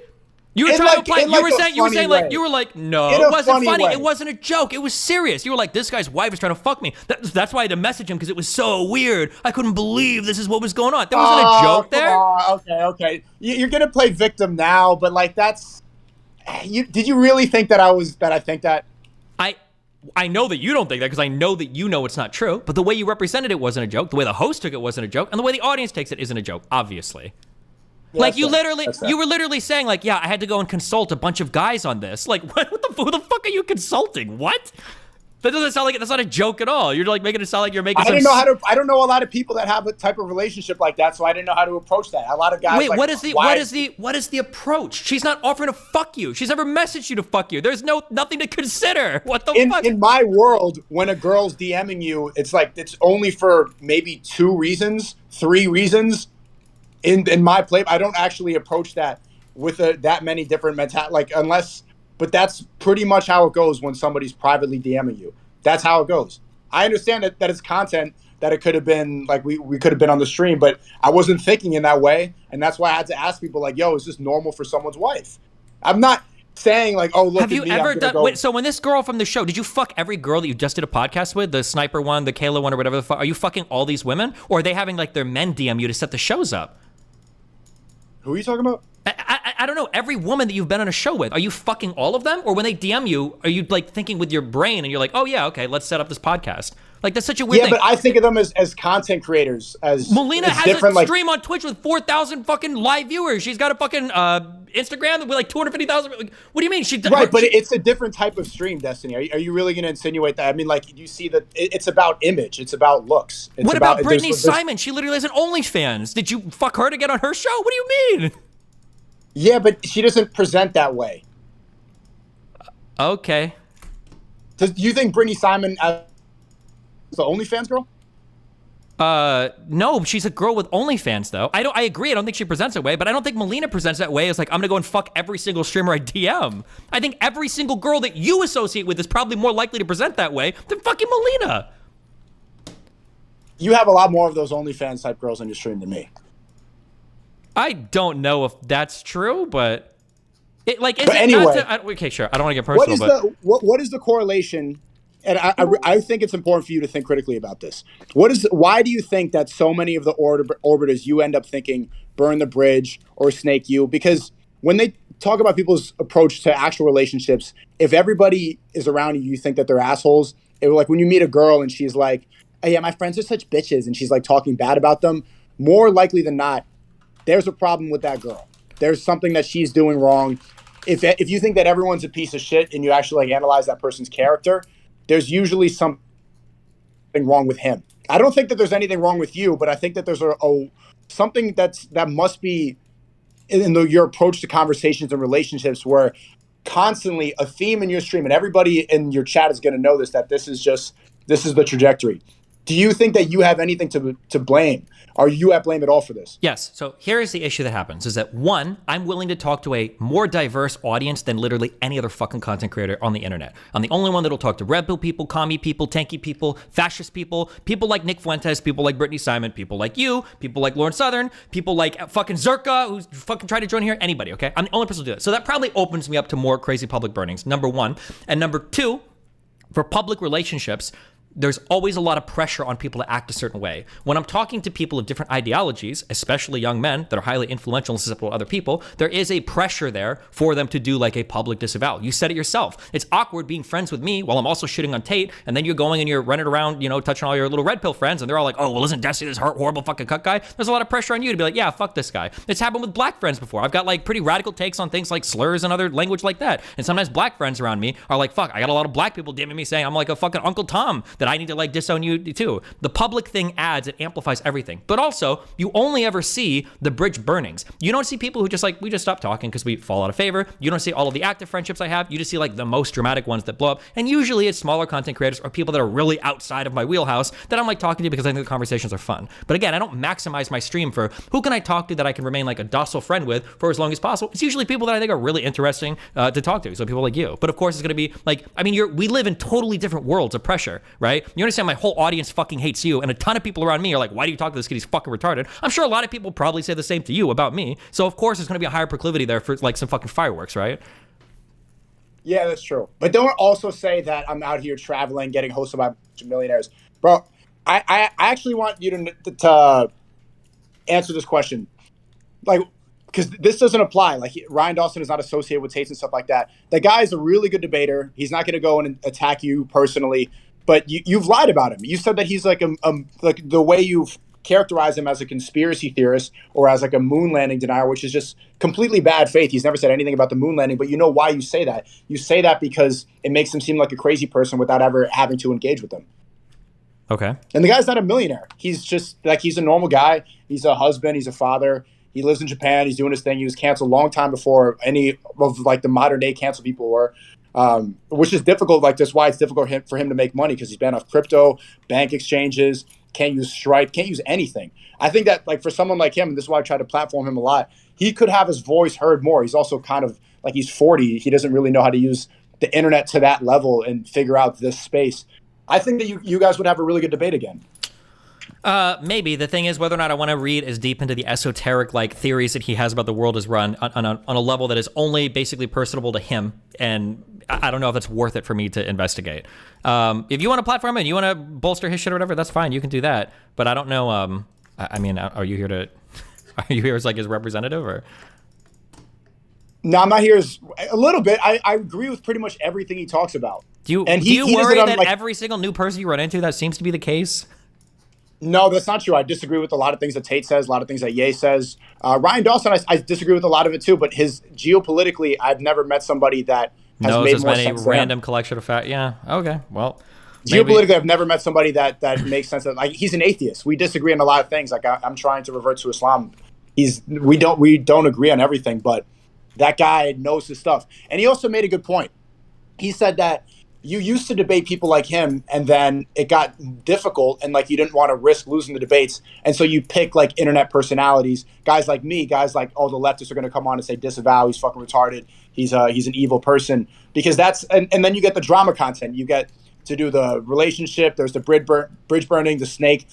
Don't you think it'd be more, because everyone thinks of you as the debate guy, shouldn't you approach more of these people to debate with rather than like so TikTok I understand. dudes? Yeah, so this is the narrative, right? This is the narrative that all like niche conspiracy theorists operate under, is that like every single person should be open to debate at all points in time. Okay, I like the idea of debating a lot of different types of people, but the reality is depending on how deep down the rabbit hole you go, there are certain types of conspiracies that just isn't worth it for me to investigate, right? So and it's not just Ryan Dawson; it's people that do race realist debates. So there's a guy called Alternate Hypothesis. I think a guy called Sean Last maybe. There are people that do like Holocaust revisionism. People that are involved in these types of things. The amount of research that I have to do for a topic that is completely not mainstream, that very few people even believe exists or even believe in, it's just not worth the cost trade-off for me. Like, I'd rather deal with conversational topics that are more mainstream, more relevant to what everybody's thinking about right now. That's my issue. Like, what do you feel like you're most researched on that you could debate him on? Probably COVID vaccines and probably Russia, Ukraine. My guess. Do you think I can set up a screen debate with you and him? I would find that really interesting. If you shoot me a video or something showing me his beliefs or what he thinks about him, where he's at right now, then I could, sure. I mean, he thinks that. What do you think he thinks about Russia, Ukraine?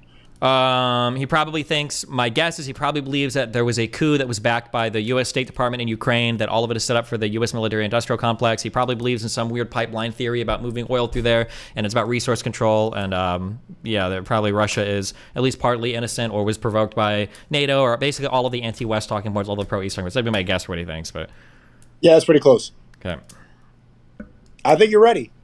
Well, but I have to see specific claims, because the problem is with conspiracy theorists, they're always like one level deeper, and they'll always have like some random factoid, right? Oh, well, I don't trust the elections in Crimea. Oh, well, did you know that this organization reported they were okay? Well, no, I didn't. So fuck me. Now I auto lose because I haven't researched this one specific point. That's why if you show me a video of him talking about something so that I can be read and researched on the points he was talking about, then I guess I can do it. If it's about this topic, sure. I just need to have the video in advance. I'm not just going to show up and like, oh, well, let's see what like insanely like minutia that this guy's dug into, and now I look like an idiot. Well, little do you know, I have him here to join right now. Okay. Nah, I don't. I'm playing. I thought you were gonna get scared. All right. Well, that'd be cool. And wait, is Zerk in here? Yeah, but I muted him because he's gonna say the same three fucking retarded things he says every single time he comes in He's here. gonna talk about Masonic literature. And... Masonic literature, some red pill. No, it's Masonic literature. It's screaming, random fucking insults, 500K overnight, something stupid. Can you unmute him? I want to talk to him. Sure. Hold on. Okay, Zerka, go for it. Damn, that was amazing. Wow. No, guys, I won't talk about Masonic literature. I know you guys like to talk about red pill, blue pill, you know, like you guys like the internet SJW stuff. You don't like to read books, so don't worry, I won't. Hey, Destiny, you know, he's our biggest fan. He loves I think he's seen every single one of our conversations. Yes, I love probably. you talking. It's like you guys adopt the boyfriend-girlfriend position. Like Sneako's the boyfriend, Destiny's the overreacting ex-girlfriend. It's like so funny to me. Gotcha. Cool. Nice. What do you want to say? That's how Destiny says he wants to leave. Just so again, gotcha. Well, no, wait. He said he wanted. I mean, to talk. What is he saying? Yeah, go say something. Yeah, no, I want to see this debate with Dawson. I'm sure you do. And Steven, you should never worry about debating conspiracy theorists because they're always one layer deeper. I don't think that'll make you look that dumb if you focus on some like small talking point, right? Maybe. Think you're safe.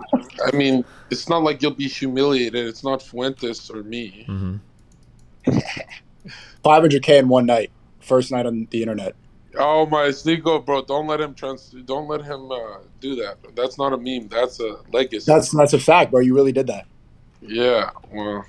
Hey, Destiny, we're gonna go to South America. Well, you should join us, Destiny. Zerka and a random streamer. Wait, who? A bunch of they're saying it's a bunch of Nazis leaving the West so that they can find exile in South America. Going to Argentina. Wait, what are the dates you guys are going? May 5th. Yeah. I'll think about it, okay? Are you actually really good? We're gonna have security too, so you'll be safe. Yeah. Okay, let him get back to the gaming, man. He's very busy with Factorio. Yeah. No, absolutely. Sneako, that's not how it works, bro. You gotta annoy him until he kicks you. Shut up. Okay. Hey, listen. Thanks for talking to Sneako. He very clearly wants to end the call. Okay. Wait, bye. Sneako, did you apologize for the Melina stuff, Sneako? Yeah, I shouldn't have. I was separating like personal stuff and ideological stuff, and I thought it was funny, but I understand like why he says that, and yeah. So are you guys back to being friends? Yeah, we're okay. The bridge is haphazardly constructed right now, but highly flammable. Okay. Yeah, tell your editor to be like bridge restored in the thumbnail, and it's me thumbs up. Okay. Sneako, I've Be never careful. seen someone get so much DGG hate. Like you beat me, you beat everyone. Like the DGG really gets on your back. Hey, I'm real red pill. Yeah. Yeah. Oh, but Sneako, will give us a message. Like, what do you want to say? He left. He's gone. Get the fuck out of here. I was going to ask the best one. Yo, if we do Brazil, it'll be fucking views. There is no shot you're going to South America. I already got the ticket. You didn't. Show me. Wait, Copy why paste don't- me. Show me. Wait, you did. You said last week there's no shot you're getting paid for. Let me see. staying Show at me the Mike. ticket. Send me the ticket. You don't have a ticket. No, but I'm looking into it. Okay, all right. Wait. You didn't believe that I'm getting paid for being in this house. Now you look stupid. Why do you never believe what I'm doing? I don't get it. Because I think you're just goofing off. But I showed you the camera. I showed you the crypto. Who cares? You You didn't show me the crypto. I don't know what you're talking about for crypto. If I show you a payment, will you be like, oh, okay, he wasn't on break? Sure. You told everyone I'm on a vacation in LA. I think so. That's what it seems like. Yeah. Because there's tits and ass, but I'm not. I'm working my ass off. Where's your fucking no jumper shows? He was getting canceled, so he stopped responding to me and the other girls. Really? He stopped responding to you? Is that what everybody's saying? If I were to go and ask, or if I've already talked to people? Maybe you know something I don't. Okay, all right. Wait, did I like attack Adam or something? What are you trying to say? No, not that. I just No. Listen. Good luck with your shit, okay? Do your thing. Be careful, buddy. Yeah, no. Ever since he started getting canceled, there's one more episode with me that he hasn't posted, but I don't think it has anything to do with that. And if I'm definitely going to Brazil, I mean, like, dude, it's not that expensive of a trip. Beautiful women, Colombia. Nico's got his fucking Rumble stream, so they're gonna make it fun. If you brought DGG, it'll be a lot of fun. Mm-hmm. And this is like my last trip because I'm gonna lap you guys this year. So it's like this is the last time I can see you guys. Okay, well, good luck. And why'd you say I'm boring? Someone's like, "Oh, Zerka only talks about Masonic literature." Because when you come in, you're hijacking like the conversations in the worst way possible, and it's always just like dog shit fucking conversations. I actually agree. Like, I'll be honest, people who derail do piss me off. But a lot of times I don't like what you guys are talking about, you know? Then just don't join. I joined just so you don't think I'm slacking. Like, I'm always doing content. Okay. All right, well, anything else? What were you doing? Were you just gaming? There's some fresh and fit drama with some girl the past that I'm catching up on now, so. Okay, all right, I'll be in chat. Okay, be careful, bud. Yeah, and remember how consistent I was. I told my ally Sneeko to apologize on Twitter before he even did. Okay? People are like saying I pick sides. Suck my dick. Okay, be careful, bud. No, suck it. Okay. Jesus Christ.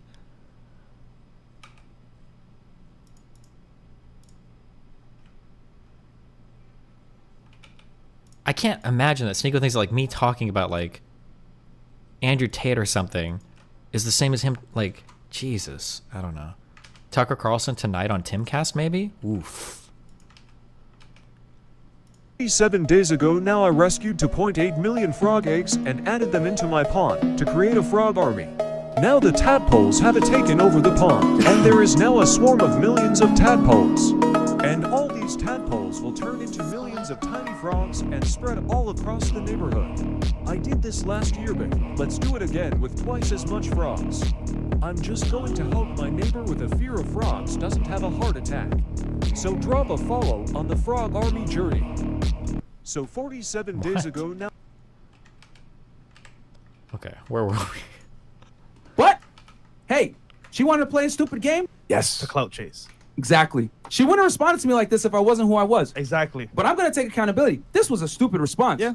But, hey, she wanted to play a stupid game, so let's do it. You stood your ground. So she goes, I haven't slept with a bunch of dudes you know. Check your facts, dude, because this is really ignorant claim. And I am pretty damn special. You're a fool for talking to me like this. You're a terrible representation of your podcast and your business, and I'll happily put you on blast. Hold on.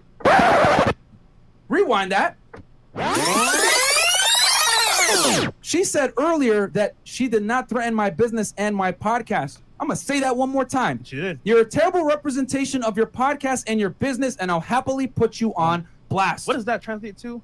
Oh, exposing somebody. Yes. On blast. Yes. Okay? She literally, right there in that sentence in itself, she's saying she's going to expose me because he... Wait, hold on. Am I wrong? Or did she say I'll happily put you on blast after he told her to post the screenshots? No, I'm sorry. It's right in front of me. He said, go ahead and screenshot the conversation to Clout Chase. Then afterwards, she said, okay, I'll put you on blast. Like, what? How can you... I mean...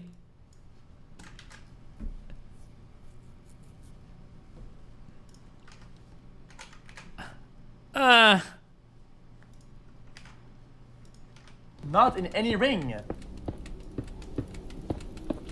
No, chat, I'm gonna say, chat. I did not expect that. I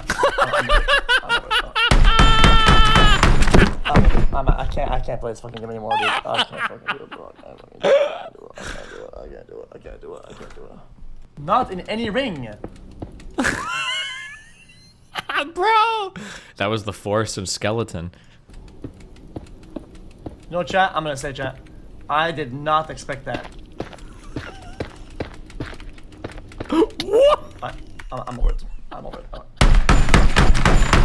I can't play this fucking game anymore, dude. I can't do it, bro. I can't do it. Not in any ring.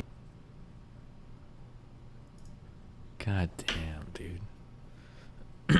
Hold on one sec.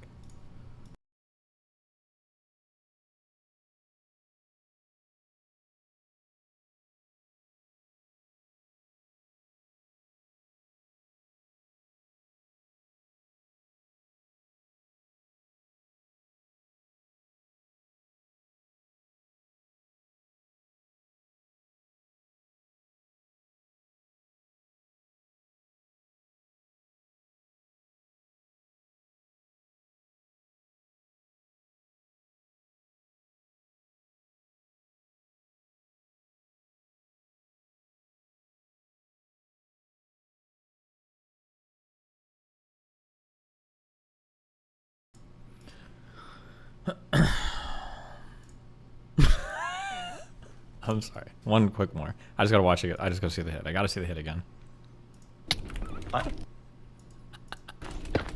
Look, he even F5 to like check. He's like, I'm clear. I should be clear. And then this guy like fucking speed races in. Whoop! I'm over it. I'm over it. I can't play this fucking game anymore, dude. I can't fucking do it, bro. I can't do it.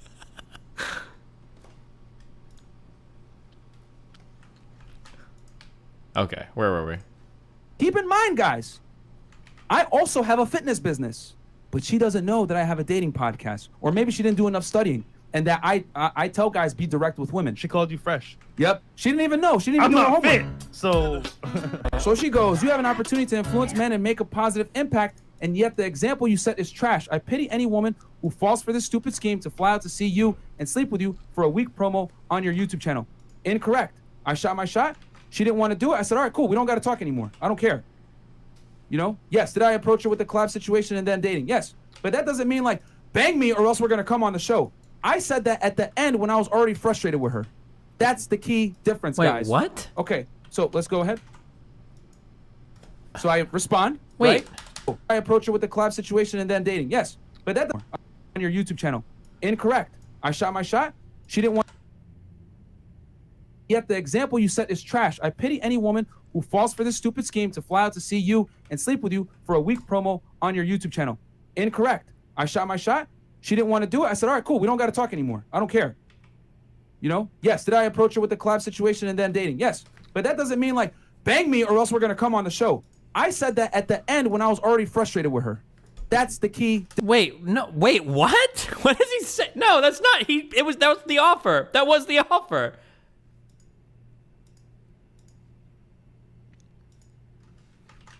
Difference, guys. Okay, so let's go ahead. So I respond, right? Yes, you have fucked a lot of dudes. Go for it and put me on blast. Yeah, we actually know. Okay?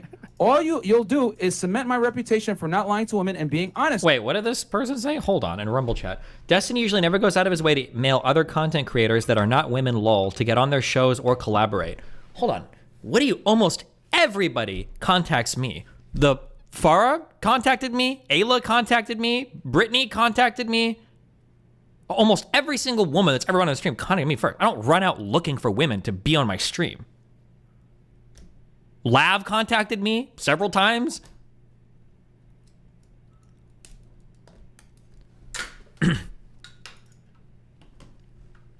don't do fucking pussy outreach, okay, using my stream, all right? I did that using Melina's stream. Woo, yeah. You don't like it, but that's not my problem. I was simply honest and you don't like that.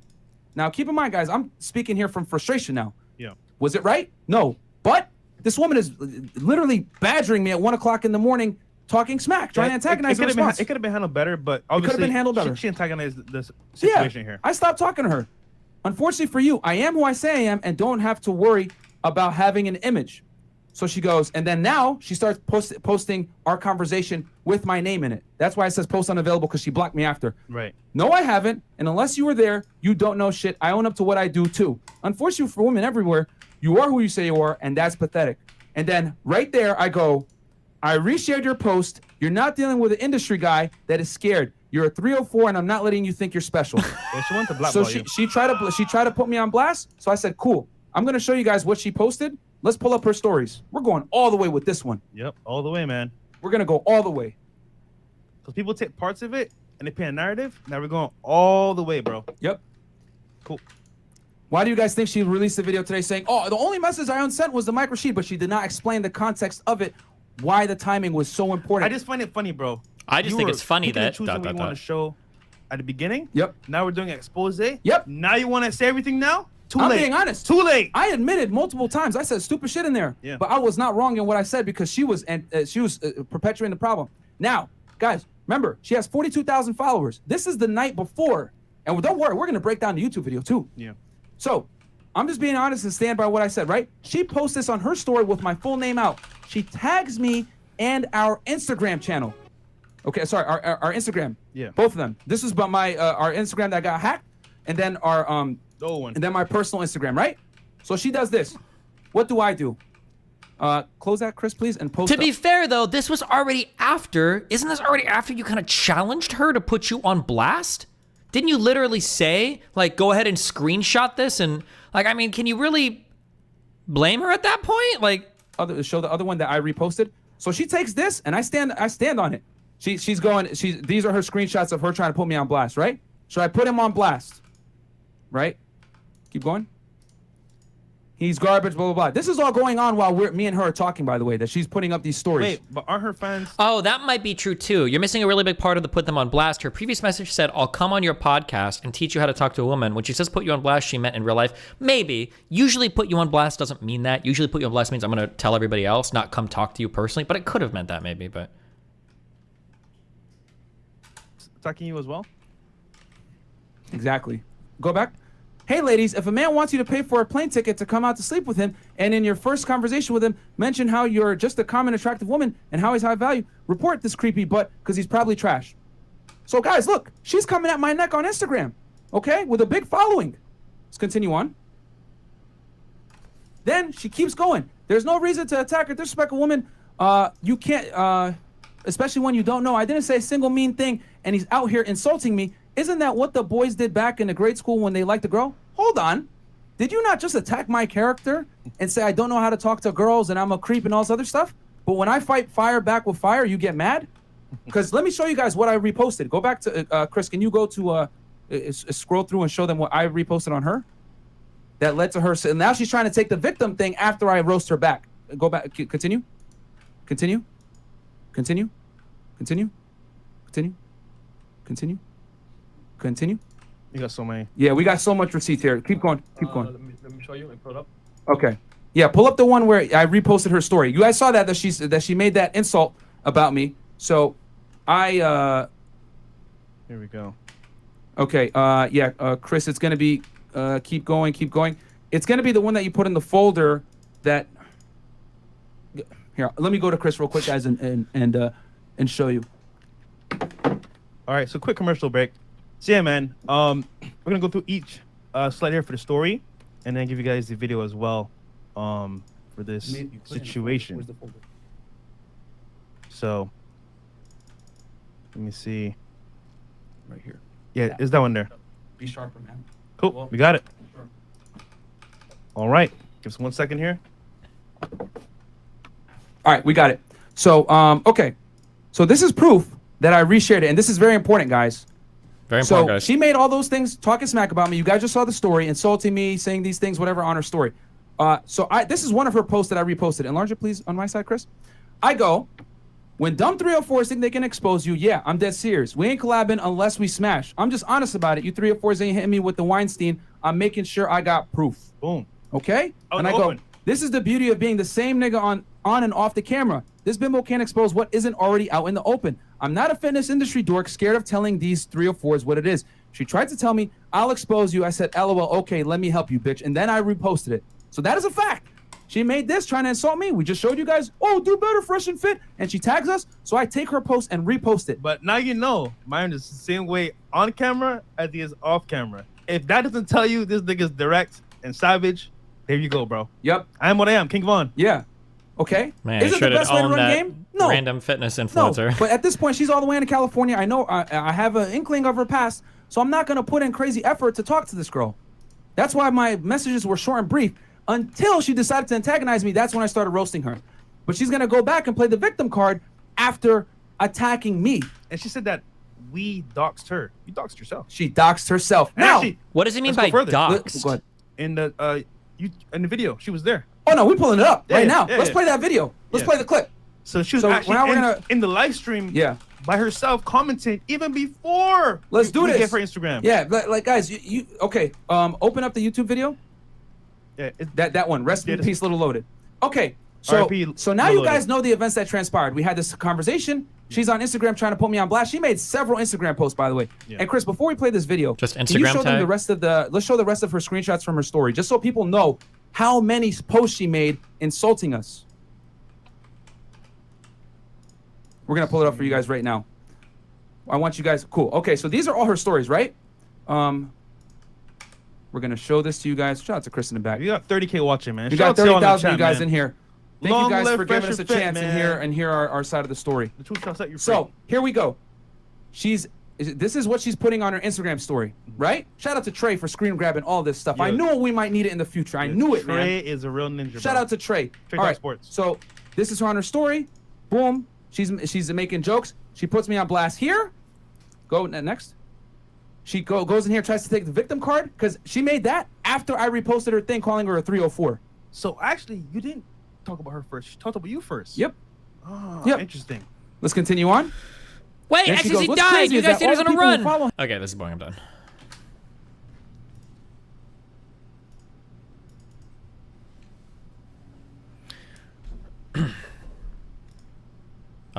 Okay. Hello. Legal. Fox News pays almost $800 million to Dominion voting systems because it was going to get screwed at trial. And while this settlement isn't going to fix democracy, it's definitely going to sting.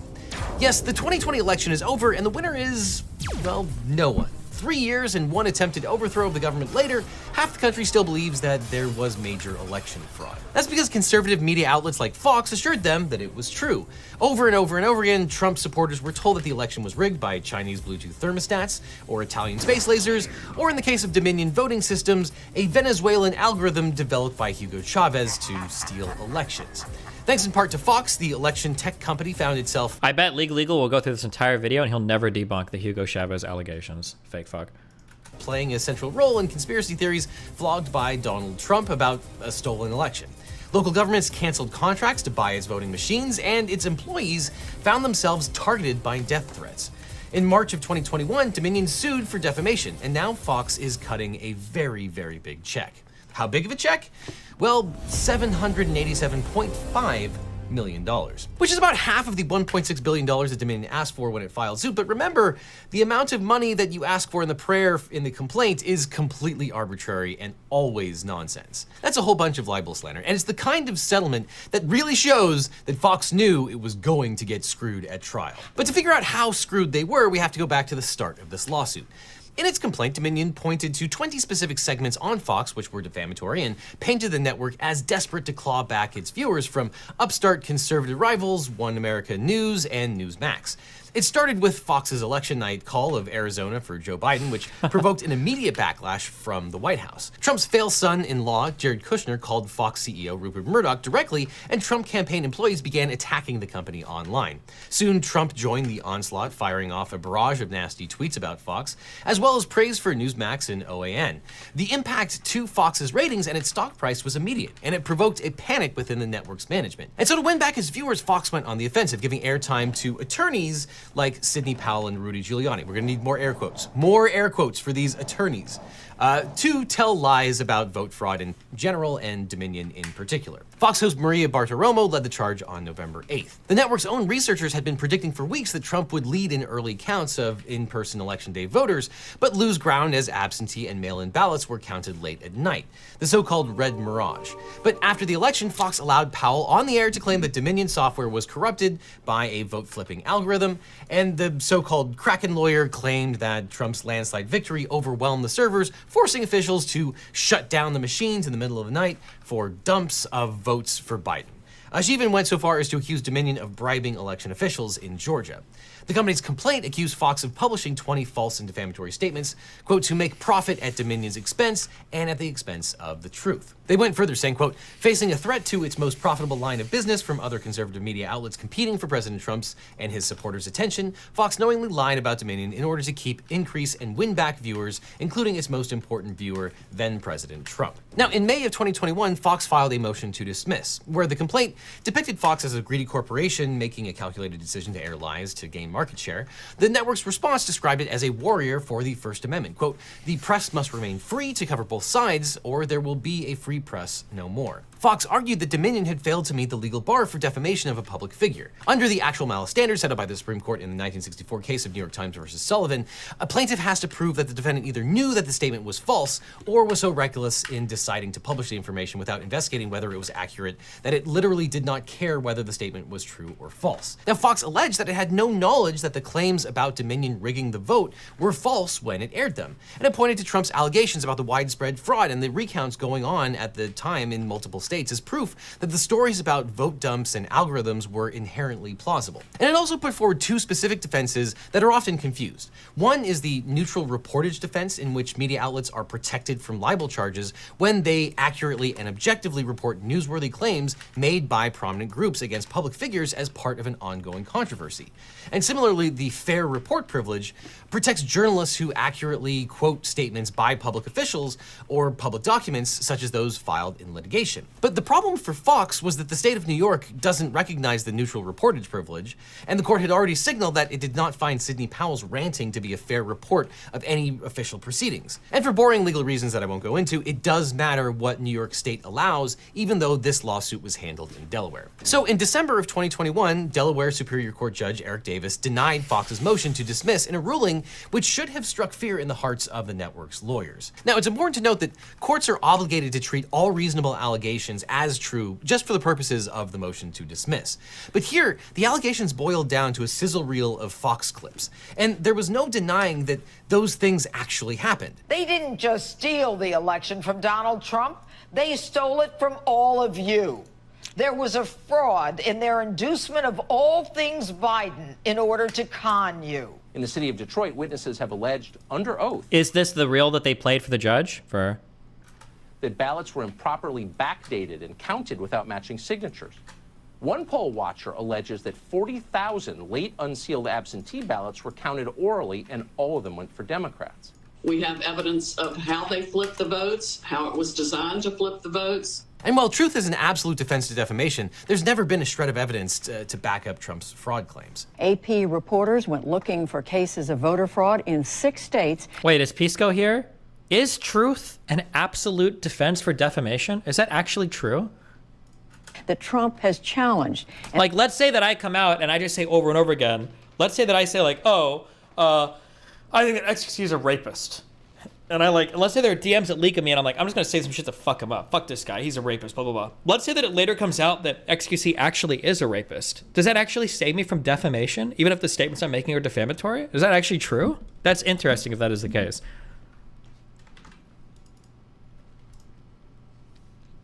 And they found fewer than 475 potential instances out of more than 25 million votes cast. a number that would not have come close to changing the outcome. Now, being from Delaware, Judge Davis said he wasn't willing to rule as a matter of New York law whether the neutral reportage defense would be allowed. But he did note that, quote, Fox's reporting must have been neutral, not a personal attack on Dominion to succeed in this defense. And, quote, Dominion's well-pleaded allegations support the reasonable inference that Fox's reporting was not accurate or dispassionate. And as for the fair report privilege, the court noted that the complaint supported, quote, the reasonable inference that Fox's reporting, 1, was not fair or true, and 2, did not concern an official proceeding. But worst for Fox was Judge Davis's finding that the complaint made a colorable case that, quote, Fox either 1, knew its statements about Dominion's role in election fraud were false, or 2, had a high degree of awareness that the statements were false, i.e. that they had satisfied the actual malice standard, which is pretty hard to do. The court pointed to, quote, countervailing evidence of election fraud from the Department of Justice, election experts, and even multiple Fox reporters who accurately debunked the fraud claims on air. Joe Biden will be inaugurated on January 20th. To say this constitutes living in reality. And if I offered you a false reality, if I told you that there was an excellent, phenomenal chance that the Supreme Court was going to step in and deliver a victory to President Trump, I'd be lying to you. Moreover, Dominion plastered Fox with upwards of 3,300 emails explaining that the vote rigging claims about its machines were lies. Judge Davis wrote, quote, the fact that despite this evidence, Fox continues to publish its allegations against Dominion suggests that Fox knew the allegations were probably false. And so, with a motion to dismiss denied, the case continued, and the party spent over a year conducting discovery. And Dominion's lawyers spent hundreds of hours deposing every host, producer, and executive at Fox. That's one of the reasons these kind of lawsuits settle early, is because you don't want to get into this kind of extensive discovery.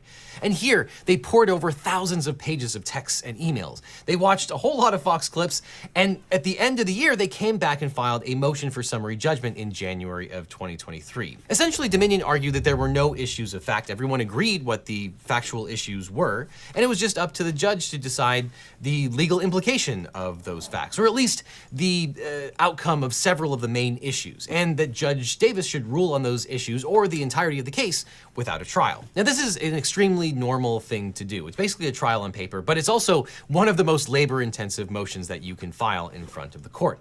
And honestly, most of the time these things don't work. But remember, Dominion had been collecting evidence for a year. So while it was trying to persuade the court to rule in its favor, it was also hoping to show Fox how unpleasant it would be to actually take this case to trial. The hope was to inflict enough pain by putting embarrassing stuff out in the public that it would convince Fox to settle the case.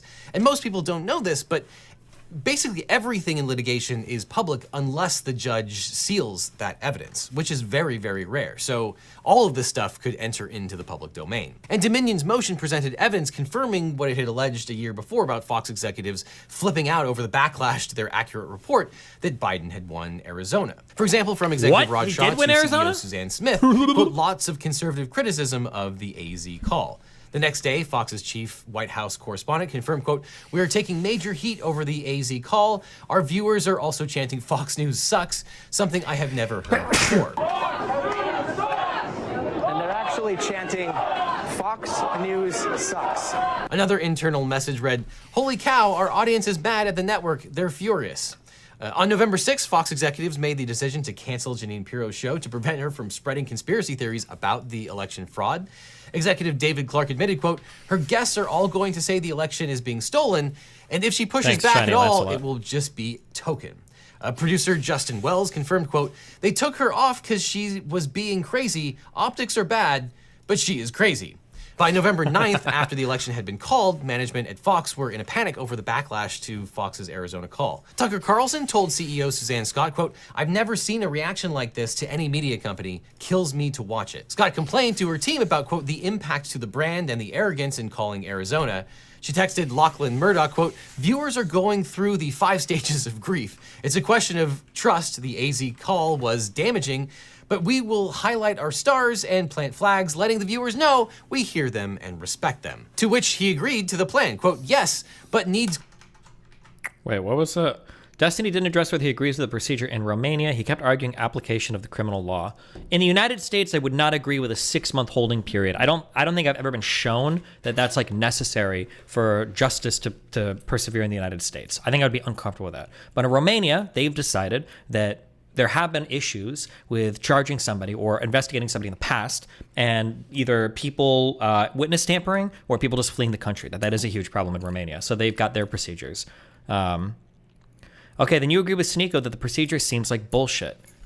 No. I live in the United States. For the United States, I think that the procedure is bullshit. For Romania, maybe it's necessary. Maybe they don't have the power, the ability. Maybe they've got a different history with corruption or whatever that makes it so that not the criminal justice system being corrupt, but with I don't know, with large human trafficking networks or with large criminal entities or organizations where they find the need to do this in order to ensure that justice is carried out. Like, I don't necessarily agree that, like, if somebody steals something, their hand should be cut off. But if you're talking about, like, tribes way back in the day who couldn't always catch criminals and they had to send a strong message to cut people's hands off, and that's why that's their way of enforcing law. Maybe that is the best way for them to enforce law. And then if you go like, oh, well, what about in the United States? Would you want people to cut their hands off for stealing? Probably not. Oh, so you agree it's bullshit. Well, I think that their legal systems and everything are probably somewhat contextual to those states, right? Those nations, those countries. Destiny, people don't understand that countries have different laws on some things, and it's fine. Like hate speech laws in Germany makes sense, but we don't want them in the US. Yeah, true. I don't like the hate speech laws of Germany, and I absolutely would not fucking want them in the United States. But if you had the Nazi party and you were genociding Jews, maybe you want to find people who are doing Hitler salutes on the streets because you feel a little bit sensitive about that. Yeah, you know?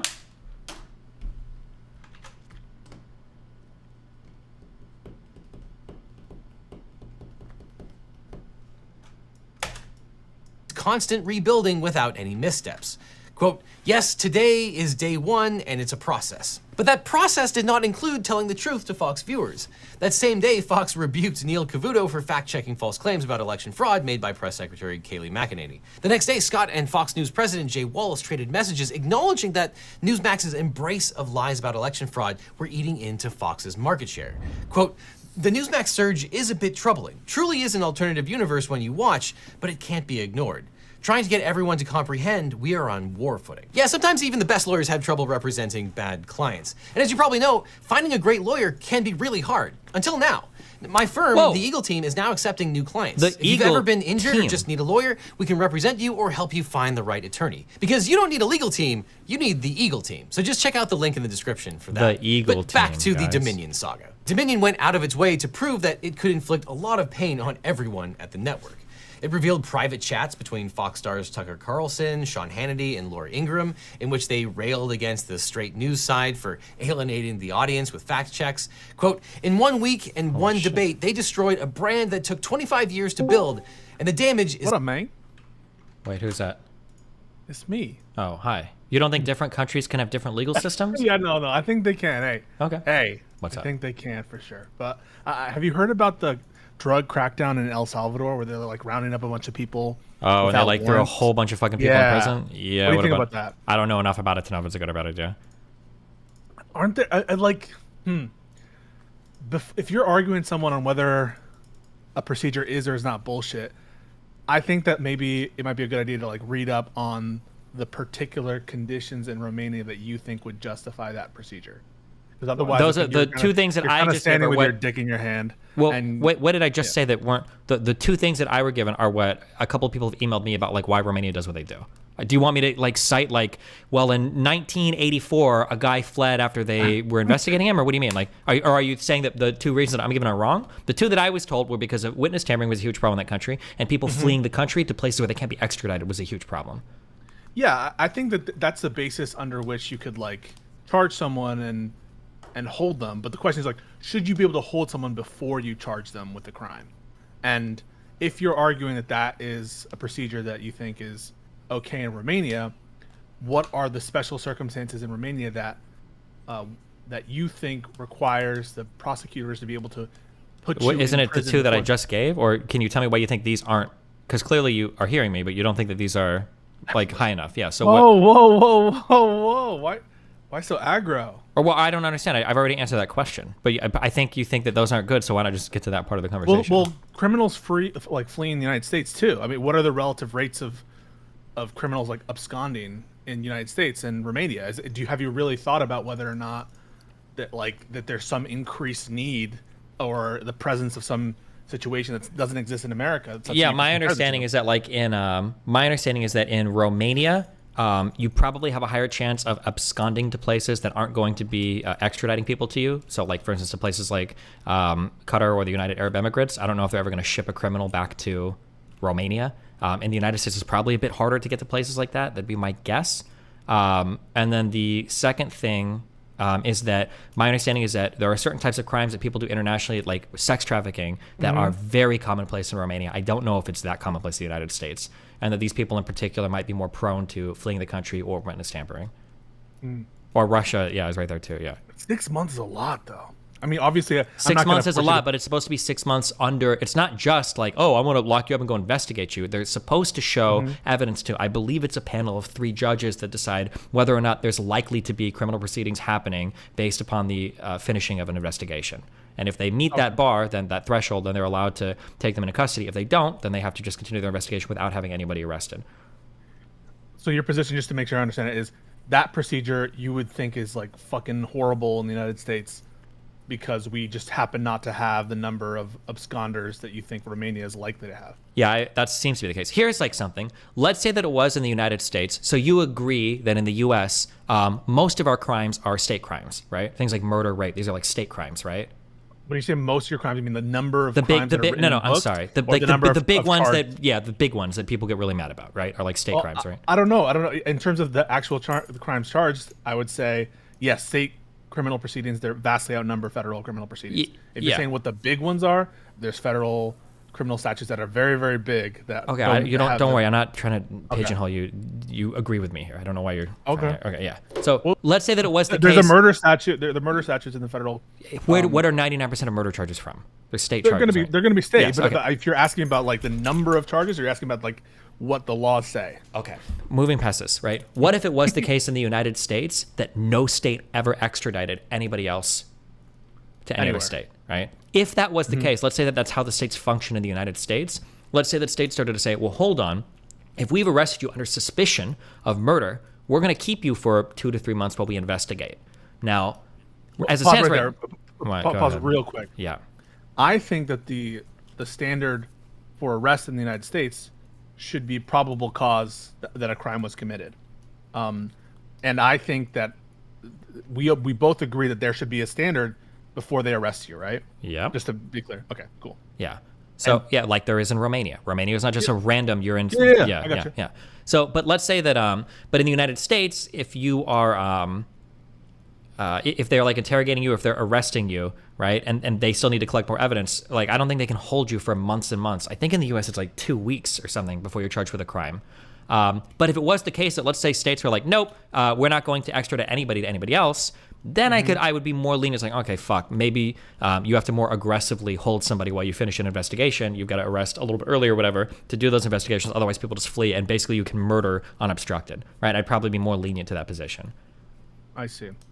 So the conditions in America, you think, because there are easy extraditions to places where the crimes are committed, and because people generally work together, you think that procedure would be horrible in the United States because there's general agreement and cooperation in the United States? Yeah, it doesn't seem like that's something that, like, or at least if it is, I haven't heard of it. That there's like this huge issue of like, oh fuck, like another guy fled the United States. Oh no. But if that was happening over and over and over again, then I could see somebody being like, in terms of criminal justice, maybe we need to change some of our procedures here because it seems to be not effective or whatever.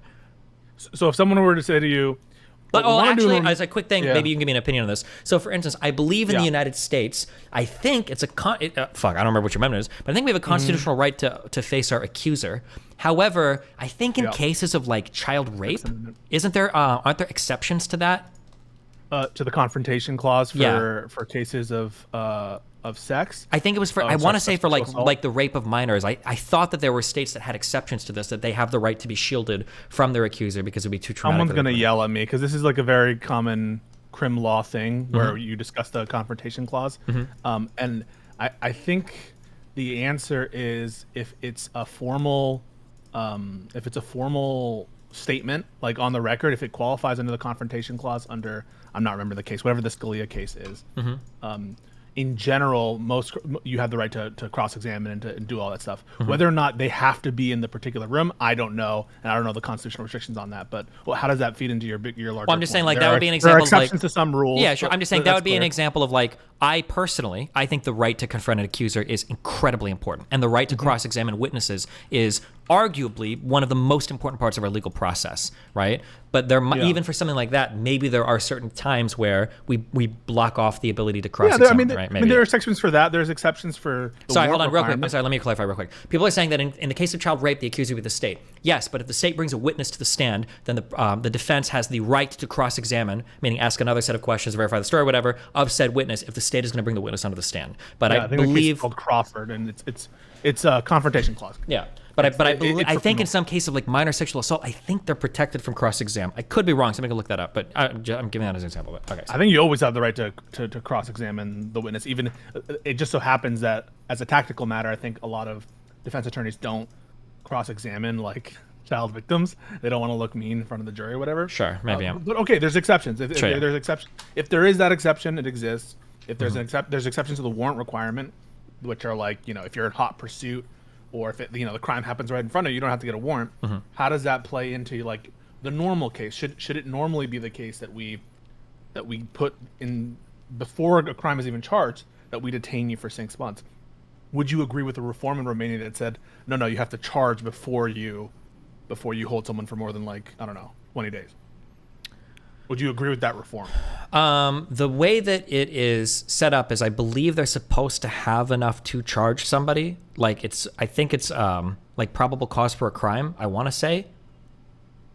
Is there threshold for holding somebody? I don't know why they say you have to charge them initially. I imagine it would probably be, wouldn't it just wind up being the exact same? Like, let's say that you charge them, but you hold them for 6 months while you finish an investigation. Isn't that kind of the same thing, or no? Do you think it's meaningfully different? Like, what if they have Andrew Tate now, and what if they initially they said they arrested him on these things? What if they initially charged him with those things, but they kept them for 6 months before any trial date so they could continue an investigation? Isn't that kind of the same thing?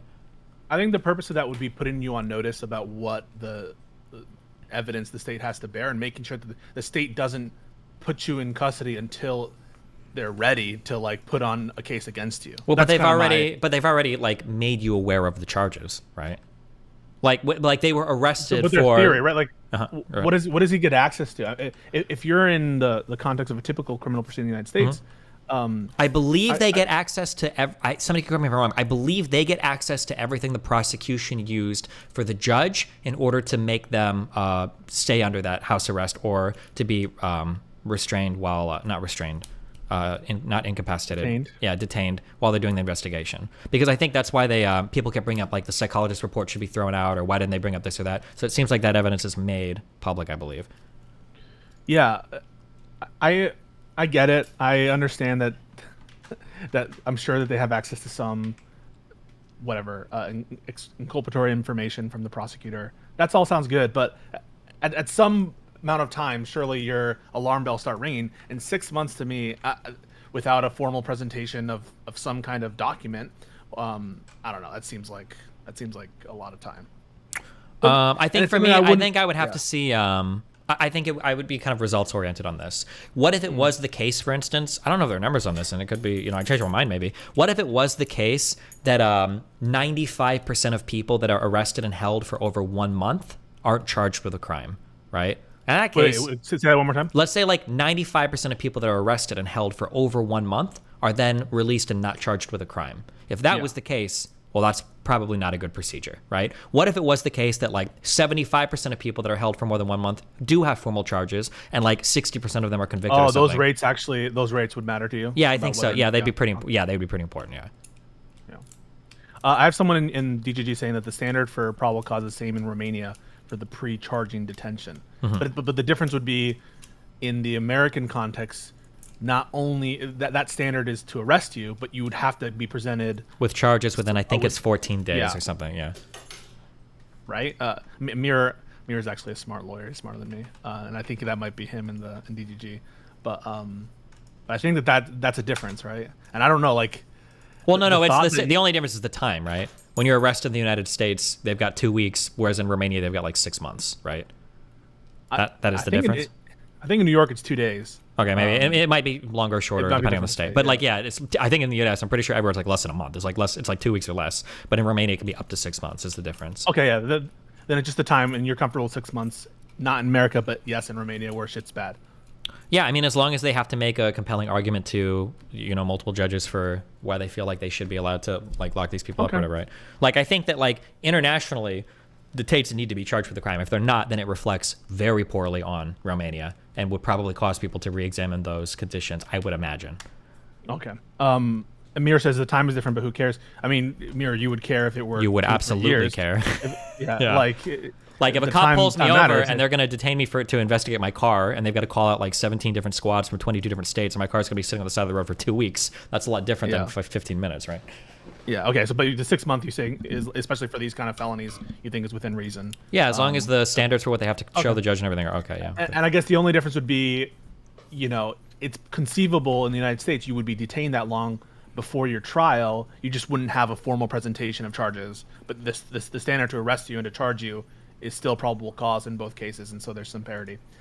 I think that is an argument that you should bring against Sneeko instead of getting around it, actually addressing the merits of the procedure and saying something. Yeah, but he doesn't even know anything about the procedure. I understand what you're saying. Like, I try to get there, but like when I asked him, for instance, like, why do you think they do this? And he's like, what did he say? Because they're like political enemies and they hate the red pill. Yeah. He said like some random retarded shit. Like he has no idea, right? So it's not. But you might say, like, it's not. And I think Mira just said it in the chat too. Sorry, I keep looking at him, but he's really smart. It's a matter, of course, in the United States that people get put in pretrial detention for months and months and months in the United States. You just don't. The only difference is you don't have that formal presentation of charges. And if that's the only difference, does it really matter, one or the other? I guess that's a procedural argument you could bring. But in the United States, people can be held on pretrial detention for months and months. Isn't that normally? I could be wrong, but isn't that generally at the behest of the defense, or no? Like gathering evidence and stuff? Is it really the prosecution that's usually the one pushing trials out for months and months or years and years? Yeah. Well, there's often a fight about whether or not you can. They're going to be a pretrial release or pretrial detention. There's a fight about whether a flight risk. Remember, there was that big conversation about. Well, actually, I can't talk about that. But it's absolutely a matter of course that there's an argument about whether or not you're going to be released with a bond. Pre-trial. I guess because my question would be like, how does that conflict with like if you're in like pre-trial detention for over 12 months? How does that not conflict with the right to a speedy trial? Well, there have been cases in New York in Rikers Island for like 2 years before, and like trial was never done. You still have a complaint, right? You still have a pending indictment or whatever. You just haven't had a trial, and yeah, I think it should. Well, because in that case, isn't that more or less, that's actually worse than Romania's thing then, right? Because I imagine in the United States, there's probably not like... in the United States, yeah, so in the United States, there is no statutory limit on pretrial detention, it sounds like, right? I'm sure if it gets too long, like people would file complaints to do something, but like... There's probably some constitutional barrier that you could argue, but as a matter of course, there are a lot of people who are sitting in detention for like a lot of time before they're able to be released. I think Kyle Rittenhouse was in detention, right? Yeah, I know that a lot of people complain about some of the January 6ers, right? And you could tell me if I'm wrong, but I'm almost positive that somebody could wait in pretrial detention for 6, 7, 8, 9 months, and then the prosecution could say, you know what, we drop it. No. Yeah, that can happen. And so when you're making these arguments with Sneeko, I think, and I didn't know what the standard, and Mirror knew the standard for detention in Romania. I didn't actually know. I just was listening and hearing you. I felt that you weren't addressing the procedural question, but that's actually a decent argument. If the evidentiary standard for detainment is the same in the United States as it is in Romania, then the only difference is in one case you have a complaint or an indictment or some kind of charging document that says what you did wrong, and in the other, in Romania, you don't have access to that charging document. But other than that, the pretrial detention things look very, very similar. Sure. Yeah. Anyway, how you doing? Pretty good. Just chilling. How about you? Yeah. Doing good, bro. Doing good. I just wanted to ask that quick question. Hope you had a good weekend. Yeah. Yeah, it was okay. What happened? Well, I went to do an event and it was supposed to be streamed and I ended up not being able to stream it. So, but I was only gone for like literally one streaming day, so it's okay, I guess. But yeah, otherwise just chilling. Yeah. I don't really see you when you go online anymore because you're not on YouTube. Well, I am today, so yeah. I've been traveling a lot, but now I'm pretty chilled for about 3 weeks. I think I'm not going anywhere. So. All right. Well, enjoy the rest of your stream and have a good day, man. Thanks a lot. I love you, buddy. Be careful, okay? I say I love you so that I can gain more control over my orbiters. Don't ever forget it. Oh my god, all these action points. Oh my god. 30% poison damage. Yes. Yes. I will.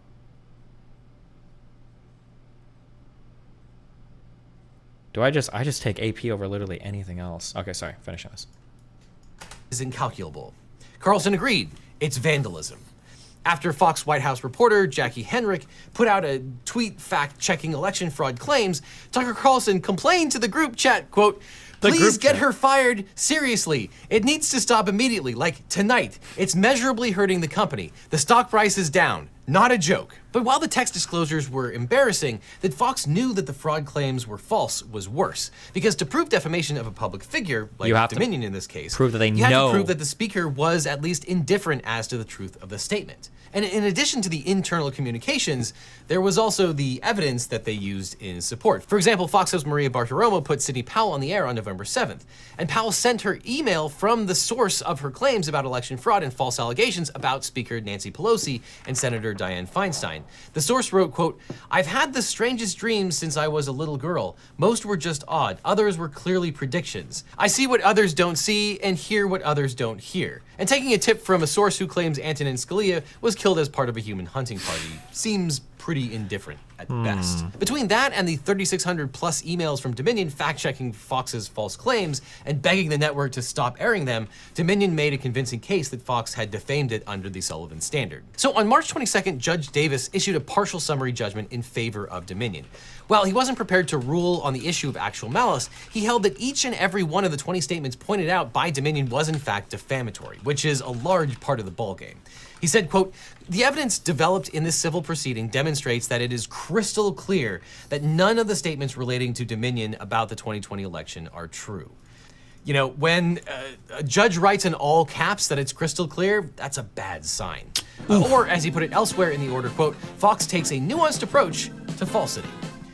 Honestly, I think I want that on a t-shirt. And so after this partial summary judgment in Dominion's favor, the only live issues to be taken care of at trial were actual malice, the extent of Dominion's damages, and whether the Fox Corporation, the parent company of Fox News, would also be liable for those damages. And the court also released a mountain of exhibits prepared by Dominion that showed Fox executives appearing to acknowledge that they had aired false claims about Dominion. In one hilarious email on December 11th, it appears to have dawned on Fox's legal team that they were about to get sued. Quote, "We need to look at all the times Rudy Giuliani, Sidney Powell, Alan Dershowitz, and Ronna McDaniel came on FNC/FBN and addressed the questions that were raised about Dominion voting and Smartmatic machines. The potential legal dispute is claiming that we did challenge the narrative being put out by Giuliani, Powell, et al., that the Dominion vote machines/Smartmatic were responsible for switching votes and or producing inaccurate results. Sometimes we didn't. But we're looking for the times we did challenge this narrative." In a moment of lucidity, the frantic executive added, quote, "It won't be shows like Dobbs, Hannity, etc. We need to specifically look at straighter news shows." There was also a slide deck with image after image of executives saying things like, quote, "I watched Lou Dobbs closely for 2 weeks during the conventions. The North Koreans do a more nuanced show." Damn! Jesus. Oof. The unkindest cuts come from the inside, I guess. Or Suzanne Scott angrily emailing her team about fact checks by Fox hosts. Quote, "This has to stop now. This is bad business. The audience is just furious and we are feeding them material." But still, Fox didn't settle. So Dominion applied more pressure in the lead up to the April 17th trial date. Although Fox definitely helped. On April 11th, it emerged in a hearing that Fox's lawyers had obfuscated Rupert Murdoch's role at Fox News. While the Murdoch family patriarch is the CEO of Fox Corporation, it was only last week that it emerged that he also holds a position at Fox News. This was significant because of the issues of actual malice and the potential liability of the parent company, and Judge Davis was not amused. He said, quote, "You have a credibility problem. I need to feel comfortable that when you represent something, to me, it's the truth." And this was not true. Then Maria Bartiromo's former producer, Abby Grossberg, who was suing the network for employment discrimination, released audio tapes which she claimed to have turned over to Fox's lawyers. Here's Bartiromo talking to Rudy Giuliani, who admits that he doesn't have proof of the claims he's making on air. Whatever you can tell us in terms of evidence would be really Helpful. Okay, great. Is there anything you want to make sure that I get to? Tell you exactly what we have. Perfect. And what about this software, this Dominion software? That's a little harder. Troubling. To tell you right, it's being analyzed right now. I mean, there are a couple of races that have been reversed because the Democrat was triple counted, two already in Michigan. Now, whether that applies for the whole state or not, I can't tell you yet. This Dominion software, does Nancy Pelosi have an interest in it? I've read that. I can't prove that yet. Okay. After Dominion's lawyers played that tape in court, Judge Davis ordered Fox's lawyers to preserve their communications regarding the discovery failures and appoint a special master to look into what happened. I've read that. More pain. So on Sunday, April 16th, the court announced that the trial would be delayed by a day. Then on Tuesday afternoon, when opening arguments were scheduled to begin, they didn't. At 4 p.m., Judge Davis announced the parties had settled the case and dismissed the jury. On the courthouse steps, Dominion's lawyer, Justin Nelson, announced the $787.5 million settlement, roughly half of the $1.6 billion that Dominion had originally sought. Fox put out a tepid statement acknowledging, quote, the court's ruling finding certain claims about Dominion to be false and touting its, quote, continued commitment to the highest journalistic standards. Summarize what happened? Well, it sounds like they knew that a lawsuit was coming, so now they're frantically trying to find, well, hold on, have we actually pushed back against this on air? And they're also trying to figure out from Giuliani, like, Giuliani, that shit that we reported that you said, that you came on our show and said, is it actually true? And he's like, well, maybe. And they're trying, because again, I guess if truth is an absolute defense for defamation, if he can prove that it's true, then there is no lawsuit. But it did not admit wrongdoing, and so far, no one at the network appears to have gotten fired. You're fired. So who won this case? Well, definitely not Fox, despite the fact that the settlement doesn't require them to publicly admit wrongdoing on air or change its behavior in any way. $787 million is a huge figure, even for a company as rich as Fox. And for Dominion, which was valued at about $80 million in 2018 and might possibly be around $220 million in 2022 for the entire company, it's an astronomical payout. And yes, it could have gotten more if it had taken the case to the jury, or it might have gotten nothing. And even if it had won the trial, that might have gotten reversed on appeal. So, you know how juries are. You never know. And on top of that, in any event, any decision would have been tied up in appeals for years, whether they ultimately won the appeal or not. With the settlement, Dominion gets the cash today. And if you're hoping for a corporation to save American democracy by taking out another corporation, well, you're gonna be waiting a very long time. And while the public didn't get to spend 6 weeks watching Dominion's lawyers tear apart the Murdochs and hosts like Bartiromo and Carlson on the witness stand, which admittedly would have been very entertaining, we still got a pretty good look inside the company. And those statements were found as a matter of law to be false. And in the meantime, Dominion's competitor, Smartmatic, is also suing Fox for $2.7 billion and promises to pick up where this lawsuit left off. And Dominion still has multiple pending lawsuits against figures like MyPillow guy Mike Lindell and Newsmax. So don't worry, it's still going to be 2020 for a very long time. But if you have a mustache like Mike Lindell, you should probably shave it off, which you can— Damn. Yikes. Okay, give me 1 minute and then we're gonna chat with Ayla. Hold on one sec.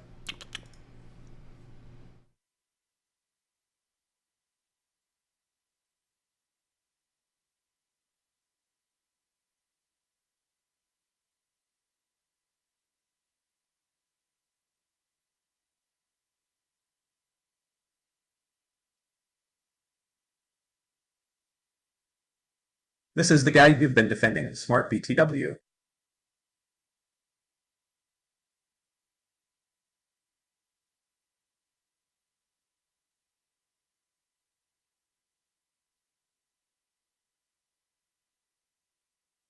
Sneeko, you're a snake.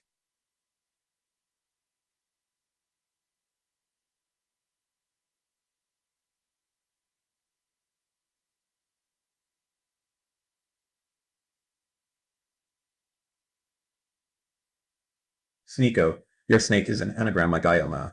Cope put the wazoo for Tate.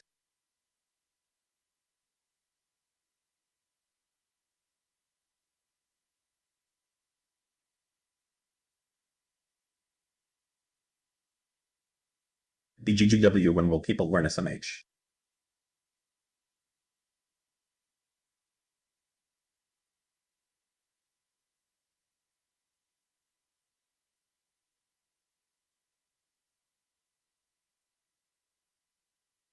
This is a great time to set boundaries. Started out good, but this is the most shit apology I've ever heard. Reburn this shit bridge.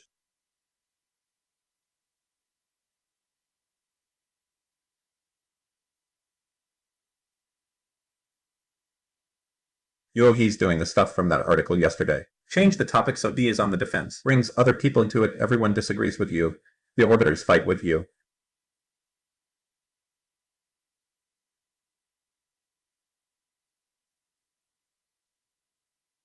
Cake lil bro 2 days is too much for a mute.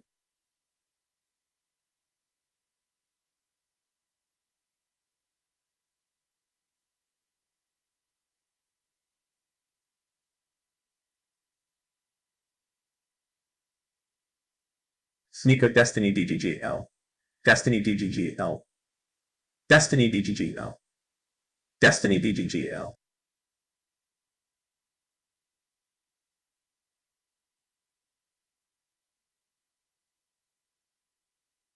Sneeko wants to get exposure from you while continuing to trash talk you. He's two-faced and he'll backstab you if you give him the chance. Careful.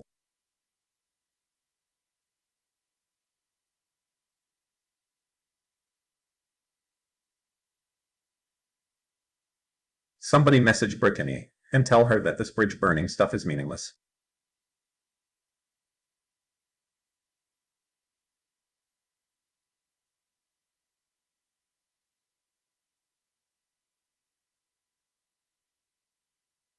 Sneeko lied to get back in your good graces, and you accepted easily him back. LOL.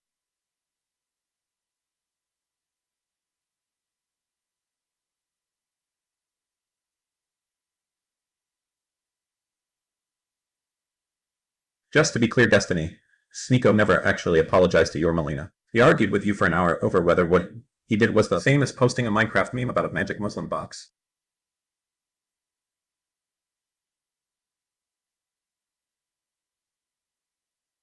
Hello all.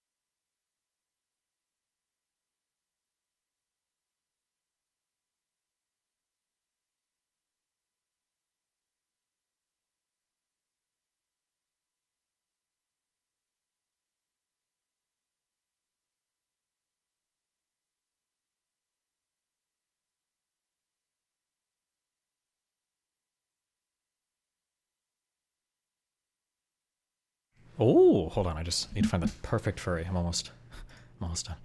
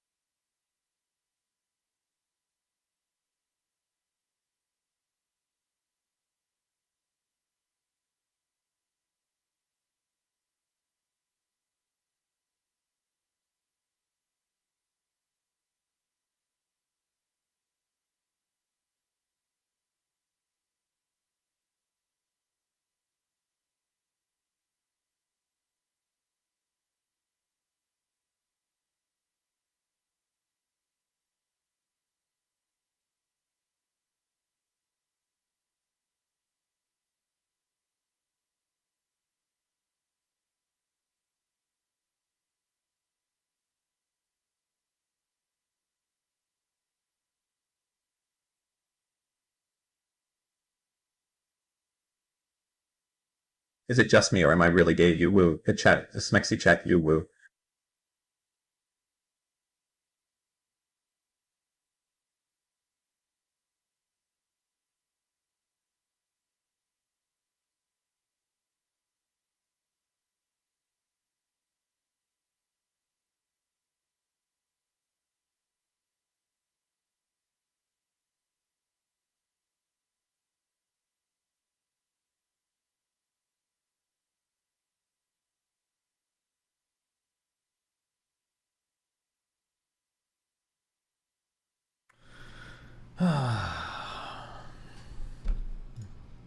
What a meme.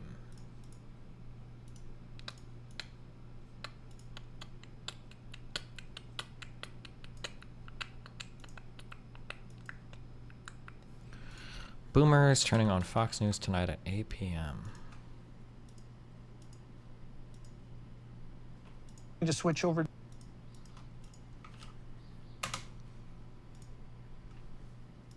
Over now.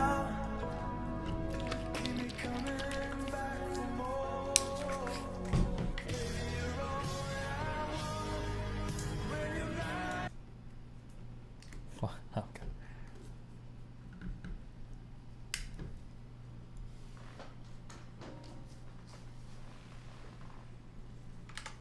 To the Daily Wire Plus front, and I think we're going to focus the conversation there on what's happened on the political front on the left in recent years. I know Dr. Wolf has concentrated on that to a large degree, particularly in her reaction to the, well, we call it the COVID epidemic, but it really wasn't. It was, you know, the Swedish data show, for example, if you do a 2-year smoothing of mortality, that there was no epidemic at all. Not surprised. In Sweden. It's quite remarkable. What do you mean that there was no epidemic at all?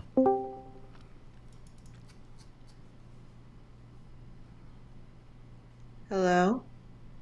Hello? I hear nothing. Okay. She's frame controlling me right now, guys.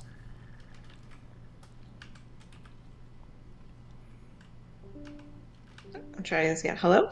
Hello? Okay, I can hear you. Wow, hey, what's up? Nothing. You said something about talking about frame control, so I'm here now. Oh, well, we read your article.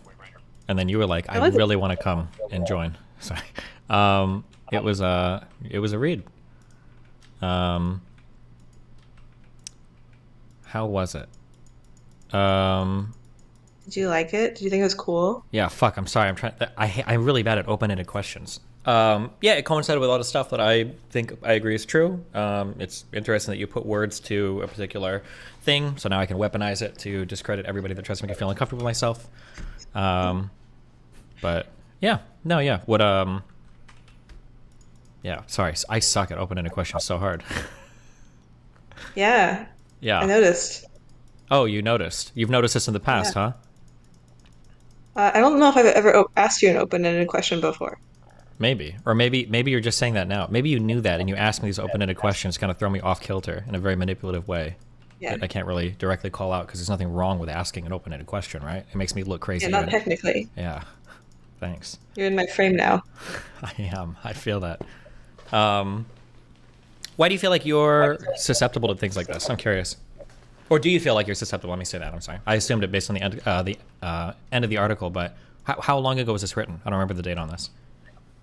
I think we're like maybe a year and a half ago, something like that. Oh, okay. Yeah, I think I'm pretty susceptible. I mean, it's hard to tell if you are or aren't. Because like, if you're really paranoid about something, maybe you're not susceptible to it. It's unclear. Mm-hmm. But I think I have something in my head that like really responds strongly to hierarchy and social power. Mm-hmm. It feels not great. That's fair. So then you're undecided if you're susceptible to it, or? Well, I think I am susceptible in the sense that I'm like particularly responsive to hierarchy and social power, but I'm also paranoid, and I don't know how much that paranoid offsets the natural. Gotcha. I feel like Are you susceptible? What'd you say? Are you susceptible? Absolutely not. But we can talk about that later. I feel like one thing that you said in the article that was really important, that's a good indicator, I feel like, for whether or not you'd be susceptible or not to it, that makes me feel like you're not, but you could be. I don't know you well enough to really say, is I think a lot of people do a really good job at intellectualizing away things that they feel. And if you're aware that that's a really bad thing to do, that is probably like a protective factor against falling into other people's kind of traps. That if you find yourself regularly in relationships, like romantic, professional, friendship, whatever, if you constantly find that you're in these types of relationships that are making you feel bad constantly, and you're always trying to put your finger on it, or you're always trying to morph or change or whatever, then that's probably a person that's more susceptible to these types of people. Yeah, this is probably true. I think you're right that there's some sort of like deep self-doubt. But the thing is, I kind of feel like people exist on a spectrum. Like I want to be like, oh yeah, I have great access to my internal state. But if you're put into, like, I think people underestimate the power of environment. Because like most people haven't been in like a radically altered environment where like the rules of social interaction are changed. And I'm saying it's like quite humbling, I think. I think like a lot of people who are like really resilient in the current culture like would not be if you just changed them. Yeah, for sure. That's kind of like the meme I always say is that like people will talk about self-esteem, but I'll say like self-esteem doesn't mean anything when you've got a huge support network. It just means you've got a huge support network. And as soon as you tear that away, a bunch of people that, you know, consider themselves as being very high in self-esteem might actually have absolutely no self-esteem. It might just be the case that you dramatically need that support network to kind of like build you up and make you feel confident about yourself. Right.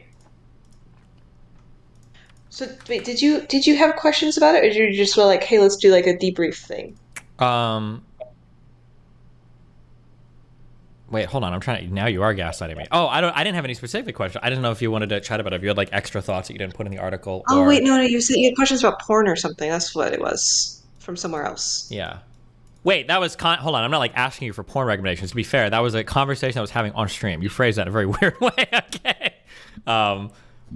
Yeah, me and another girl were talking about something on stream related to porn. I don't remember what it was. Maybe Chuck can remind me. And I wanted to message you and ask you a question about it because you do some OnlyFans stuff or whatever, but I don't remember what it was. So okay, yeah, that's just stuff I had that in my brain. So I was like, wait, you wanted to ask a question?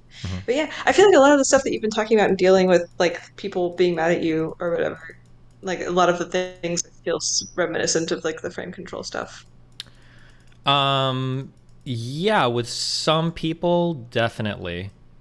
I feel like a lot of the rape culture stuff, sex stuff, I feel like a lot of that, and abusive relationships in general, I think a lot of that plays into frame control stuff. People tend to just... Rape culture stuff? Like the ways that people can kind of like subtly pressure women into like sex or uncomfortable environments, I think. Yeah, I think a lot of that, because people use, for what you're calling frame control, I think people use like the really broad term of like gaslighting.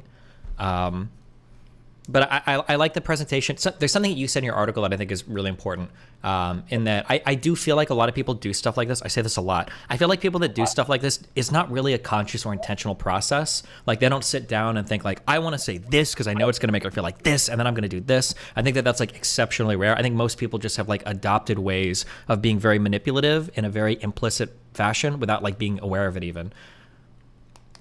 Yeah, have you read Elephant in the Brain? No.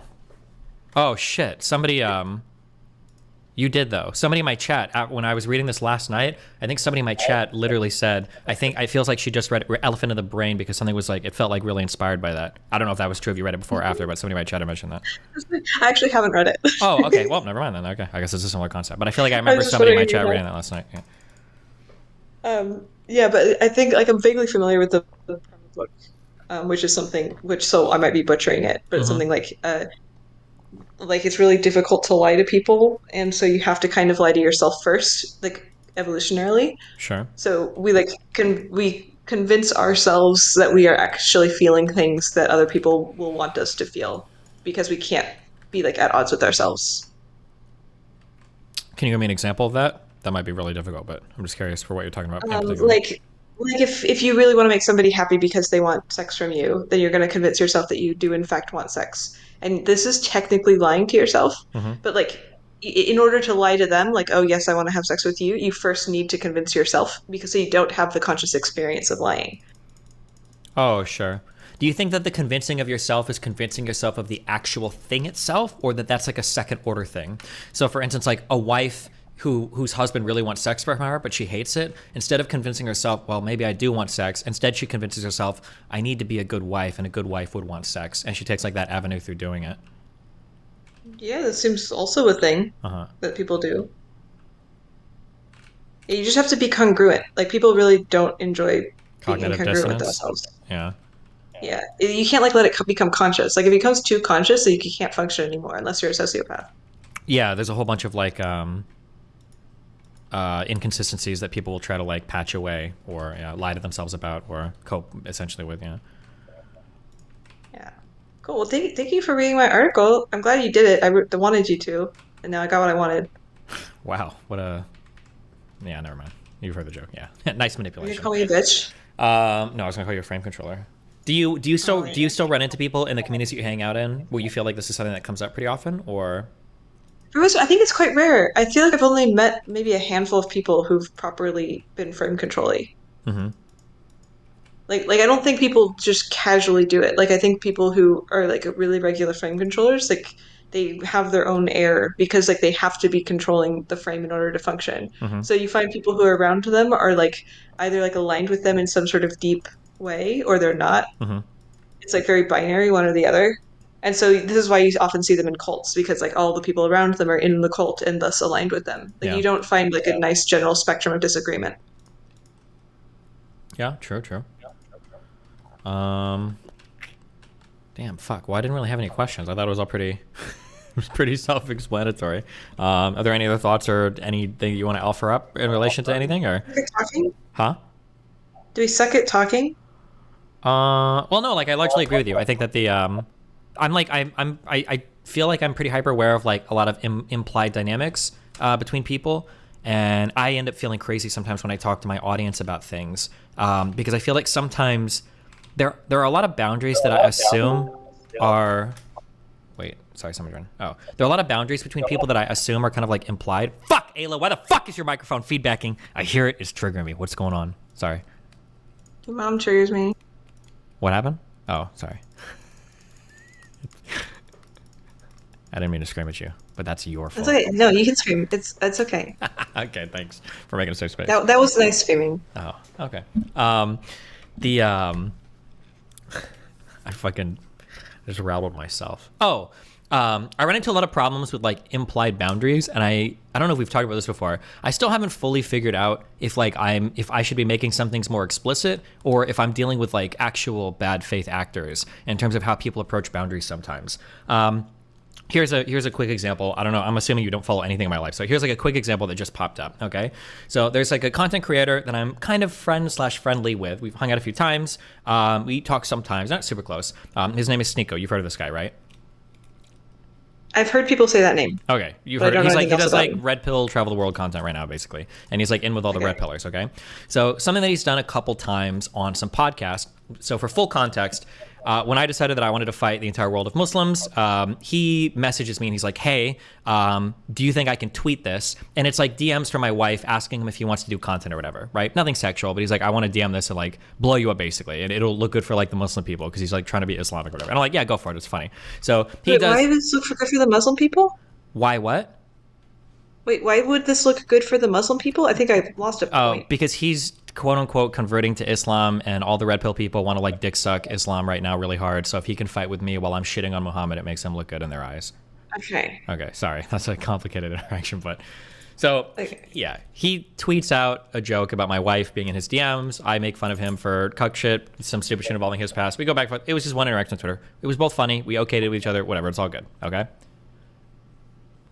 Good? Okay. So now in the future, something that he's done is he goes onto podcasts, okay? He's done this at least twice, where he's gone onto a podcast and he has dramatically reinterpreted that situation, where when he's on these shows, he's saying, so they'll bring me up and all of these people hate me, like, oh, that blue-haired fucking cuck Destiny, right? You remember that guy, that cuck. And he'll be like, oh, yeah, something that's so weird. His wife is in my DMs, And I'm like, I don't even know how to handle that because they do like some open thing and like, I got to get advice. He's making it sound like my wife is like trying to fuck him behind my back, basically, right? And he does this on at least 2 shows. And for me, it's a little bit irritating because it's like, first of all, that's a lie. Secondly, he's not joking. And thirdly, this is just like more ammunition that's being used against me. And then fourthly, when I talk about him, I like rail on his ideology and stuff, but I never like go personal. I'm not like making personal attacks about him or his relationships. So then I bring him on to chat about it today, or he comes in to chat about it today. And one of the examples he gives is he say, oh, well, I should be able to bring up this thing about you and Melina to me because you go in on my friends like Andrew Tate about sex trafficking. Now in my head, that's like the dumbest fucking thing I've ever heard in my entire life. But then so I run into these issues sometimes where people are like, oh, like you made fun of this person, so of course they're gonna like go in on your open relationship because I like criticize a political position. And I guess sometimes I feel like there are certain social boundaries where it's like I feel like it's obvious that this is something that you probably wouldn't cross, or it seems like there's like an obvious delineation here between like this type of attack or this type of attack. But I feel like a lot of people seem to have trouble like figuring that out, or I'm just autistic. I don't know. Say something. Is there anybody who's doing this who's like capable of having a rational discussion with you about it on a meta level? I don't know. Because normally I would just be like, you should just have a rational discussion with them on a meta level. But it sounds like maybe I this did is today. not something option with this population. Yeah, I mean, I did that. I just did that with the Snake guy like 2 hours ago. But again, he kept bringing up examples. So like, for instance, so he's making up the thing about my wife, and then he's saying, but you made fun of my girlfriend, which I did, a girl named Zena, but it was because she called some Jewish girl that she kicked out of a show. She called her a Zionist. And I was like, wow, that's like that was kind of weird. And he's like, well, you made fun of her for anti-Semitism. And I'm like, okay. But in my mind, like those two things aren't even remotely similar to him pretending like my wife is trying to fuck him behind my back. Like because it's ideological as opposed to lifestyle? Yeah. Or no. I wouldn't even care if he attacked my lifestyle. It has to do with like, I guess it has to do with like personal attacks, like personal information. So like, for instance, if he said like, I hate Destiny's lifestyle, like that's fucked up. Like I would never do anything like that versus like, oh yeah, like the relationship that him and his wife has, like I know that it's horrible and blah, blah, blah. And then to like make up lies about it. I feel like there's like a different bend on like the personal hits versus like ideological, even if the ideological ones are lifestyle related. I agree with you, obviously. But I'm like wondering what's going on in their mind to do this. Like, I wonder if the whatever sort of framework he's operating on is like where all beliefs are personal or something. Like maybe that's why he considers it equivalent. Like in his mind, you having some sort of like making fun of somebody for a thing that they believe is like basically equivalent to him like making up lies. Like it's like operating as yeah, wars. But then I'm trying to think like, do people really believe that? Because another example he brought up was like, well, you're shitting on Muhammad, and a lot of Muslims consider that a personal attack. And I'm like, really? It's hard to tell sometimes, I guess. It's also complicated because we're all like public figures and all that shit too. It's hard to tell like how much is like, do you really believe this, or are you just saying this to like save face or something too? I don't know. Yeah, I mean, the thing I would recommend here is just like asking him a bunch of questions to find the actual crux, but I'm not sure if that's possible. Sure. I mean, yeah, we kind of did, but we started to live a little bit, but yeah. What happened? Well, I mean, I guess we're like okay-ish now. But I mean, I think he kind of apologized. He said that he won't make those types of comments anymore. But I guess in my mind, I have a really hard time with this. I don't know if you have the same problem. I always say that like I don't like apologies. I don't care about apologies because in my mind, the issue is more like if you're the type of person to do a particular thing, it just makes me look at you differently. Then I don't care if you apologize for it. Like if I rape you and then I'm like, I'm really sorry. Yeah. Like why the fuck? Like you wouldn't want to be near me because I'm a fucking rapist. Or like if I say like, oh, Ayla's like disgusting and I hate white people and fuck them all. And you're like, well, that really hurt my feelings. I'm like, oh, I'm sorry. Like you wouldn't want to be like, I don't understand like the apology framework. I've never gotten that unless it's like something somebody legitimately doesn't know about. Fuck apologies. Yeah. Like if I make a dad joke about you and your dad is like dead like yesterday, then that's like legitimately, oh, I'm sorry, I didn't know. Like I can understand in some cases, but like for the vast majority of cases, like apologies to me are so stupid. Or I don't know, I don't get it. Yeah, but or I shouldn't say stupid. I'm sorry. I just like fucking autism triggered my audience by saying that. But I actually think I just like apologies for like a slightly different reason. Like apologies kind of feel ritualistic. Like what actually changes? It's like some sort of like ritual being like, I'm going to try not to do this again thing. But like, why not just say that? I don't know. It feels weird. Like yeah, I feel like a lot of people just want like parents ever. Or go ahead. Oh. Damn it. Go. Yeah, when you're a kid, your parents tell you to like, oh, go apologize to that person. Mhm. That you're performing some sort of ritual to like now the social fabric is mended. But it's like just a ritual, and it seems like there's way more genuine ways to do it. Yeah. Yeah, I agree. Yeah.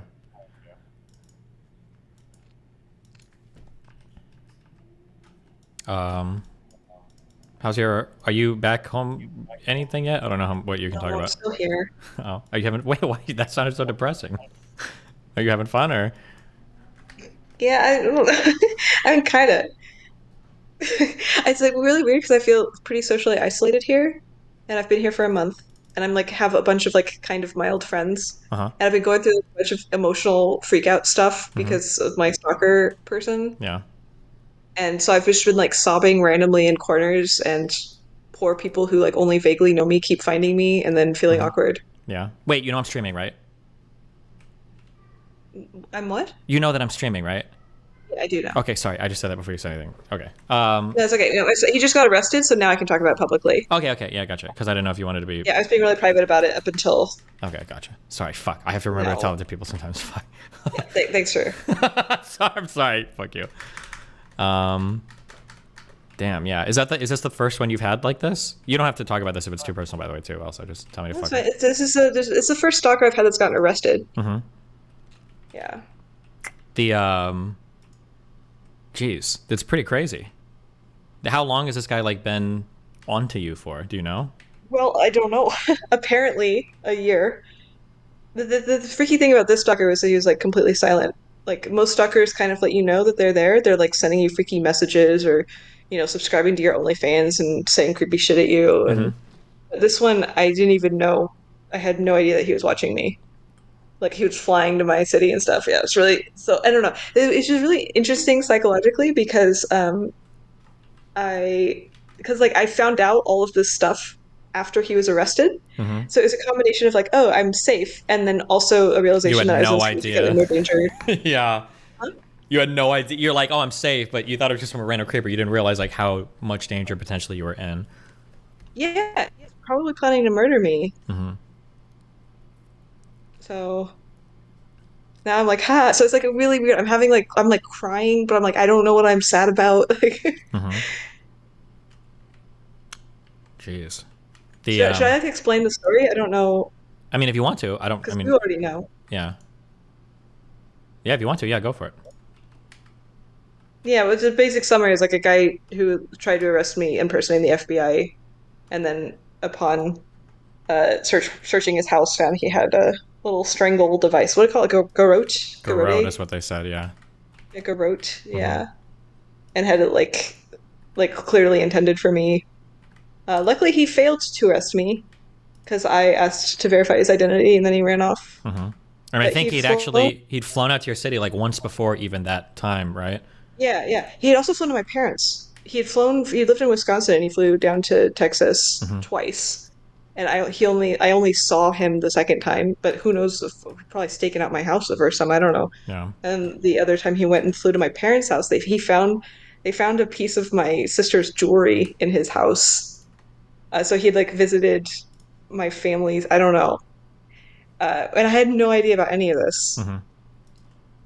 Super freaky. Yeah, I'd say so. Yeah. Is it gonna So- make? Are you gonna like reconsider? Like, what do you think of in the future? Like, are there? Fuck, I don't really like to talk about like security publicly. Actually, never mind. I don't want to talk about this. Yeah. because it doesn't make. I try to talk What about are the you gonna do security thing. differently so that somebody can't find you? Tell us exactly. Yeah.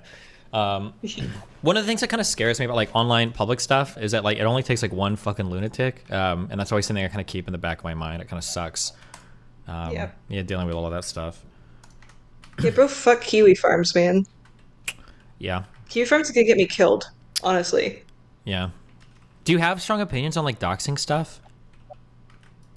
Well, right now, yes. Yeah. I feel like it's a really hard topic to navigate. Like, obviously, when we're public figures, like, we want no internet privacy at all, right? Like, I want every single person that DMs me to also give, like, a full first name, last name, address, school. I want to see everything about you, because you know everything about me. But obviously, that's not realistic. But it's interesting, like, what should count as doxing, because a lot of the information is technically public already. You know, what's too far, what's too deep.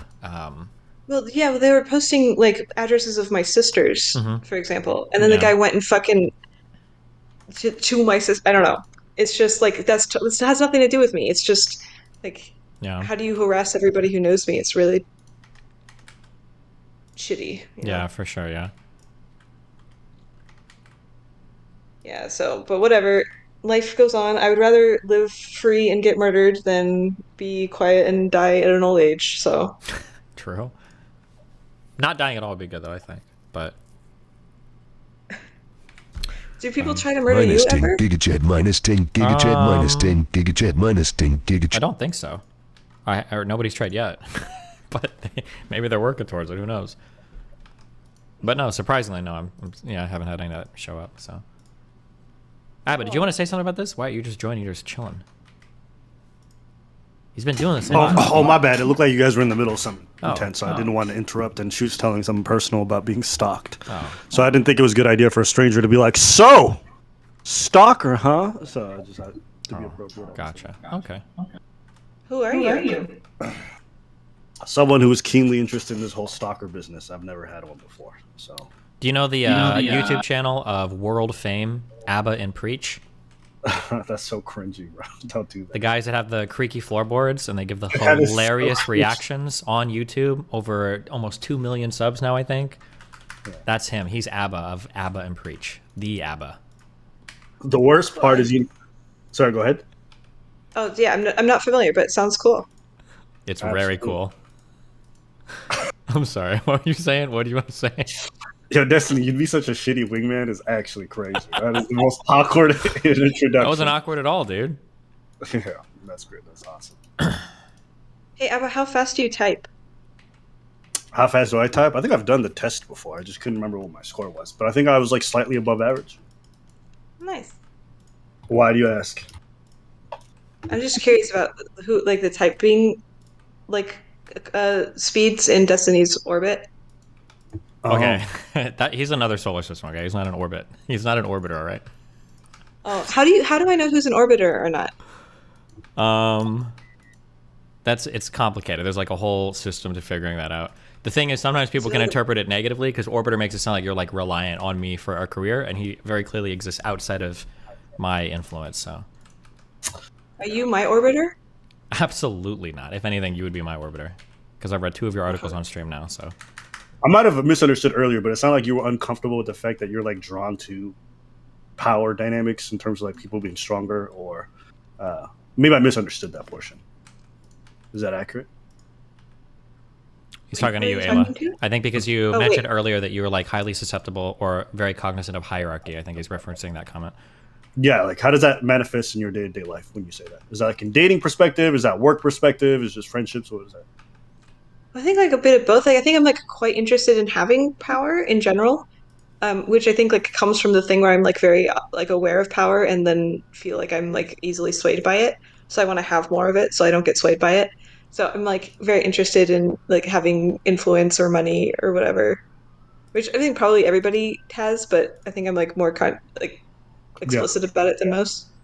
prior to having money and or like recognition, how did you get it? How did I get power before I had power?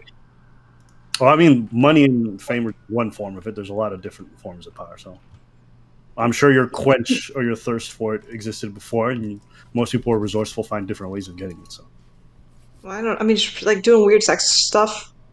Like I just have a bunch of sex shit go viral. I don't know. You just like take what you have and then you just do creative things with it. Or I think like no, prior to being like an internet that's figure. a macro scale. That's more of a macro. I'm talking about a micro scale in your personal life, but beyond like, because I think anybody who has a thirst for power is probably going to showcase itself beyond just work and accomplishments. So my question is like for you in your own personal life, like let's say with your familial relationships or things like that, how did you get power? I think on a micro scale, I don't really do it that much. I think I'm more interested in like creating structures where people value me from afar and then I don't particularly interact. I think this is, for example, why I like writing more than I like talking. Like interaction, it's like kind of feel uncomfortable with power dynamics when it's live, but I like creating valuable content and then having people kind of like me and then walk up to me later on and then be like, Ayla, I like you. And I'm like, sweet. That's great. I enjoy that. But I didn't have to go through like an awkward like micro interaction in order to make that happen. I think like I'm like pretty averse to the micro interaction. If you didn't feel awkward talking, or if you didn't feel weird about it, don't you think you would probably like it just as much as writing? I think there's probably just your own mind, maybe some part of you that's like, fuck, maybe I sound stupid, or maybe I'm not getting the reaction I want, so maybe I shouldn't be doing this and I should just stick to writing.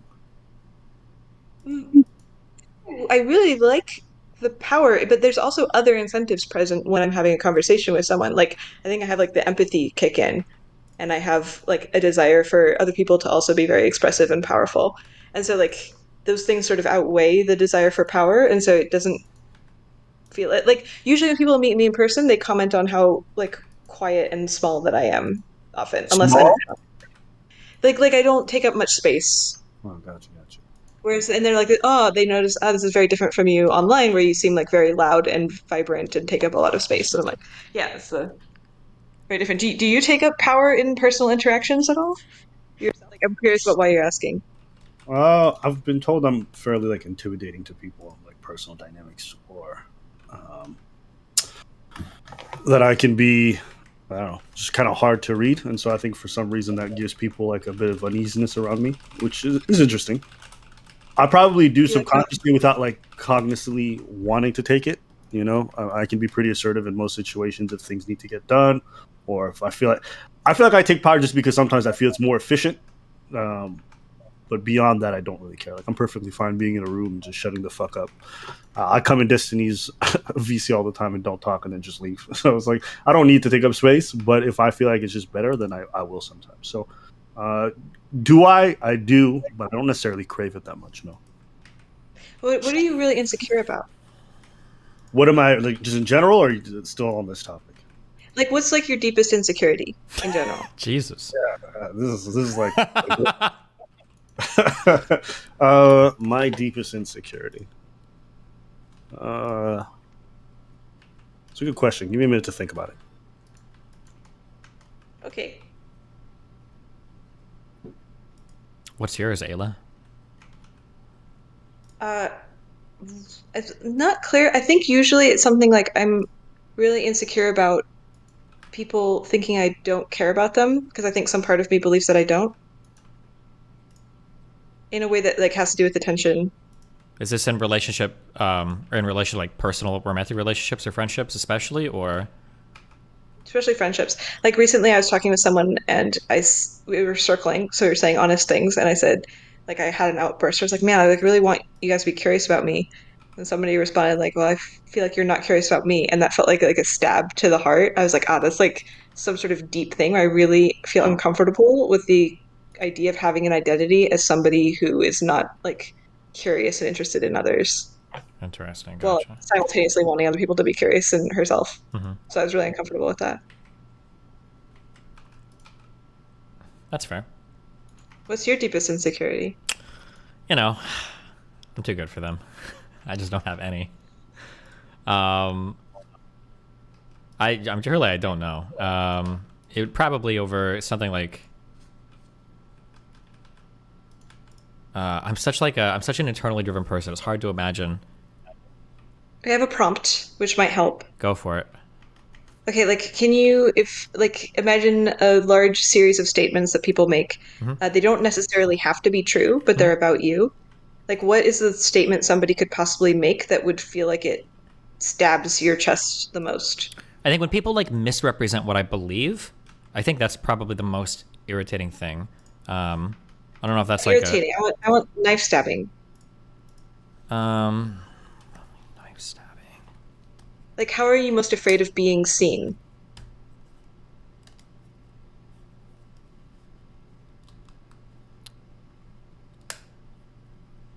By everybody or like?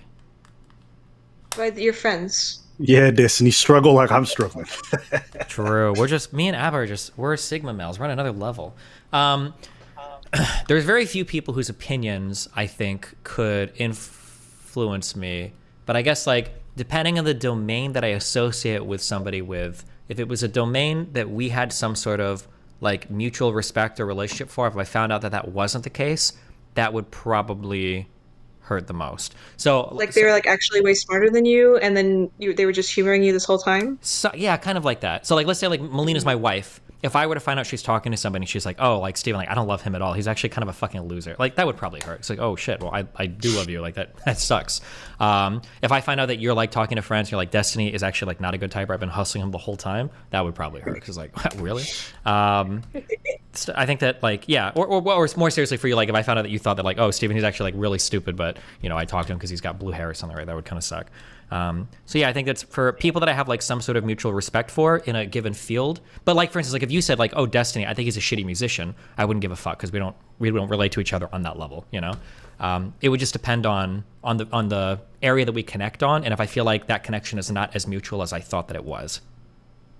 If that makes sense. It sounds super relative, which is interesting. Yeah, I think it's all relative. That's an issue that I'm having a lot of trouble with people. A lot of the stuff that I feel is relative. There was a friend, so like I gave that Sneeko example earlier. He's technically done stuff that's like pretty bad in terms of shit talking me, but there have been other people that I've kind of cut out of my life for making way less bad statements. But the reason why is because I had them at a different kind of level in my mind in terms of where I thought we were for friendship wise. So like I would cut them out quicker. So like I think ABBA, ABBA wouldn't be a good example.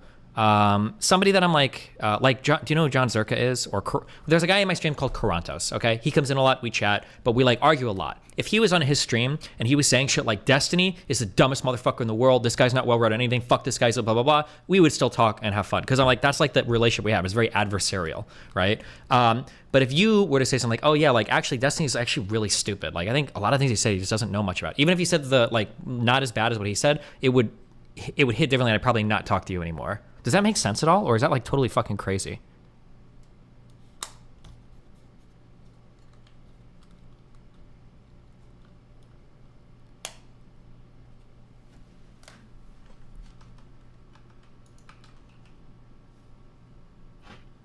Wait, is she thinking about this or did her internet disconnect or? I think she might have disconnected. Oh fuck, I thought I was getting some huge, I thought she was thinking through an amazing response. I was also waiting for her to respond. I'm like, that was a pretty good answer. I'm curious what she's gonna say. Well, nice. What happens? Why I was telling you, man. When women find men being vulnerable, true. It happened. You're right in real time. Where's Myron? I'm going on Fresh and Fit tonight. Bro, she almost fucking baited me into like revealing my deepest insecurity, only her to just fucking floor you. And now I'm like, this is why I don't be trusting these women. Exactly. I understand the red pill way more. Especially white women. Wait, you can hear me? Yeah, we can hear you. What's up? What the fuck? I touched literally nothing and it just stopped. Mm-hmm. I'm saying such good shit too. Oh, wait, you're actually answering my question? Oh, well, wait, repeat what you just said. Yeah, what is the answer to my question? Sorry. I hold radically different standards for different people, and then you were going to say something very insightful. I was just saying it's interesting that the way that you approach this question seems to be very relationship based. Whereas like the way that I approach the question is very like, there's like a single internal state that is like the worst one. I think that, so this kind of relates back to the Frame Control article a little bit. one of the ways that I grew up was very, very, very, very independent. So I have a lot of I've got a high internal drive for how I view myself, how I view the world, and then how I interpret things. So I think it largely, I'm not going to say infinitely because nobody's perfect or whatever, but I think I'm largely inoculated from a lot of strange social pressures. Obviously there's still going to be things that irritate me when people lie about me or people shitpost on my subreddit, but it's not causing me to have these severe crises where I'm self-doubting or I'm getting manipulated by somebody or falling into somebody's control like that, basically. So as a result of that, when somebody asks well, what would hurt you the most? The way that you phrased it is what a perception that people could have. A perception that people could have isn't ever going to hurt me because I generally just wouldn't believe it. If publicly people are oh, he's stupid, I know I'm not stupid, I don't care.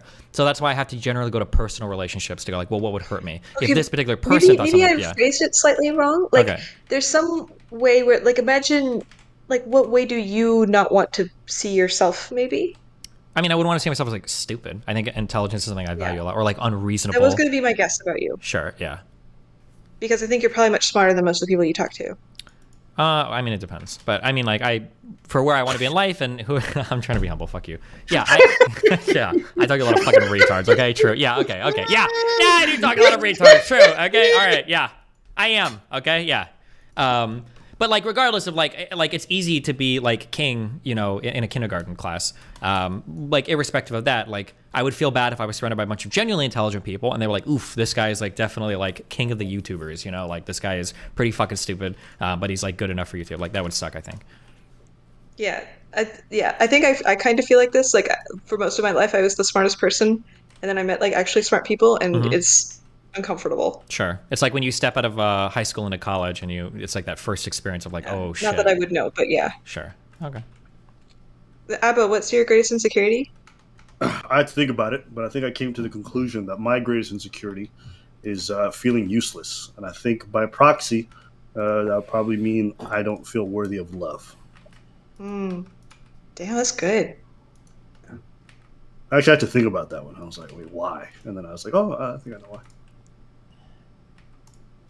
You kind of struck me as just based on my extremely limited experience talking to you in the last 10 minutes, you struck me as quite full of testosterone, which made me think you were gonna have introspection. You do seem a little bit more aggressive than the average person I would expect in this space, I will say. Okay. Full of testosterone. I appreciate that. I think they're both compliments. Yeah. I think testosterone kills you earlier, but yeah. Jesus Christ. Also leads to just a much better quality of life, though. Pretty confident. Yeah. I did the rankthings.io game, and I have a master list of what people rated as most important in their life. And men rate living 100 years longer as more important than women do. But how important did they really rate it in general? I don't think too many people think that's really important. For men, you don't think so? I need to pull up the list, but I'm afraid of freaking up my computer. So they rated it higher than women did, but what was the percentage that rated it high, period? Well, so rankthings.io isn't a percentage. It's just it's an ELO system for pairings. Okay. And so you get an ELO score for each thing, basically, which roughly represents how much. But how high was the ELO score in general for wanting to live that old? Well, I don't know the ELO score. It's more like the ranking. I think it was rank number 6 or something, or 7. Can you tell me what is ahead of it, just so I have an idea of how to gauge this? I'm just I have to. Okay, I'm gonna try and pull this up. If my computer explodes, I'm sorry. Yeah. Give me a second. It'd be 1 percentage point off, but nobody really cares because I don't think most people want to live that old. I do. Well, I'm sure they're thinking. I don't believe you would. We're thinking healthy lifespan. We're not thinking you live 100 years in a frail, bitter state where you can barely crawl. I don't know too many people who get to 100 and look healthy. I don't know anybody that's lived to 190. It's hypothetical. She's saying live 100 years longer, I think, was the question, than you normally would. Wait, right? Okay, yeah, it was number 11. Do you want to hear men's list? It was number 11? Yeah. Okay, that's really low. Okay, but yes, hit me with the list. Okay, so this is men's, from the most valuable to the least, or the top 20 or whatever. Number 1 is be loved, and be able to love. Hold on, can we just stop right there? There's this whole idea dudes don't be caring about love that much, but you're telling me that's number 1 on the list? Yeah. I don't know. I think that's pretty amazing. As a quick aside to that, something that's so funny that both feminists and red pillars completely miss, you understand this, Abra, right? When you talk about an incel, right? An incel actually doesn't have anything to do with sex, right? It's actually about finding somebody that loves you. But it's funny because red pillars will give you advice on how to hook up when if they wanted to just fuck somebody, they'd just get a prostitute. They want like the love and care that you get from a relationship. And then feminists are like, oh, they just want to like fuck women and they objectify women, blah, blah. It's like, well, no, they probably just want to find some way to get like that type of like, that close relationship with the opposite sex, yeah. Absolutely. As a whore, I agree. Based. Sorry, this is a point sentence. Carry on. Okay, so it's be loved, be able to love. And then the third is a committed, stable, long-term romantic relationship. Men and women's top 3 were the same. This is the same for both men and women. Oh, cute. Women's number 4 is a tight-knit, loyal friend group, whereas men's number 4 is the internet. Based. Then men have a tight-knit, loyal friend group, and then under that is a fulfilling, active sex life. Yeah, I have to can I just ask, is there a selection bias here, potentially, for the people that said internet? I gotta ask. There's probably is a selection bias where it's going to be, not what I want to do. Not turning on my camera. I'm going to be honest with you, all the men I know in reality would never say internet at number 4. There's no way. Yeah, we are measuring people on the internet, so. Okay, cool. But we are also measuring women on the internet, and women ranked the internet much lower. They ranked it 7. Fair. Careful, you're going to run into one of Ayla's biggest triggers if you're not. Wait, what's that? The selection bias thing. Oh, okay. I don't mind selection bias criticism, but it's usually so stupidly applied. If it's not stupidly applied, I'm fine with it. Uh-oh. Okay. So I applied it stupidly. So, you call me out. No, so far it's okay, because the internet is obviously a very clear thing, because we're doing this survey. Okay, but so men prefer a fulfilling, active sex life more than they prefer not getting their thumbs cut off. Yeah, thumbs are unnecessary, for sure. Yeah, compared to sex. And then it's also above, then it's have perfect mental health, and then instantly gain $5 million tax-free, then ability to listen to music, then you never need to get tired, never need to sleep, the ability to read minds, and then men have extend your life 100 years. Yeah, that shit don't sound important at all. I feel like that was way down on the list. Well, how many options were there? Like 100? Okay. 100 options? You can play it. It's super fun and easy to play. Okay. Gotcha. Interesting. So what did you gather from the data and the results? What were some interesting conclusions that you came up with after doing this whole thing?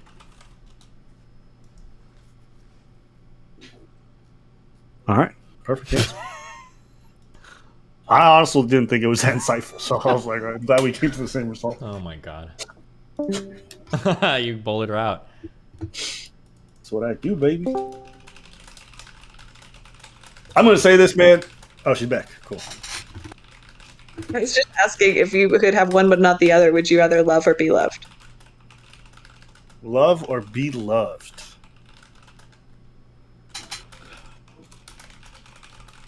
Be loved. Why?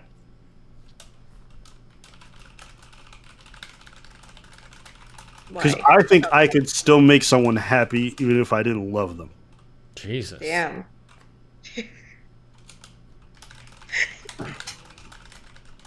Yeah. I don't know. I just think for me, service is kind of natural. And so even though I wouldn't feel that emotion, I think the desire to want to do things for my partner is kind of still not natural. Whereas I don't know if the other person could have that same capacity. So I think for it to function, I think they would need to be able to love. There's that testosterone again. You keep saying, I've never heard anyone say this. I don't even know what that means. It's just like, you feel like very classic male to me. Like, do you score really high on gender tests as a male? I don't even know what that is. Let me Google that. You don't. We don't need to get into the whole debate over what a man is. Wait, what is a gender test? I've never heard of that before. Okay, I thought you already knew this. I thought you were have quiet. no idea. Well, I mean, I've got a. Oh shit! I almost said something transphobic. My bad. Never mind. I was gonna say I have a dick, but maybe that doesn't mean anything anymore. Never mind. There's 36 questions. I'm gonna try to do them. Wait. What is it called? Gender test? So I Googled on Google, and that's what it showed me. This says gender role test. Is that the one that you're talking about, Ayla?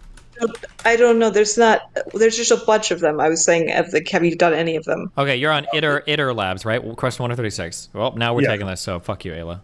Okay. Question 1, tender. Wait, is this how tender you are?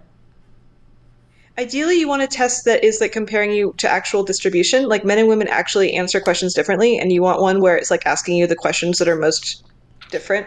Okay, well, this is drawing on the work of Dr. Sandra Lipsitz-Bem. Okay, and it's important to note that their work has been tested in several countries and has repeatedly been shown to have high levels of validity and test-retest reliability. Cool. Good for her. I don't know what tender means. You kind of have to be a little bit. You're not like treating a woman like a bro. Is this like tender towards your friends or towards your... I'll just leave this in the middle. Fuck it. Sort of. Oh my god. You're ahead I'm of 1/3 of the way in. Jesus. You're on question 12? Okay. Soothing. Absolutely. Sorry, I don't know how to count. I'm 1/4 of the way. Avoids cursing. What is mild? What the fuck is that? Loyal? I think I'm really loyal. Hell yeah. Mild? Do I agree that I'm mild? Are you? You're not mild. I don't think so. Let me Google what that means in this context. Yeah, let's go hard. Not severe. Very happy. Gentle, not easily provoked. Okay. Personality. Oh Mild. no, I'm very mild. What are you talking about, Ayla? Just because you think I got that testosterone don't mean I'm not gentle. I can be moody. Likable? I'm pretty also, likable. can you... Yeah. When you say testosterone, you just say basically more traditionally male? Well, usually you're more aggro. Aggro. Okay, gotcha. Devoted. Competitive. What do you mean devoted and loyal? Jealous. Well, down here. Defends own opinions? Hell yeah. Are you a cuck like Sneeko? Definitely not. Stop! I disavow. I don't give a fuck what you do. Make it clear it's Abba who said it, and fuck him. Next question. Secretive. I feel like I'm being surrounded by men right now. I'm having a very strong like gender sensation. When it comes to your aversion or like your interest in power hierarchies, is that something you find endearing or not? Oh, wait, are you talking to me or her? Her. Polite? I could be polite. I appreciate that answer. Again. Damn, you're just destroying her. Oh my god. Oh, I love kids. Whoa. Affectionate. Yeah, I'm pretty affectionate. Are you likable? Disagree. I'm super likable, okay? You better put strongly disagree, bro. I'm the most likable. What do you mean? I'm so likable. What are you talking about? You better put that shit in the red. You fucking liar. I got so many friends, motherfucker. You're crazy. Forceful? I mean, with what you did to laugh. All right. Let's see. Oh wow. Nothing. He's making inappropriate. Happy. Inappropriate comments right now. Oh, like a sex joke? Yeah. A demeaning sex joke. So there's like a row of creators online who basically leverage their space on their platforms for sexual favors. And Destiny was alleged to be part of this group of people. Alleged? Alleged? This is what you do when you're a male and you have power. You just have sex with as many women as you can. Stop! That's not what we do here, okay? I feel like this is her joking tone, and she always sounds the same. No, she's not joking. She's being serious when she said that, okay? Okay. I need to hear her joke once just so I can fucking program in my head. Because I thought she's one of those monotonous people who always sounds the same. I'm mentally disabled, okay? No, she's fake. She's fake. She's like Asperger's. It's the fake mental disabilities, okay? Okay. Energetic. I don't like hugs. You don't like hugs? I'm 33% feminine and 97% masculine. Energetic. Let's see where Abba's at. I'm gonna mog you with my blue bars. 25. Avoid cursing. Oh, I'm getting shafted. Individualistic. Nah. You ever notice that every time you ask Ayla a question, that's exactly when her internet drops? I know. That's kind of weird, isn't it, huh? I don't want to allege any kind of racial bias because I know she hates like, sentimental. What the fuck? You know I hate sentimental? No, sorry. These questions are so weird. Oh. Ambitious. Oh, yeah. You know, I made a test. If you're into doing testing, I have a big one that I just released, and it predicts whether or not you're male or female. Well, we'll see. Yielding. Ooh, that's a good one. Let me Google that one. Yielding. Do you give in to the wills of other people around you? Oh, fuck. Self-reliant. Yeah, I got 80-20. Oh wait, 81% masculine, 47. How do these percentages work? 81% masculine, 47% feminine. That means you have a 19% chance every year of going on hormones. It's over for you, bucko. This makes you casually masculine. I like that. Wait, does this mean Destiny's or Steve? I should call you Steve. I'm looking at your name and it says Destiny, so I keep thinking that. Oh, that's okay. Blue hair man is more masculine than ABBA.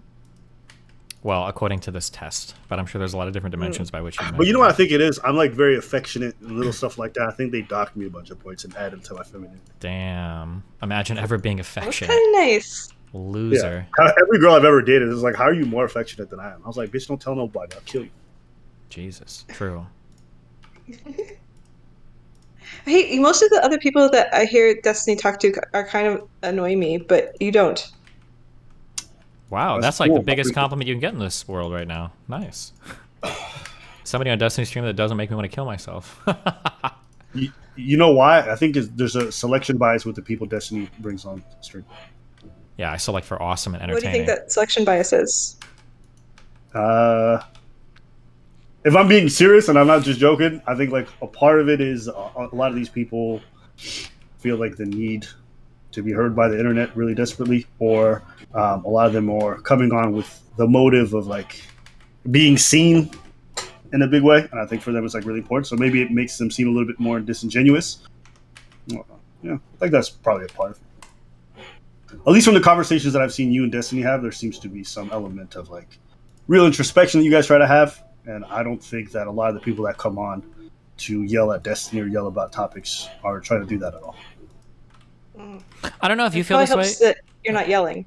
Yeah. Sorry, go ahead. Yeah, I don't know if you feel this way. I'm kind of curious on that same vein. I feel like it's very, very rare that I can have a conversation with somebody where I say something, they hear what I say, they critically interpret it, they integrate it into themselves, they run it through something, and then they give me an answer back. It's really, really, really, really, really rare. Like what I just said, I would consider like a normal human conversation, but it is exceedingly rare online to find people that can have a normal conversation. It's very frustrating. Do you want me to recommend people to you? Because like I know so many people who are capable of fantastic conversations. The only thing is they just might be boring for people to listen to. Yeah, it just has to be something that is also like in the vein of what I'm talking about. Like if somebody wants to come on and they feel strongly about like molecular biology. I don't know if we have much. Hey, can I organize a like Ayla's Friends stream where you listen to all of us like out autist each other? Yeah, if you ever want to, that sounds like it'd be super interesting. Yeah. Okay, well, I would just bring them on so you could also talk to them. I imagine I'd be allowed to. Thank you. Yes. Yeah. Yeah. Because it's your stream. Yeah. Well, and more importantly, because I would just be there. Would you do that in real life to me? Like just come and listen to us all talk, but you have to sit in the corner and not say anything? That would be a nice like art project. Yeah, that'd be a nice cuck project. That would okay? be then you would be my orbiter at that point. Yeah, true. One day I'm gonna get like a video of what the fuck happens in your apartment, Abba, where you're just like on the computer in the corner while there's like music and dancing going on in the background. I'm so curious. My roommate's doing a dance practice in the kitchen. Oh, okay. Sorry, I can't do much. Is it really loud? No, you're okay. I'm imagining like a scene from a movie where there's a bunch of people in a club and you're like in the corner, like on your like Apple II, like banging away at the keyboard, and they're all like partying and shit, and you're just like, stop! I'm trying to talk to this guy. It's just a vision I get. But it's not too far off. Sometimes I have to tell them to turn it down. I was gonna ask Ayla, do you have a problem with men who present as traditionally masculine? Is that like a prototype that you generally don't find appealing to have conversations with? No, I usually really like it, in fact. But there's different types of masculinity, like hypermasculinity. And I'm very into like a particular type of hypermasculinity. What is that? Is that like Lumberjack, Wolverine, and Logan? What kind of? No, like Jesus. Linux cryptographer, hyperprogrammer, like experimental math nerd. Oh, okay. So like the people who are like numbers are more important than people, kind of. Hey. No, I hate it, but like, I love it. You hate it, but you love it. Sorry. Yeah. Which I think is like the true platonic ideal form between a man and a woman, is when you like kind of hate what the other person is, but you also love it. I'm going to be honest. I don't know what any of that meant, so you're gonna have to explain that a little bit. You know, like when you have like a lady. Do you like hyper feminine women? Are you talking about like somebody? I don't want to go straight to the stereotype. So just describe what that looks so we can both agree. I don't want to agree. Like, It is the stereotype. It's like somebody who's very warm, maternal, takes care of her appearance, is very aesthetic, doesn't like sex as much as you do, like is very soft. Wait. Is that hyper feminine to not like sex as much as Not like casual sex. Oh, I would say I do like that. I don't dislike it. Yeah, I like it. It's fine. Yeah, I think like most people tend to. But like, do you ever like kind of like hate it also? Like you're in a fight and then they start crying or something, which is what I do, by the way. But like, doesn't it kind of also suck? Like they're being very fragile at the drop of the dime, like basically if they're hyper femininity. Or just, like not like, okay, I am definitely going into the stereotype here, but like the stereotype is like the classic terrible archetype of like you can't like discuss things rationally. Like once you start like having a fight, they reverts to like emotions as opposed to whatever the practical object level thing is going on. Okay, fair. Maybe this is my issue. That stereotype I don't really encounter it often, and so maybe I'm just not. But it probably just exists more than I realize. But sure, I don't like that. No, I hate that. Baller thing to say. Huh? It's a baller thing to say. Is it? Okay, yeah. I just don't meet women on a dating basis like I can't have a conversation. Like they just start. I don't deal with that too often. Suck up. But I would hate if women would do that. Yeah, sure. Okay. Well, I lost steam. I have no point to make. I think you're trying to relate to that to like the masculine side of things of how you also hate when people are hyper masculine, just in some ways. Oh yeah, well it's just like you have like you're ultimately coming at life from very different perspectives, and that's what makes people very appealing, but also like really infuriating. Okay, so what is the parts of masculinity or hyper masculinity that you hate? You described to me the crying with the women and all that other shit. So what's the part of men? Well, men just aren't introspective, which is why I was surprised that you were introspective because you seem to have high testosterone. Based on the voice chat for 2 minutes. I'm sorry. Okay, yeah, fair. Yeah, and also like not very curious. Like when I hang out with female friends, we're like, "How are you feeling? How did that make you? Like, what is going on in your internal life? Like, what kind of sensations? Like, what is your relationship to this concept?" And I hang out with men. They're like, "So did you like update your computer security? There's like an update push to Chrome, and you got to make sure that your passwords are really long." Based. Destiny, are these the kind of conversations you'd be having with dudes or all the time, dude? I bug Ayla so much because I feel like she probably hasn't updated her Norton antivirus in years. I feel like I'm in the Twilight Zone because every conversation she references, I'm like, I don't think I've ever heard anybody talk about these things. What kind of culture are you in? Like, what are the people around you like? I mean, I don't think none of them know what Norton antivirus is. I can say that much, but I don't know. It's people Did you play sports? I mean, I spend time with people who are like community activists or people who are involved in the arts in one way or another, or just like artists in general, but not necessarily computer science nerds. So maybe that's why artists. Okay. Yeah. There's probably like a high propensity for artists for sure. Yeah. I think Stephen is not very. Stephen does the thing where he like prefers to talk about internet security as opposed to like digging into emotions. I think. Maybe it just depends on what's going on. I think if somebody comes to me with a problem, I'll try to help them sort through it, but it's probably going to be pretty analytical rather than. Right. I think this is my point. Like you're very like your brain is a video game, and we're now going to like beat the puzzle. It's like everybody's brains. You're just seeing like walking Factorio puzzles in women's brains. Yeah, probably. Yeah, I think so. Yeah. Maybe every time I see Steven light up is when he's talking about feelings or emotions. Really? Yeah. You should have seen it when he used to have Brittany Simon on. They used to have these. Tell yourself, okay. Why are you like this, bro? Yeah, they can be fun conversations to have. It's just hard to find people to have interesting conversations around emotions over. There's a lot of like very fundamental like human struggle that I'm just totally disconnected from, and it's like very, very hard for me to connect to it. Like like stuff related to family, for instance, like insecurities or issues people have with parents is something that I have zero on. Like I don't have an emotional or intimate understanding of that at all. So I have to completely intellectualize it. So it's just very boring. I think there's like a lot of, or like feeling insecure about like partners and stuff like that. It's just a lot of stuff that I super don't ever think about or give a fuck about. So a lot of those conversations are kind of to me. It's got to be a crazy brain. Like to be in that experience, it's got to be so crazy. I mean, I like it. There's a lot less shit for me to worry about. Yeah, it's true. My partner's like that too. One of the guys I'm dating is very, like, just doesn't, just like a very small amount of his mental process is dedicated to anything.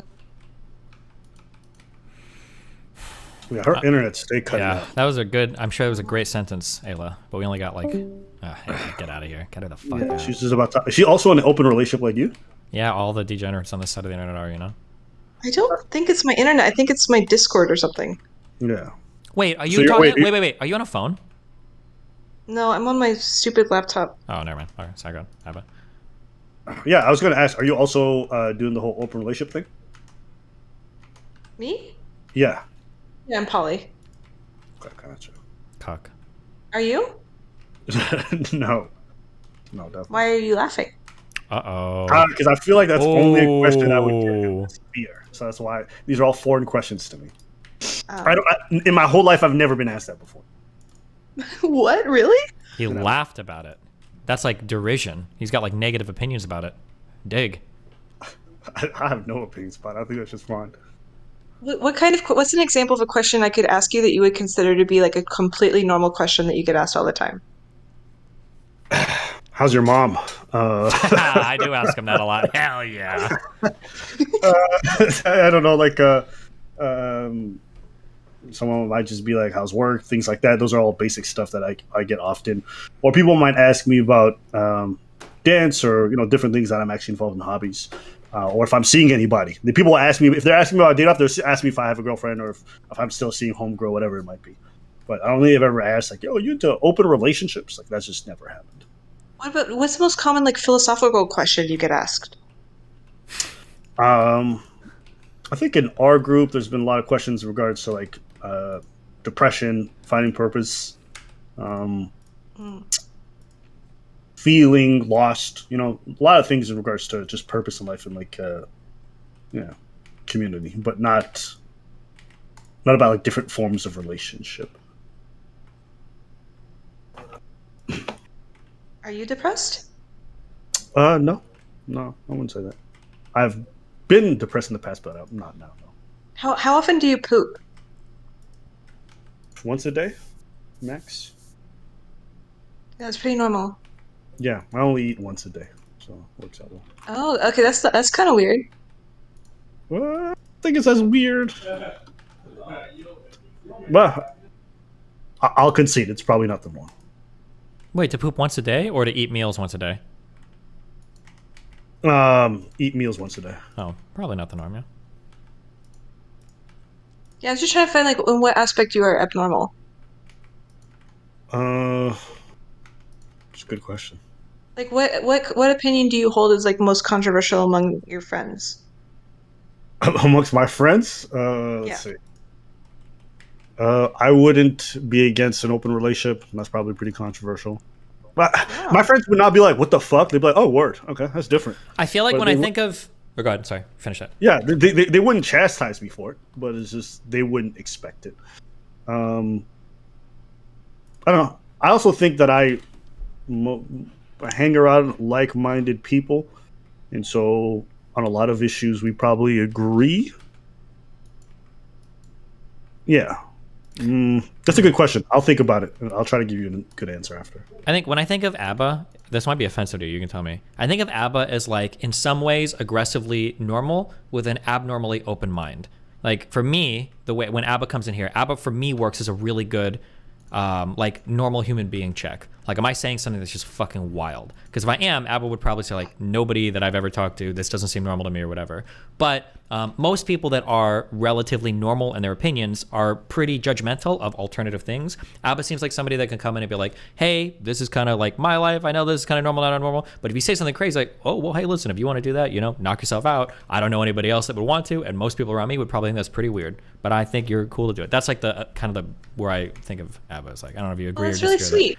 Characterization, yeah. Like a really rare combination. Yes. kind of like being high testosterone and also really introspective.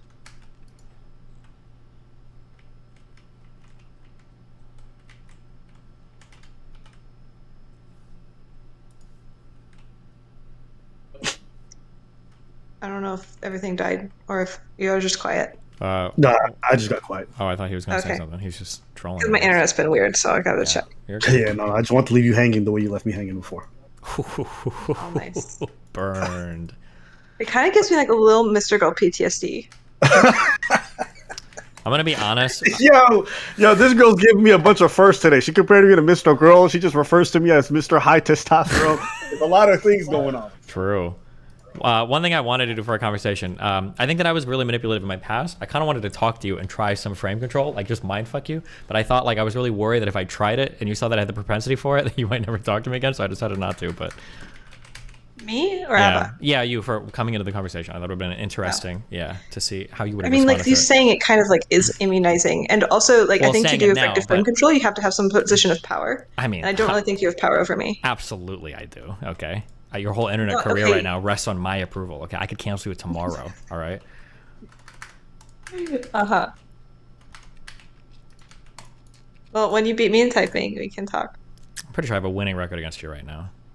No, I don't think so. We could probably check. Actually, no, we can't check because you don't have a fucking account. Do you have an account? I do. We can do one right now if you want. No, I don't want to. Yeah, that's what I thought. It's all good. Yeah, I know. I'm afraid. I gotta go do some like what's the where the kid trains in fighting? The Karate Kid? Yeah, I'm gonna do some of that. In what? Fighting or typing? In typing. Oh. So you do admit that you're behind me enough that you need like a training montage to catch up. No, I definitely have beaten you more times than you've beaten me. This is like a fact that I'm stating. Okay. I just would like to be more comfortable in that advantage that I currently hold. Okay. Do you think it's important for you to be acknowledged by nerds? Yes. Why is that? Because I'm a nerd. Well, that's a good answer. Why did you ask? Well, there's more to it than that, right? I think that nerds, I think in general, possess a lot of qualities and would look favorably upon a lot of qualities that you hope to portray publicly, no? Like, I think you generally want to be seen as, like, an intelligent person who's, like, intellectually capable, and those, like, nerd-like communities seem to look favorably upon those characteristics, right? Yeah. Yeah, I do really want to be smart, and the nerds favor the smart people. Like, I have, like, high advantages in some areas and low advantages in others, and the nerds are the kind of people that like the things that I'm good at. Basically, it's just social acceptance from her tribe. To make a long story short. What is your tribe, Abba? I still feel like you said artists? Yeah, I'd probably say so. Okay. Yeah, that's probably the closest. Would you like more questions that have no relation to previous questions? You can ask whatever you want. It's a nice change of pace from hearing Corantos yell unintelligibly for 30 minutes. From being what? No, it's a stream reference. So go for it. Ask any question you want. Okay. If you had to fuck a whale, would you rather the whale be dead or alive? Okay, just to be clear, the whale is like an actual whale. It's not a person, right? An actual whale. Okay. A mammal. Okay, I just didn't know if you just had a potty mouth for a second. I would say,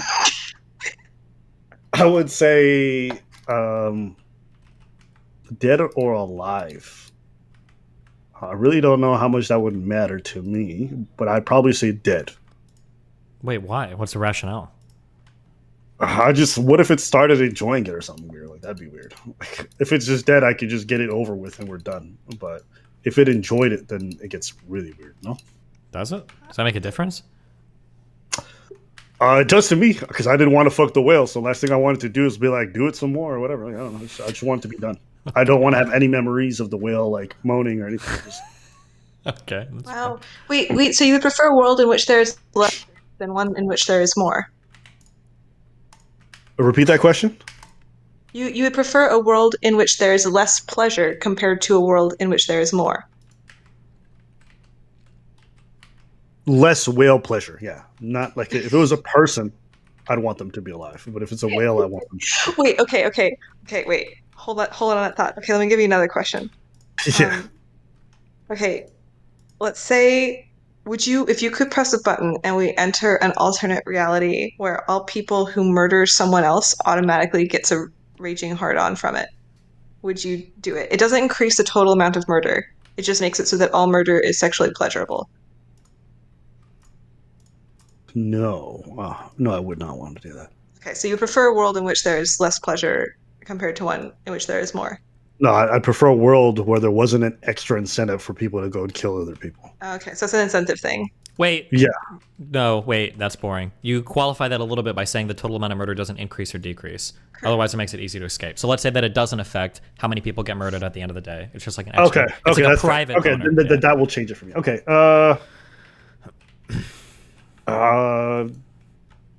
I would still say no, because I wouldn't want murderers to feel pleasure from doing evil things. I think yeah. Cool. If you could press a button and then anytime somebody gets sentenced to the death penalty, nobody knows this actually, like everybody believes they're about to die, but secretly they get sent off to a pleasure island that costs no resources. It's like heaven, and they can never hurt anybody again, but they're just having the time of their life. Would you do it? The death penalty would probably insinuate they did something bad. So my own desire for them to feel some retribution would make me say no. Okay. I have no more questions. Okay. Wow.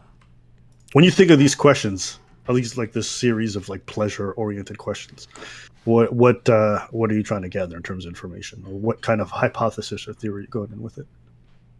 I just want to know what framework you're operating on. Like, what operating system. Gotcha. Destiny, did you answer these differently? I don't know if I've ever answered these questions before.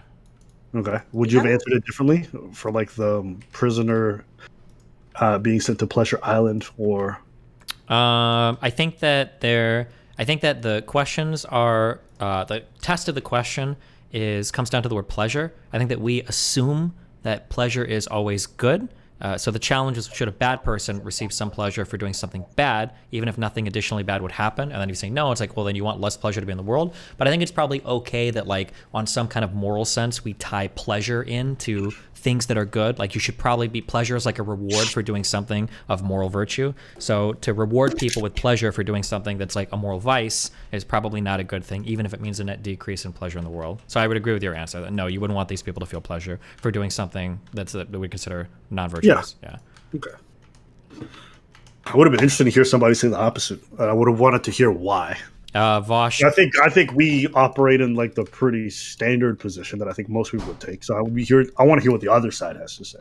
I feel like the other side, it would be like, so somebody that gives like a very crude utilitarian take would say something along the lines of like, if there's no additional harm happening and our goal should be maximizing the experience of every person, then if somebody's going to do a bad event, it might as well make them feel better than it would have anyways, right? Because that doesn't do any additional harm to the world, and all it does is ultimately increase the overall happiness of mankind, even if it's through somebody doing an immoral action. Okay. Okay, I have another question. Okay, if you press the button, have you ever been under anesthesia for surgery before? Yes. Okay, if you press the button, you gain the memory of that surgery. Like, Jesus. You experience it in your memory of all that. Like, it's like you were conscious. Right. You don't actually relive it. You don't have PTSD or anything. You just like have it as a casual memory in your brain. Do you press the button? No. What about you, Steven? I feel like more experience is always better, I think. So I'd think I'd say yes. The surgery table also. The what? Your thing cut out. Me? I'm just saying yes. I'm also yes. Oh. Yeah, I just think I don't know. It's not something I'd want to relive or experience.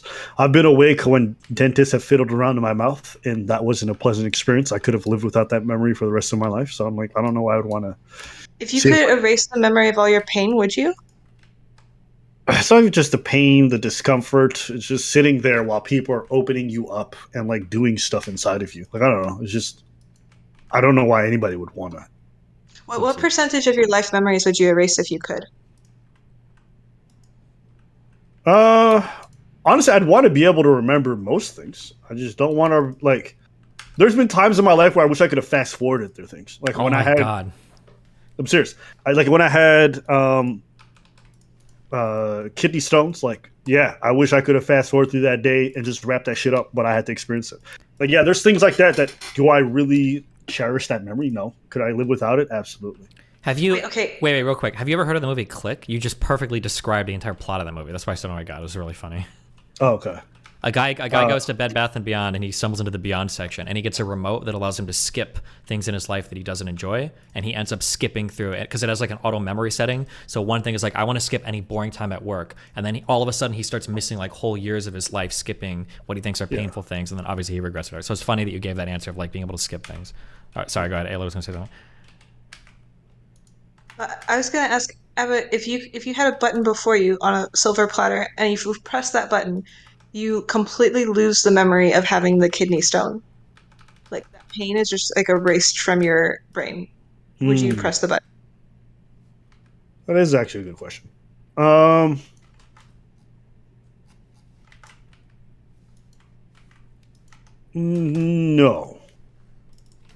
I think I've had kidney stones like 3 times. So I think maybe I'd want to erase like 1 or 2 of the experiences, but not all of them. No. Oh, okay. Yeah. Yeah, no, I don't think I want to erase all those experiences. Never mind. Because I mean, like, after you've had it the first, second time, like, you don't really need to experience that pain again and again, you know? Because like you just want to know what it's like, and once you know what it's like, you're kind of over it. Yeah, that would be pretty close to explaining it. Yeah. Yeah, I don't feel I've like never had a kidney stone. Would you recommend it? So listen, when I had kidney stones, I thought I was a bitch because I was withering in so much pain. I was losing my mind. I couldn't sleep. I couldn't stand. I had to be bent over at the hip, just standing. It was really bizarre. And I tried sleeping it off for 2 hours, just didn't work. And when I went to the hospital, they gave me a bunch of painkillers and all this other stuff. And then I Googled it, and like women who'd given birth said it was way worse having kidney stones. Yeah, that's what I was going to say. I've heard that from women before, that having kidney stones is worse than giving birth. It's really excruciating. Yeah. So do I recommend it? Absolutely not. Yeah, because babies are way cuter than kidney stones. I also think there's like a special type of like urethra pain. There's like, I think like urethra pain, urethra, and abdominal pain. Peeing them bitches out and the blood that comes with it. Yo, imagine peeing out a rock, bro. That shit is crazy how much pain you go through. Yeah. I will say though, Ayla, when you do deliver drugs, you do have the same monotonous tone. So I am very happy that I did nail that down. Oh, thank you. I wasn't self-aware of that. I can't tell if you're doing it again. No, that was serious. That's the problem with you people. You guys need to learn how to change your motherfucking voices when you joke, because nobody's gonna be able to tell the difference. Ooh, hey, you people, you. Yeah, those monotonous people. I was gonna ask, for you being polyamorous, how did you know that was what worked for you? Me? Oh, it was as soon as I heard the word. I was like in a relationship with my first monogamous boyfriend when I was a teenager, and I remember I caught him sexting with another girl, and I remember just not feeling jealous at all. I was like, you bad, but like, I didn't care. And then shortly after that, I met like my first polyamorous couple, and like as soon as they explained what they were, I just knew like, oh, that's me. That's 100% me. And that was like 12 years ago, and I have never doubted it since. I've been 100% poly for this entire time. Right. Destiny has this idea that most of the people who are polyamorous are ugly. Do you agree? They're older. Oh no, they're not. They're uglier. They might be older. It's not just poly though. It's everybody that's into like alt sex stuff can be kind of iffy sometimes. So I do have data on this. I asked height and weight. Nah, it's not just height and weight. Ayla, you know this is true. Ayla, don't cope right now. You know this is true. Wait, I'm saying I can check to see if you're right. Well, but it's more than just height or weight. I don't know if that tells you everything about a person's attractiveness. Well, I mean, those are pretty strong indicators of attractiveness. I mean, I guess they could be. I also have self-rated attractiveness. What do you mean? Like if somebody starts talking to you about AI, you just get wet? No. She means like people who rate their own attractiveness on her test. Oh, okay. I thought she had her own internal system that she built. I was like, okay. Yeah, I want to look it up, but if I pull up this thing, it's going to crash my whole computer because I have a shit computer right now. But maybe I'll tweet it after I log off. Destiny, I get the vibe that most of the people that you be fucking with aren't actually part of the whole like poly whatever sphere. You are, and that gives you the ability to sleep out, but like not the people you're involved with. Is that fair? Yeah, generally, it's pretty rare to find people, or at least in my communities, that are, well, I don't know. Actually, nowadays, it feels like every young motherfucker I talk to is like, I'm poly or open. Like every fucking 20 to 24-year-old person on the internet, at least in my spheres, all seem to be. I'm actually not sure now. I don't know. In my data, they tend to be older, and I can't tell. Like, there's a good chance it's a selection bias, but I also kind of suspect it might not be. Like, my guess is that people tend to start out monogamous because this is a societal default, and as you get older, you kind of give fewer shits and tend to be more likely to do the thing that you actually want. Yeah. What is the thing that you want? A husband. Yeah, I want 1,000 children that I am not raising, and I want $1 billion, and I would like to have some wings, and access to all of the world for mandatory legal polling. That's my polls. Okay. What do you want? Wait, was that a real answer? I do want those things.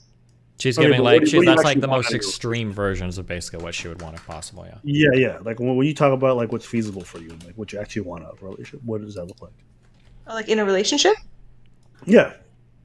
Sorry, I probably should have specified. I thought you were just trolling with the answer, but no, seriously. Like when you say I want to be polyamorous, and this is like, the relationship lifestyle that I want. What is it that you're looking for exactly? Well, the thing that I care about is just not telling my partner what they can't do. That's it. I don't like, so this might look like we only fuck each other, it might not, but I just like really the idea that somebody's like, okay, we're gonna date and you're not allowed to do this thing with your own body, like makes me freaked. So as long as there's just not that thing, then I mean, I like the basic things in relationships that other people do, like good communication, great sex, like being weird together, etc. Gotcha. Is there like kind of deviance that you're looking for? No, it's just I think for me, when people ask me like, "Oh, Abba, what you do?" Like, am I capable? I'm easily capable. I don't think I would do it, mostly because I think dating and women take up quite a bit of time already, and I feel as though I would never be productive or useful to anybody if I was seeing multiple people. I think it would just be very difficult for me to manage my time efficiently, to be there for my potential future kids, to be there for my partner, whilst also entertaining other women. Because I just think there's a time necessity that's involved, and I don't think I'm capable of juggling all those things. For what it's worth, my definition of poly includes that. Like, my definition is just you don't tell your partner they can't be intimate with others. That's it. And it sounds like you could be happily with one woman raising kids, etc. Well, you just like don't tell your woman that she can't be intimate with others, right? Let me think about that. Wait, what? Can you repeat that? I didn't understand that fully. I was just saying that like my definition of poly is just that you don't place the restriction on your partner. Okay. And that is, you can be like a family man and only spend all of your time on one woman and raise kids and stuff, while also not placing that restriction on your partner. Oh, so like they would go and fuck around, or? Well, I don't know if they would or wouldn't. It's just whether or not that restriction is there. Kind of like, I'm like not telling my partner that they like can't buy a beautiful dress that's expensive, but like they might not want to. But like the restriction is not there. What about you? Do you feel the desire to go and do that? Sleep with other people? Yeah, mostly in orgies, specifically. Okay. Let me just write that I'm down. also like a whore, so. I do like that word, but when I use it, I always use it jokingly. When you say you're a whore, you're like your actual sex worker? Yeah. Gotcha. So like, wait, are you an escort or are you like an OnlyFans person? I do mainly OnlyFans, but I used to prostitute quite a lot and like occasionally do for fun. Do you still do that? Occasionally, for fun. Okay, so when you get invited to orgies, is that you working or is that you just enjoy orgies? Oh, no, that's just I throw the orgies. Okay. And it's for fun. I lose money on the orgies. All right, orgies. Questions. Okay, I'm gonna leave that for later. To go back to the question, so for you, you would want to be able to sleep outside, but mostly in the form of orgies. Is that right? Yeah, lately, mostly because I like really weird, fucked up sex, and like most casual sex sucks. And so I prefer having orgies where I get the kind of sex that I want. It's the most efficient to do it. Wait, why does casual sex suck? Because the guy's like, and then you're like, and then he's like, and then you're like, and then you start fucking, and then you're just like, all right, your dick's in me now. I don't know. Here, Destiny, you know what that meant? Yeah, a little bit. Yeah. I think she's basically saying that like vanilla sex basically involves like a kind of, it's a lot of like the foreplay is like kind of like dumb initiation into it, and then you get to it and there's some kind of like rote acts that you go through where it's like, okay, I give you it, you give me it, you get on me, ride me, I fuck you from behind, and then I come, and like that's it. I think that's what she's saying. It's like what vanilla sex is like to her, basically. Yeah. Okay. Yeah. Good read. Destiny, do you have that same experience with casual sex? I'm actually the exact opposite. Something that's really interesting to me is I think that like really well done vanilla sex is probably my most favorite types of interactions. Wait, can we just all define what vanilla sex means for everyone? Because I just want to make sure. I guess like anything. I have some graphs. Oh boy. For this. Like just like literally just like oral and like vaginal and maybe anal, I guess, because anal is like considered like fucking vanilla now. But like yeah. She has a graph or a chart for everything too, by the way. Sorry. Sorry. Give me a second. Oh, that's funny. Is it the graphs? Or the anal sex? Sorry. Give me a minute.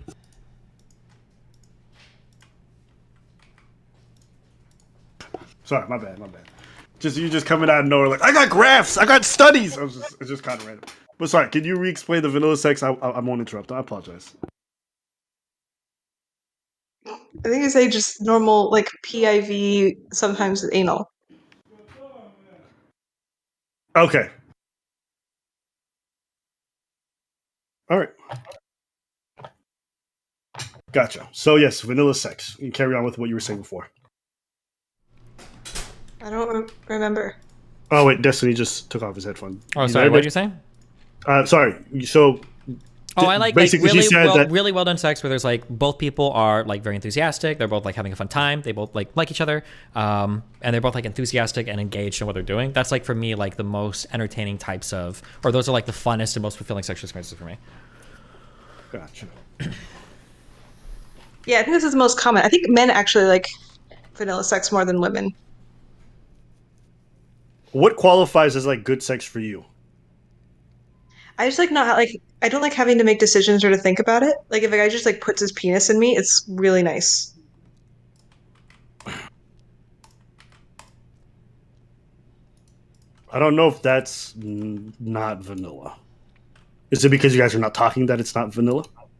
Well, it means like for the orgies I throw, you just like wear a wristband, and if you're wearing the correct wristband, like the one the corresponding that indicates this thing, then men will just like grab you and put their penis in you. Gotcha. Is this like some form of like rape play? Yeah, it can be. It's like there's like varying degrees of like resistance you can give if you want. It can be like from like, free use to like resistance. I think it sounds more like it's probably just marking people off. Like if you're at an orgy, you want to know like if you're at an orgy, you probably don't want to have to go through like all the stages of consent with every single person you talk to. So it's easy. People are just like mark like, oh, this person is ready to be fucked. And you just walk up and do it rather than having to go like negotiate consent with every person at the orgy.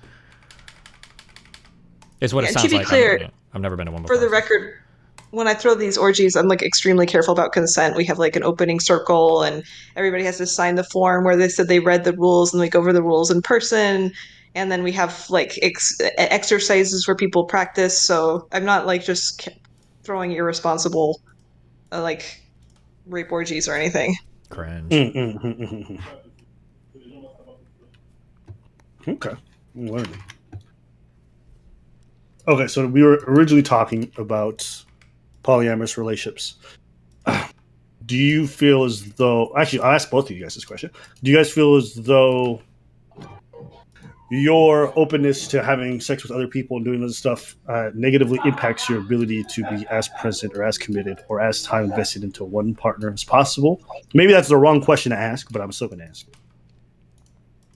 I think it helps it. Like, now I know that my partner's with me not because I'm telling him he can't be, but like because it's like an ongoing and active decision. Like, he's not with me because he doesn't have other options. He's with me despite having other options, and it feels much more meaningful. Gotcha.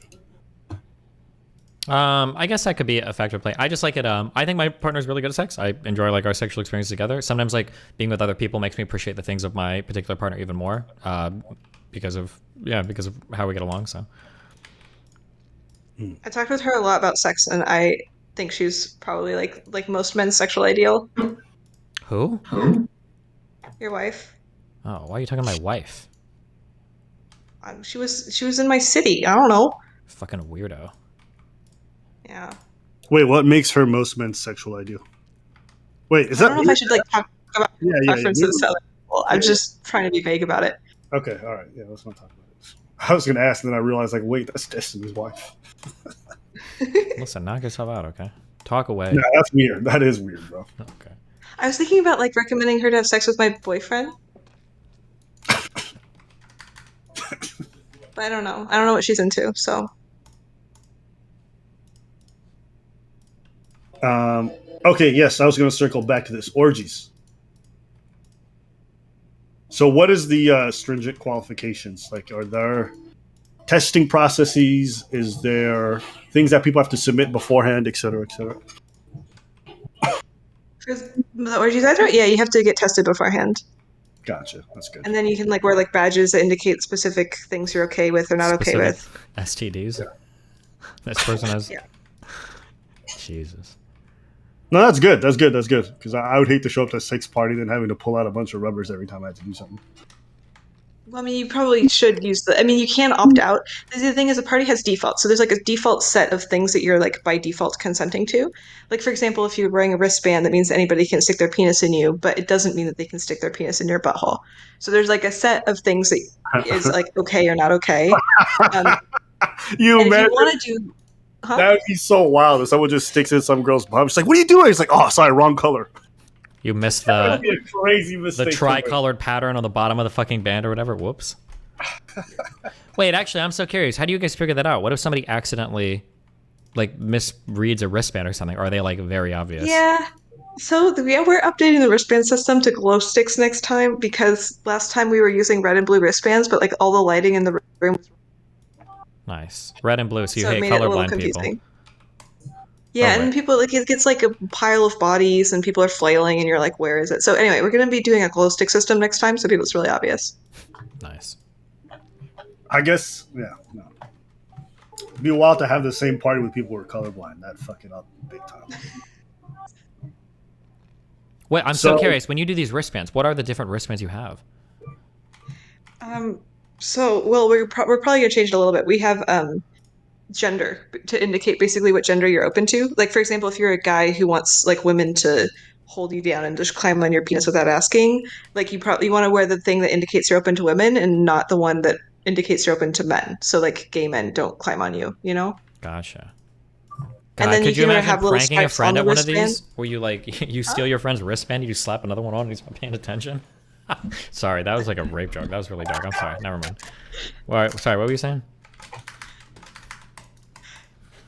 No, I was just saying you can also have like stripes on the wristband to indicate like if you want to give resistance or not. So if you want more of a free use experience where somebody just like kind of grabs you and it's really nice, you don't wear stripes. And then if you want to like fight back and have it be all struggly, then you can like have stripes on it. And then if you're open to both genders, there's like a both gender wristband, or like all genders if you don't care about any sort of gender combination.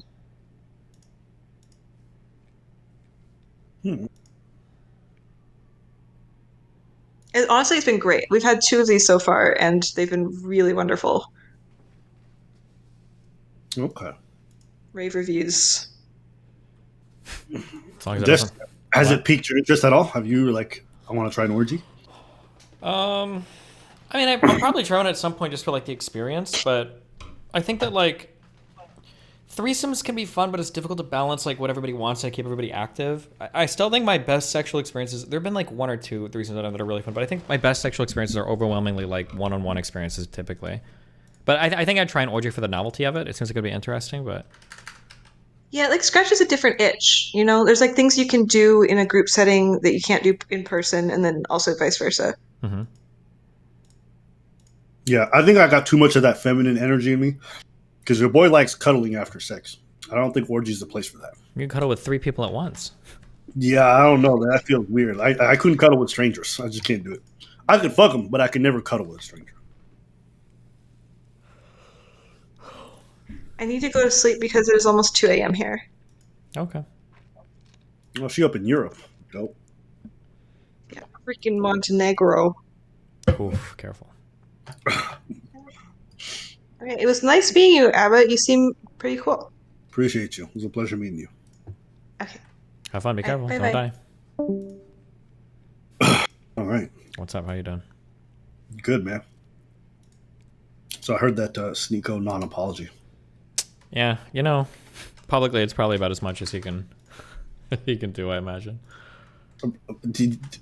Maybe I misheard. Did he not admit that he was doing that for like Muslim clout openly? I mean, that's what he said in DMs, and I think I brought that up. Did he admit that openly? I don't remember. Did he? I think he did. No. That was like really surprising when he said that. I'm like, what a loser. Imagine being that desperate for the group that you would like quasi throw your friend under the bus, even jokingly, to like get in with them. Like that's so loserish to me. Yeah, a little disappointing for sure. Yeah. No, but not that surprising. Honestly, you know the Genesis. Me and him had collaborated once during the pandemic, like really early on. Mm-hmm. We did a video together because he'd gotten robbed. He gotten robbed by a guy. Some guy threw a brick through his window and wanted to fight him.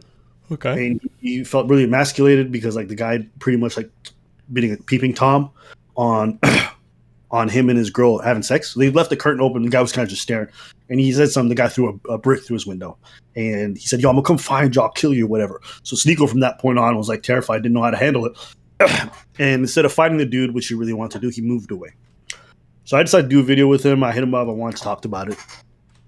And I was like, just telling him, like, yeah, I feel like not much of a man. I feel like a punk or a bitch. Mm-hmm. I'm like, I understand that feeling. But at the same time, it's like, you don't know this guy. You don't got no weapon. You don't know what this guy is. You told me he's a bit shifty. Like, you did the smart thing to be able to protect you and your girlfriend is to leave. Yeah. Obviously, you weren't attached to an apartment. If it's an unsafe area and an unsafe place and you can afford to move elsewhere, and that seems like the most sensible thing from someone who's threatening your life, right? For sure, yeah. So that was like Genesis. And then we didn't speak again for like a year. And he started streaming. And then I just heard through like somebody hit me up, like, yo, Sneeko's talking crazy about you online. So I hit him up privately. And I was like, yo, what's going on? Like, I heard you were talking about me. And he's like, oh, yeah, you know, this and that. I'm like, cool, you want to talk about it? He's like, why don't we talk about it on stream? I was like, no, we can just talk about it offline. He's like, no, we can talk about it on stream. I was like, sure. And I think that was a moment that kind of clicked in my head for me, that this guy is like really obsessed with like, I guess, kind of monetizing everything or any disagreement. Mm-hmm. And I think that further became cemented to me, not the first time he brought on Nick Fuentes, but the second. You remember that? The second I did or he did? He did that. Remember we were in a call. It was just me, you, and him. Mm-hmm. And then I told him, like, yo, don't bring on Nick Fuentes again. Like, I did that the first time, but like, you just bring him on randomly when I'm not expecting, like, I'm not rocking with that. And literally 30 seconds later, he brings him on. Do you remember that? I don't. But there's all that whole year blurs together for me. Yeah. But anyways, I think I kind of do, though, because I think was it just you, me, him? Was Gideon there as well, or? That time Gideon wasn't there, no. But anyways, he brought him on, and I just ended up leaving the call. And I remember his editor's like, Abba runs away from Nick Fuentes or some other bullshit. Oh, damn. I'm like, what the fuck are you doing? Like, we'd already had this conversation. Mm-hmm. I thought it was weird that you're bringing on this white supremacist dude to come here and say, like, he doesn't want mixed people to exist and all this other shit. Uh-huh. Well, I let it slide the first time. I was like, it just dawned on me, the dude's just a big liability. The dude, he's obsessed with how people perceive him. He's really concerned with making sure he maintains some kind of image, and he doesn't care what he does to the people around him in that process. And so me seeing his behavior with you was just not surprising because it's what I'd seen from him before. So I wasn't disappointed or sad or whatever. It's like I always thought he was kind of untrustworthy because he's more concerned with how he's perceived than anything else. So, I don't know for you if you were expecting better behavior from him. No, I mean, like, it's pretty obvious. Like, there's probably going to be missteps in the future too, because he's like, obviously he's very desperate for validation from his new community, and I'm like literally like the existential, like, I'm like the embodiment of everything that community hates, right? Like polycuck that plays video games and is like a progressive liberal with blue hair. So yeah, I imagine it's probably going to happen again in the future. That'd be my guess. Yeah, him equating you having a conversation or talking about Andrew Tate and like to him saying stuff about sleeping with your wife was so stupid. Especially lying about it too is the thing that bothers me the most. Like if Melina had actually propositioned him publicly or even privately, I think I'd feel a little bit differently, but it's the fact that it's a lie. That's like the most. Well, he doesn't think it's a lie. No. He knows it's a lie. I know it. And I know because everything I know that's not what he said, but like he even DM'd her like 2 weeks ago asking if she wanted to come on to do like collab content. So he clearly is not, and I even asked him that one question. Did every woman that DM'd you to go on a podcast, do you think that they all want to fuck you? And he's like, obviously he's fucking just talking shit, right? You know. He came on, he's like, oh, if women DM me, it's because they want to fuck. In my world, that's what that means. And I was like, but you out here messaging her. It's like, what do you even say? Yeah. It was a very bizarre thing to watch you guys interact because I was like, what is this line argument? And he knew it was wrong because he'd asked you before he even uploaded the image beforehand because he was just thinking to himself, like, I understand how this can be perceived. I want to make sure Destiny's cool with it. But for him to go on the podcast and make it seem like it was a real thing when he knew initially it was supposed to be a joke was just weird. Yeah, and that's the thing why... For him to come here afterwards and be like, well, she didn't message me and women only... I think part of him thinks that your wife does want to. I think that's what he. I don't think so. I think he knows he's full of shit. Nah, I think he knows he's full of shit because we've all we've hung out before. Like we've done content. Like I think he knows. I think that it's a way for him to get a lot of credit with his community, right? Like fuck. I don't want to. Wait. Hold on 1 second.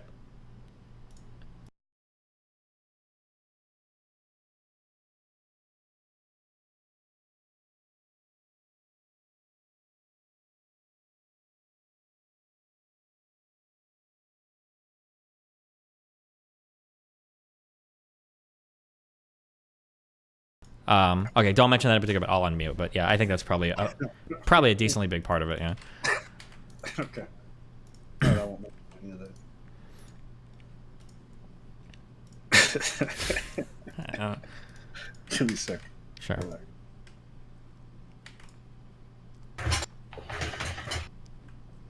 I think as far as this whole situation goes, I mean, I think it's to be expected, but not surprising. Is there a part of you that's feeling different about the whole situation? Or I know you said you're not surprised by it, but it does seem like you're still a bit bothered by it. Am I crazy? Yeah, I mean, it's always annoying when it happens. It's stupid. But I mean, I think that most of my bridge burnings, I think historically, have come about as a result of like these kinds of like pressured political differences. So I might be on good terms with somebody, but they're in a radically different political community, and then because they get a lot of pressure from that community, they end up having to burn me publicly because it's like, oh, I'm not friends with that Destiny guy. He's a Nazi. He's a rapist. He's a whatever. Like, yeah, that's where a lot of my old fallings out from like my far left leaning friends basically came about because of that. That does make sense. I think if people are very tied to some kind of political image, them being seen as friends with you is almost like they're tacitly agreeing or endorsing or accepting stuff that you say. It's not like political image. It's just like social circles. I wish it was as deep as political images, but it's not really. It's just like their friends hate me, so they feel like they have to hate me. It's because they need like that social acceptance. If you came out and you're like, you know what, I don't think Russia's that bad, wouldn't that Ukrainian chick also be like, yo, fuck this guy? Yeah, probably, but she's Ukrainian and Russia's committing war crimes against her country right now, so yeah, I can understand that. Okay. I wasn't, hold on, let me see here. Let me try. Oh, yeah, I want to actually bring this up. Apparently you called me insecure for not wanting a girlfriend that dressed provocatively. You've been talking to Ethan? No, did I say that? What was my quote? Fuck, I gotta go find this shit. I'm not gonna be able to find it. If I could find the video, I said, I think usually what I say is that like it can stem from insecurity or it couldn't stem from insecurity. The examples I believe I gave on stream were that like, let's say somebody says, I don't want my girlfriend to dress a certain way because I'm worried that like a guy's going to hit on her and she's going to leave me. That would mean that that feeling that you have is one of insecurity. But if you're like, I don't want my girlfriend to dress a certain way because like we're in a committed relationship with each other, and I think that we should kind of reserve those more like provocative aspects of ourselves for within our relationship because that's like the mutual respect we have for each other. That's not like an insecurity thing. That's a fine boundary to have. I think you took issue with the fact that I find it disgusting. That's what you said.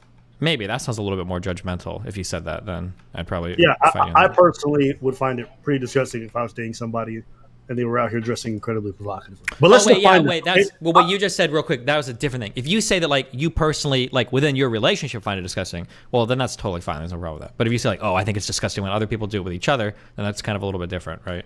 Oh no, I don't care what other people want to do with it. I just wouldn't want my girl dressed like that. What other people want to do and how those women want to dress, like that's fine. I personally, when I think a girl's like really that like out there, I don't find it appealing. I don't think it's a great thing, but I don't care. I don't judge them. I don't go say anything. I just mind my fucking business. Sure, I think that's probably fine. But yeah, like, okay, and I don't know. I kept saying dressing provocatively, and people were like, "What does that even mean?" Like, you can just Google that shit. I'm like, people can wear whatever they wear, but I'm just not going outside with anybody dressed like this. Because am I crazy for saying that? Apparently, I was. I got a lot of people who said, "What the fuck?" I'm like, no, I just don't want to go out with somebody who dressed like that. Yeah, I don't think there's anything wrong with that. Right? Okay. Yeah. I was made to feel like, oh, there's something wrong with that. I think a lot of people do think it is inappropriate. I think at the heart of this, when the Sebastian guy got online and said those stuff to Ethan, what was your thoughts initially when he was talking about this? The problem is the Sebastian guy is a dumb fuck. That what he's saying might be defensible, but he's not the person to defend it. He's woefully inadequate. Yeah. So I felt like Ethan performed better in that conversation, not necessarily because I agree with him, but because the Sebastian dude was just a dumb fuck. Okay, you might have said that for the whole of the conversation because I watched most of it. Mm-hmm. I didn't think it was that insightful or interesting, but I feel like the guy, when they're talking about drop shipping and stuff like that, I didn't know much about it enough to agree or disagree with one. Mm-hmm. But on the topic of like his girlfriend, he kept like just saying he was insecure. In that portion, I just don't understand why that was true. Did you think that Ethan made good points there? Not really, no. But then the guy started saying stuff, and it made me think maybe he is insecure. Like I said, I don't think Ethan's argument is particularly good, but the other guy didn't seem like he was in a position to defend his position. Okay. All right. I guess I was just railing against the idea that people not wanting a partner who dresses any type of way, whether it be like dressing like a hood rat or dressing like a very provocative woman or dressing like whatever, is inherently a sign of insecurity. I don't know. It's just, but it seems like we're pigeonholed into that, or there's some kind of level of discomfort. And I got that a lot. A lot of people were hitting me up, "Oh, you fucking bastard!" I was like, "Am I crazy?" The people were like, "Destiny agrees with Ethan." I was like, "Does he?" And so I was just curious to hear your thoughts. Yeah, this is just, it's like an extension of that culture where it's like for a long time women are kind of like almost oppressively having their clothing standards dictated to them. And so now we think that like, well, the best thing would be for women to be able to wear anything at all, and there's absolutely nothing socially communicated with any type of whatever, which is fucking retarded, right? Wait, why is it retarded? Because obviously we communicate something with the clothing that we wear because we all kind of socially agree upon what certain clothing communicates, whether we like it or not. The perfect example of this, maybe it's a tinge of misogyny, but like, do you remember Dave Chappelle's skit about like the horse uniform? Exactly. Yeah. Yeah, I remember that one. Yeah.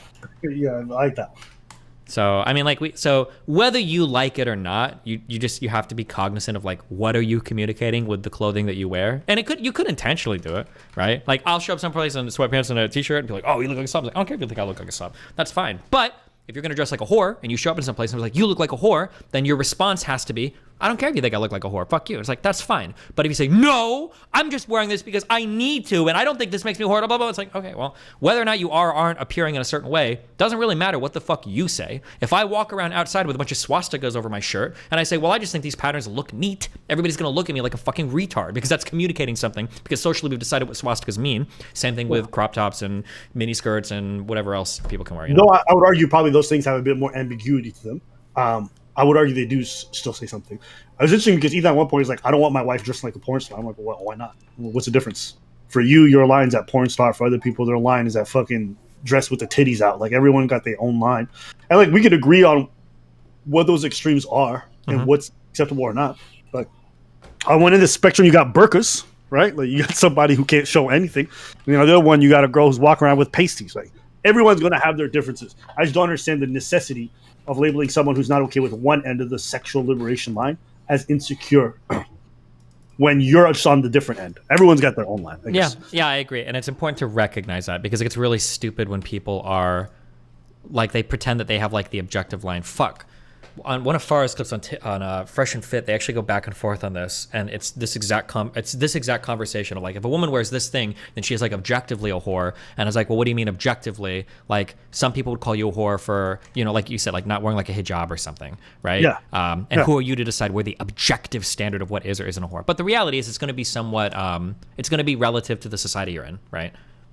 I would say that even you got a line. Well, yeah, probably. I don't want somebody like. Yeah, I know exactly what that line is. You want me to tell you what it is? Yeah, it's going to be wearing a shirt saying I'm Hassan's #1 fan. Or no, what do you think? What is it? It's women dressed like they live in Miami. Okay, I don't care about women dressing like they live in Miami. I care about women pumping plastic into their bodies so they look like they live in Miami.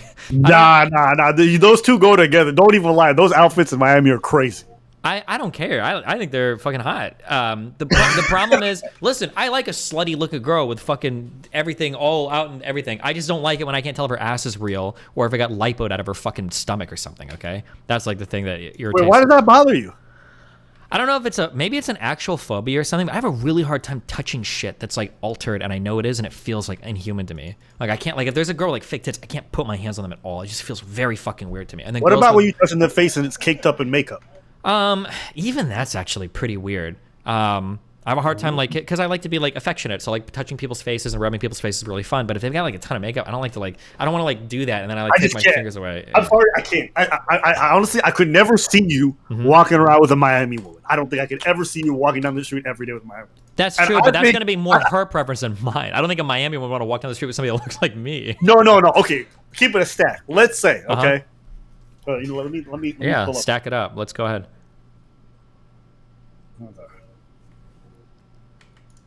So I think if we have a good reference and we have a good image in our heads, then I think we can both just enjoy it. Okay. All right. Like, let's say this is the outfit. Okay. I'd be so cool. I'm going to send it to you. You can put it up on screen. So that even chat can be part of this whole thing. Okay? Put that shit up on screen, bruh. Hell yeah. So you're saying that like if Melina or some girl that I was with was often dressing like that, I don't think I'd be curious to see if you would be able to handle that. Do you think? Be honest, in your heart of hearts. Yeah, I don't think I'd care. Hold on, fuck, it's not loading on my fucking screen. Wait, is this link dead that you just gave me? Oh, there it is. So. Yeah, I wouldn't give a fuck. Yeah, go for it. Fuck it. Okay. Like the grossest thing about this outfit to me is maybe the boob. Does Kim Kardashian have fake boobs? They look kind of fake, but they could just be really well supported. But I think these are fake, right? Of course, they're definitely fake. Yeah, and then I don't know if the thighs or booty. I don't know any part of this fucking photo is real. That's the thing that like bothers me the most. I mean, don't be wrong. She looks good. It's just a lot. That's all I'm saying. That's a lot. Okay. We're going out to dinner and you're out here in your fucking shirt and your jeans, and she dressed like that. Fuck it. Hell yeah. I want people to think I'm sugar daddy as fuck. Hell yeah. Fuck them.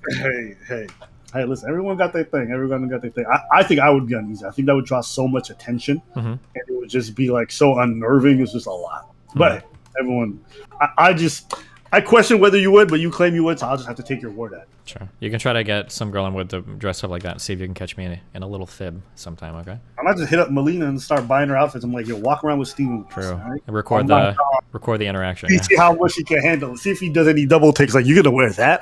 I'm curious. Yeah, sure. Sounds good. I think I've also noticed this. I mean, actually, I can't really say that. I don't know enough. What? Yeah. Maybe it's just like a lot of the women that you've been involved with have a little bit more of a down to earth, like kind of. Maybe they might be a bit alternative, but none of them have been very like out there. Yeah, I agree. That's generally the case. I think that's less what I'm comfortable with, and more just like the type of person and the looks. Like I really like quote unquote like girl next door look, or like it's like a relatively nerdy girl, but they're not like super obese or anything like that. Like that's like the type of look that I enjoy. And then there's like a huge spectrum that exists in there. Like I'm not generally like when I see like pictures like that. This might sound like a a lie or a cope or something. But like most of it's just not very attractive to me. Like I wouldn't even jerk off to pictures like that. Like I'd be much more likely to jerk off to like a girl who's like wearing like an oversized t-shirt, or like a girl in like sweatpants and like slippers or whatever. That like that kind of image is more attractive to me than the very dolled up shit. Is it that you're attracted to that, or is that just because you feel like it's going to be reciprocated? You're already self-selecting in a way. I genuinely just don't find it very attractive. It's not like I don't masturbate to porn thinking that way. I've never like asked a girl to dress up that way. Like there's just never any, it's just, I just don't have an attraction to that look. But I also think that like, I feel like I grew up in a time period where we were coming off the Pamela Anderson stuff, and what was being pushed was the very hyper like girl next door kind of look that became popular for a while in like in the early 2000s. But okay. I know sometimes I hear people say like, oh, I'm more into like, nerdy type of women and things like that, and I just believe that for a lot of them, what's happening is that they're just it's all they can get, responding to the people that they think would most likely like them back. Sure. And that's just what's happening. But I guess for you, maybe it is something bigger. My bad. But anyways, they're getting intense with this practice. But I just wanted to bring that up. I'll let you go now. Okay. I love you. Be careful, buddy. All right. Peace, brother. Bye. Oh, do you know what that guy sounds like? I'm gonna. Oh shit. All right.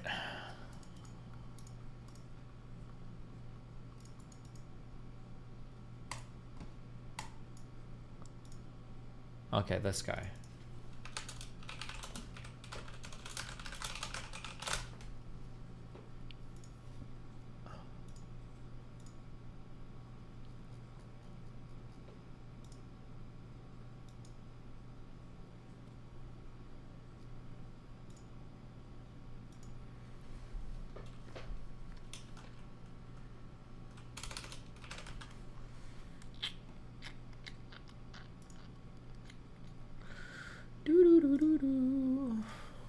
What's going on here?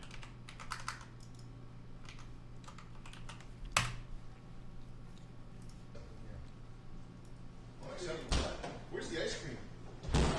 Where's the ice cream? Good one. Twitter video. Oh wait, is the actual stream lagging? Where's the ice cream in this freaking joint? Huh?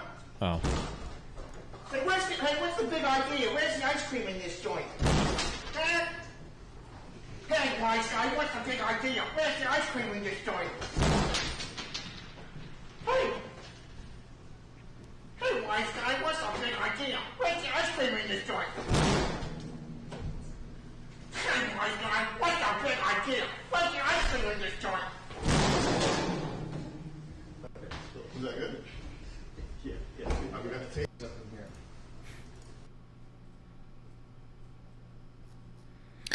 Ugh, split VOD? Hold on. I feel like, okay, listen, Pink, I've seen you spamming. I'm interested in having a conversation with you about culture and trans culture from a conservative viewpoint. Would you? I really don't. I'm so done with trans conversation. I super don't care, but I appreciate your desire to, okay?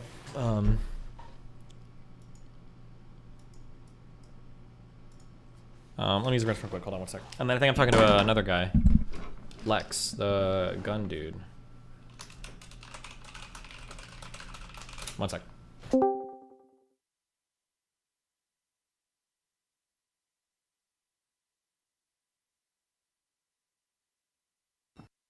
Hey, now you can hear me.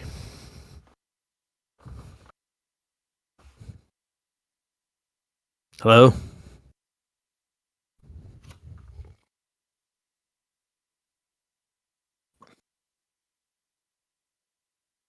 I don't hear nothing.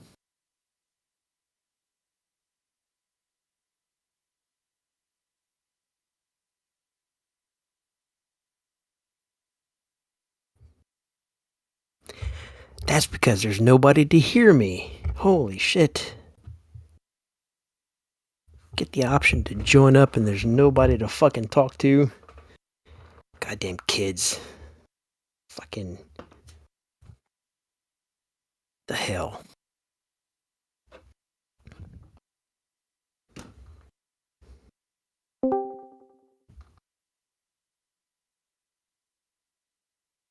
Yo, Lex, are you busy or Destiny?